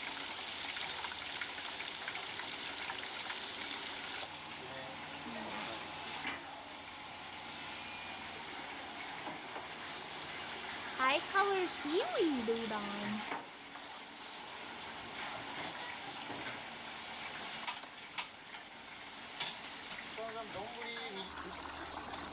I heard him say donburi. Oh yes, ghost, I wanna see.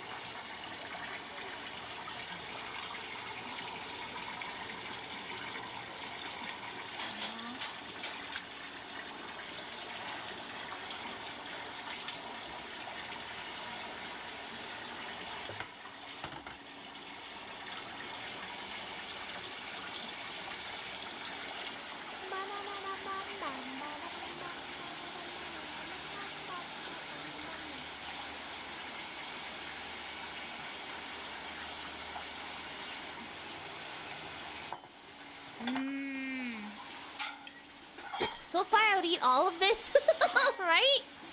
Absolutely. Everything looks good.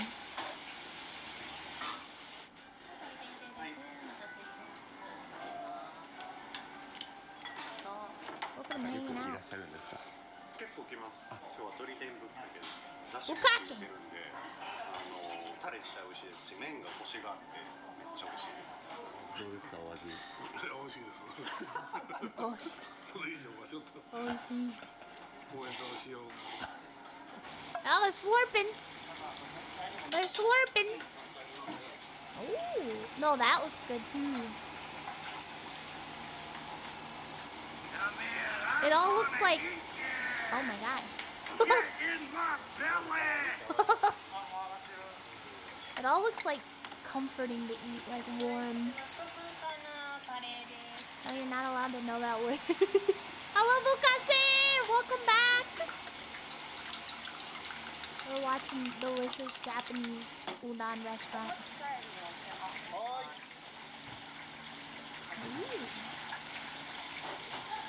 Oh, I like these! These always look so good! I want this one. Yeah. I want that one.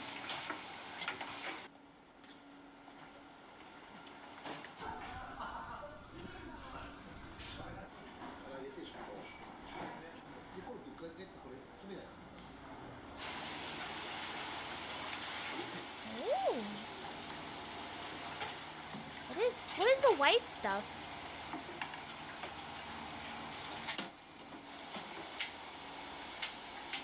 Can't pronounce. Wait, have I said your name wrong? Just gonna point out that high flame right there. Where? I missed it. Heaven Oroshi. Oh. I like how stuff is like individual Vukashin with the shin. Oh.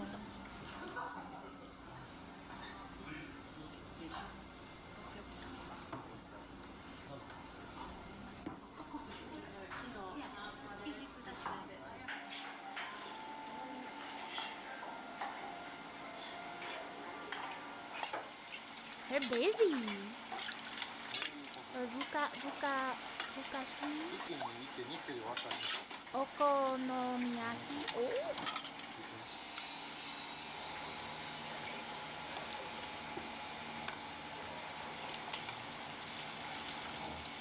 Look how fluid their even motions are. They've like done this forever.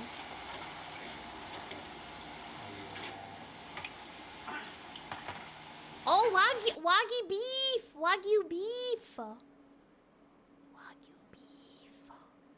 I've had wagyu. It's really good. It's like so tender. Koroge. Ondama bukake. Takeaway. It's so good. Eggy. The eggs are like slightly super soft boiled. Night Phoenix! See you later.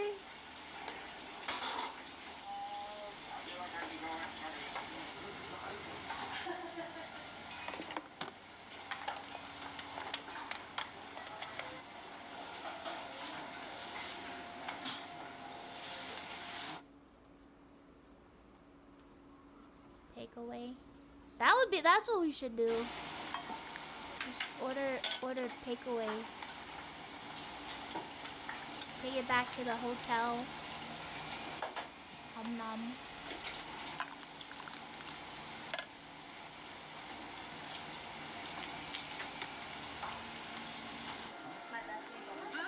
That's probably exactly what's gonna happen, unfortunately. Why do you say that? Why do you say that? Unparalleled marbling, sometimes they even feed the cows sake? Really? Oh, delicious. Because I know you. Maybe it'll happen once. No, we'll be going out, of course. We gotta see Japan. We want to explore, Tokyo, Kyoto.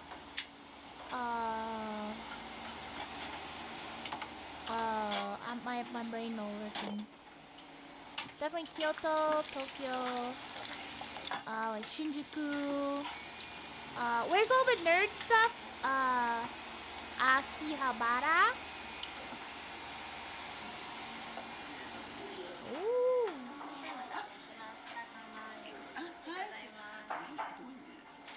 Sugoi ne.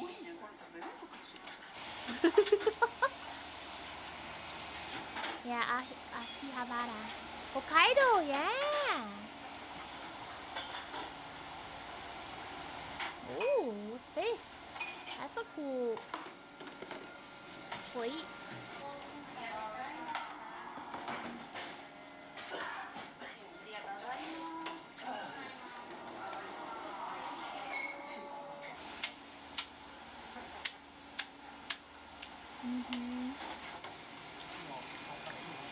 There's just so much to see. It would be hard to do it all. Would it need to be like a 3-week-long trip? Yeah, Mount Fuji. Hokkaido has a lot of hot springs, right? Because it's cold there. At a minimum, yeah.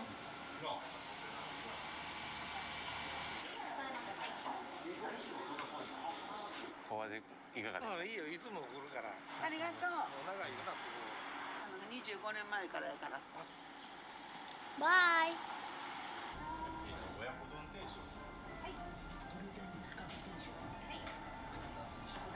Brought his iPad.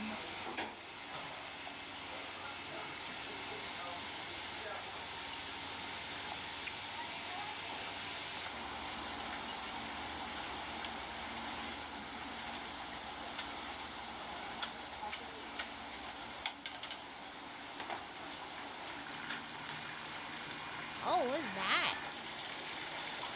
Chicken?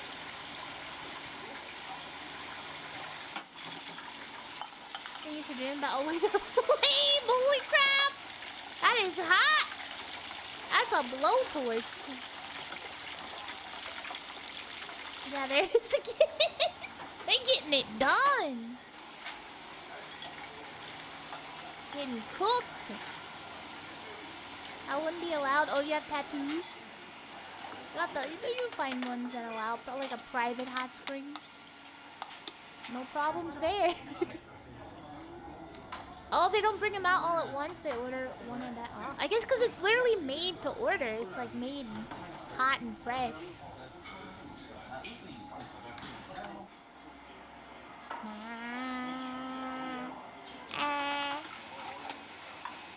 I want.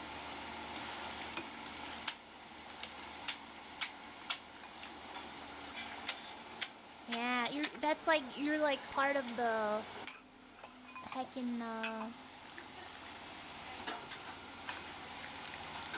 Yakuza if you have a tattoo. They don't allow them at beaches either, you have to cover them. Give me that curry udon? Is that what you would get?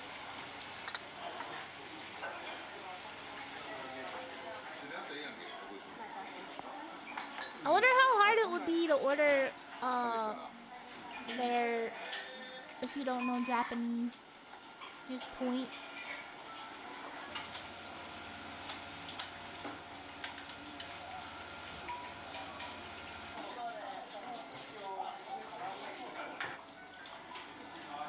Oh, look at all the people. Lunch hour.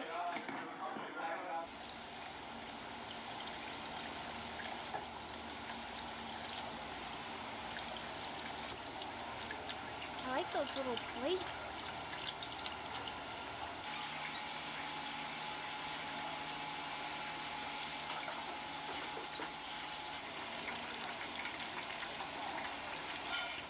You point at the picture, yeah. Is Kick hungry today? Is Kick eating y'all's messages a lot? Oh, I hope they fix that soon. That's been happening for a while.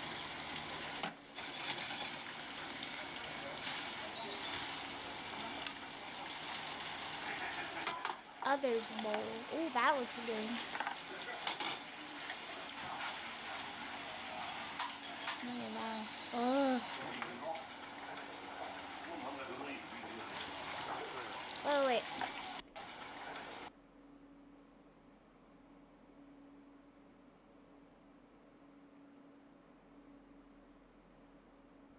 Oh.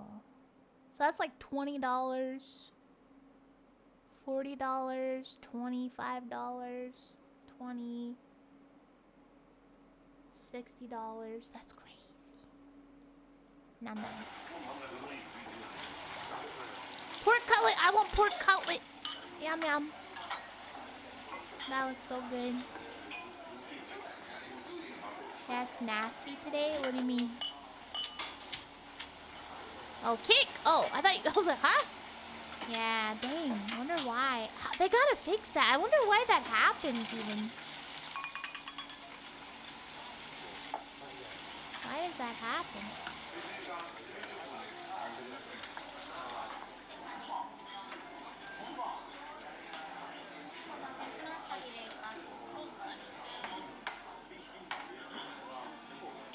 That's good.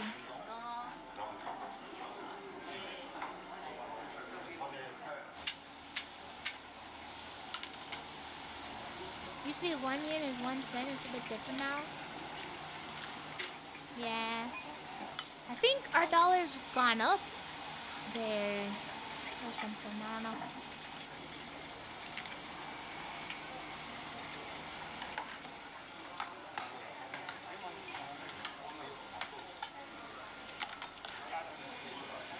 Mmm. I want to learn to cook with giant chopsticks.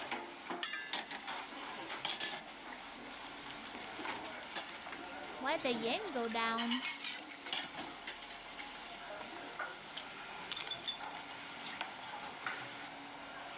What a big ladle.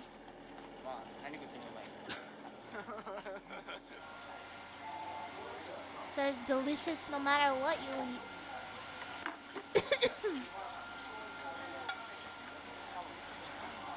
Well, things are also cheaper over there in general, like even with their money.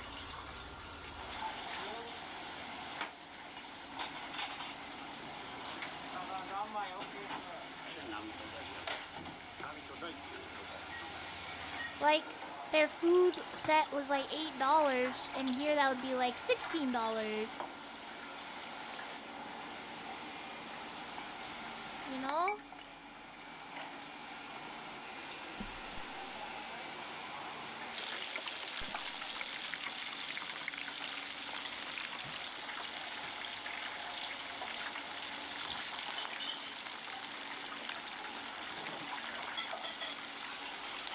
Look how clean that grease is, though. There's no like grease marks on the food at all.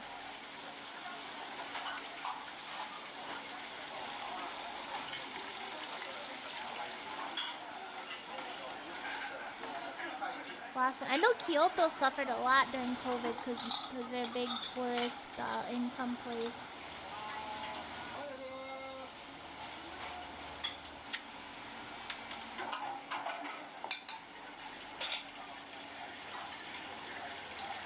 Look at that. What is that? What's that white stuff?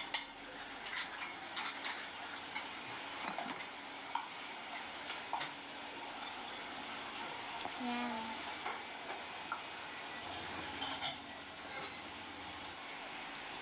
Natural prawn tempura grated bukkake udon. Nom nom nom.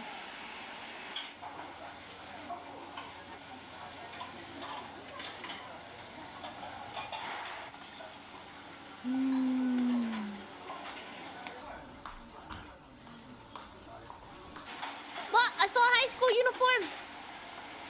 That looks good.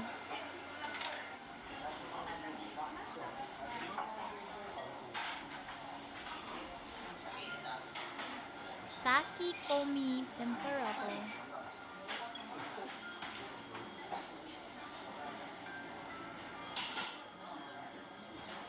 構よくいらっしゃるんですか？うちみんなここ作ってこの八島さんの駐車場やらみんなうちさしてもうどんもまあまあコシもあるしだしもそうやし硬さもそうやしほんで好きなのはやっぱカレーうどんが美味しいな。大阪人の人には好まれるうどんとだしと違う、ありがとうございます。はいどうも。Yeah. How do they get the eggs like that? It looks so good.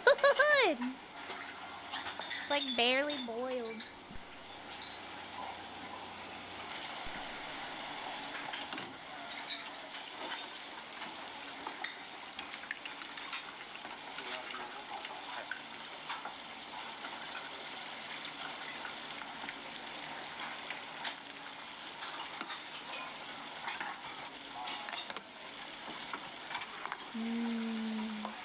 Wow. Look at that.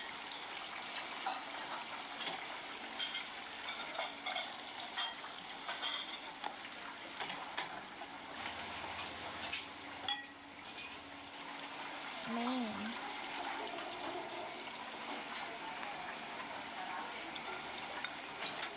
Yeah, look at that egg. Ah!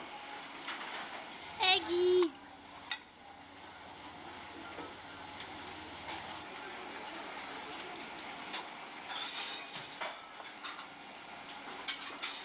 So that's curry?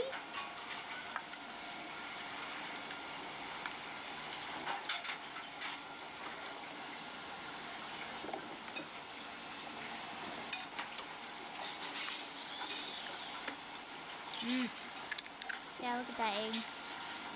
Look at that egg! Yeah, because Indian curry is like super spicy, right?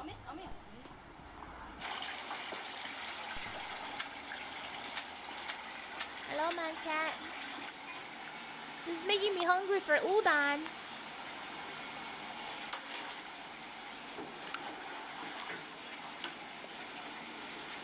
Look at one hand breaking the egg, not a single shell piece getting in there.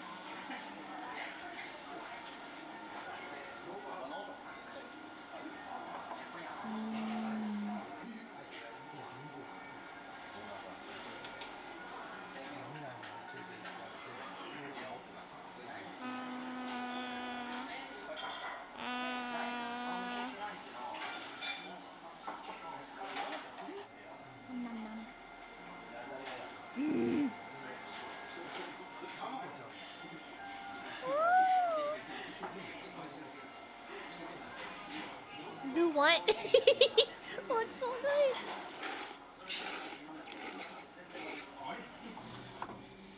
Preparing udon noodles for the next day. Their work is never done.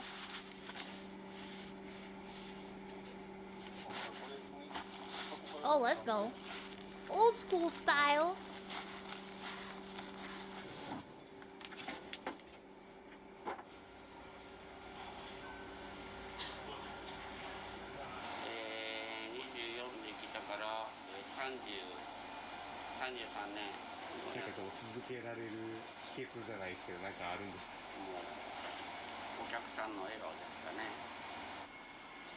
Ah, udon foot lettuce number 50. What was it? What? It's over. No. That was good. Udon. This guy has a ton of videos. As he goes to like different restaurants and stuff, watches how they do stuff. You guys like that? We'll have to watch more of those. That was oddly compelling. It's interesting, right? It's really fun to watch. It's enjoyable. I want to watch a ramen one and a sushi one.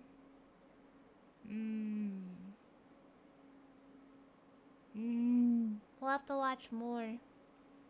I already see the next one we're gonna watch next time. It's huge anime-sized servings of rice. That's the title of it. Yeah. Nom nom nom. A lot of udon videos. Man. Udon. Japan Hokkaido food? Oh. Not a lot of good stuff. Big animal rice. Wow! Wow, wow, wow, wow, wow. Wow, wow, wow, wow.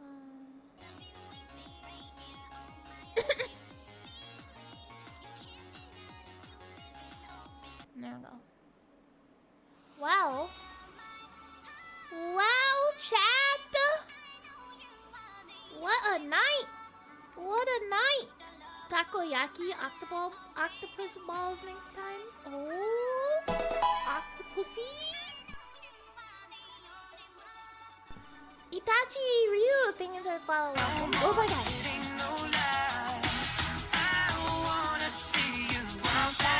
Baby, bye, bye, bye. Don't wanna be a fool for you. Just another player in your game for two. You may hate me, but it ain't no lie. Baby, bye, bye, bye. Ew, I hope you guys had fun watching videos. I have fun. It's fun to just like chill and hang out that way. Oh, Itachi, welcome. Now we'll do more of these. That was fun. Thank you, Kick, for front page. Thank you, Vukashin. Yeah, that was fun to just hang out and chill. I got a lot of spooky games I need to play too. We got so much to do. I'm excited. I'm excited. Lots of good food and good burger. I'm glad you guys were here. Tomorrow's gonna grind on Apex. Definitely check out the new season. I'm excited. I haven't been on Apex in a while. Marvel Rivals has taken all my time. We've got the tournament in 2 weeks. Less than 2 weeks. I'm so excited. I'll be streaming it for sure. 2025 looking up to shape up well for horror games. I hope so, Alistair. I need some really good horror games. Really good ones. I need it. I need the horror.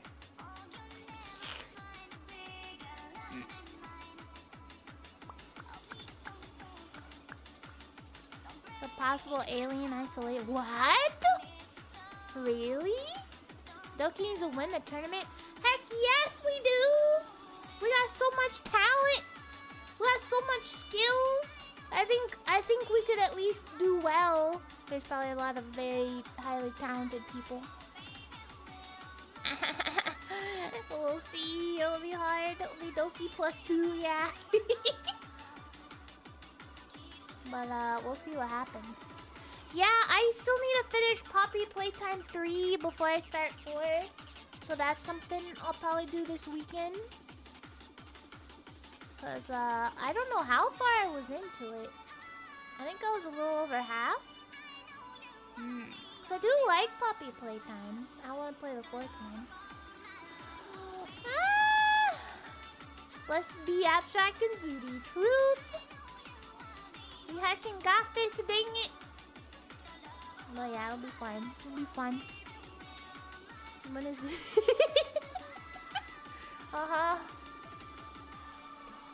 But now we got some stuff. We got some stuff happening. But I will be back on Friday. Valentine's Day. So we're gonna do a Valentine's Day stream. Hold on, I had an idea. Let me make sure. Let me see if it's still working.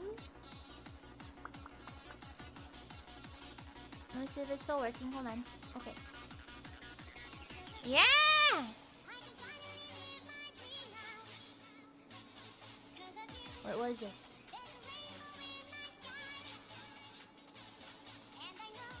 Okay.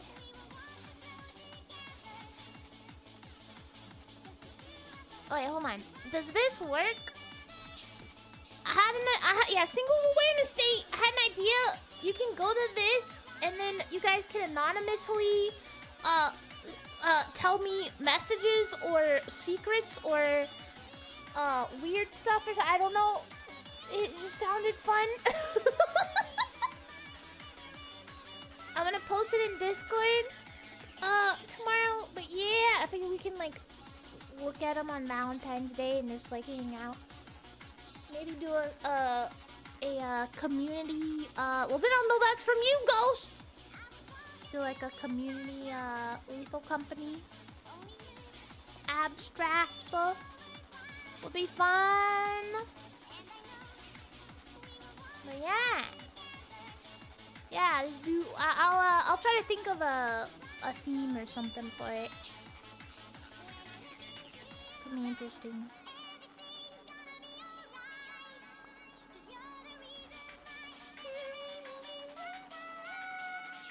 But it's anonymous too.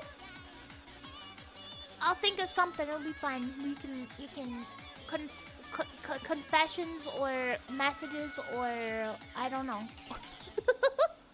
I'll work on that one. But I love you guys. I will be back Friday for sure. I hope you guys have an awesome night. I miss you guys already. No cheating while I'm gone. Huh? No cheating. No cheating.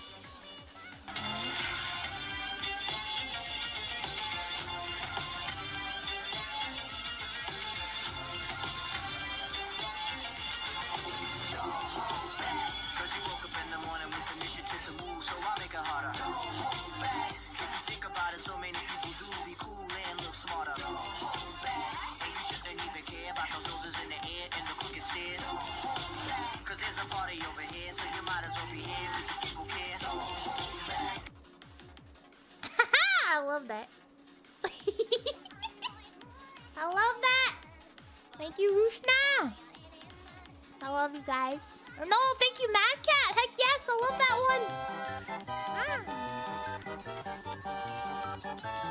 I love that one.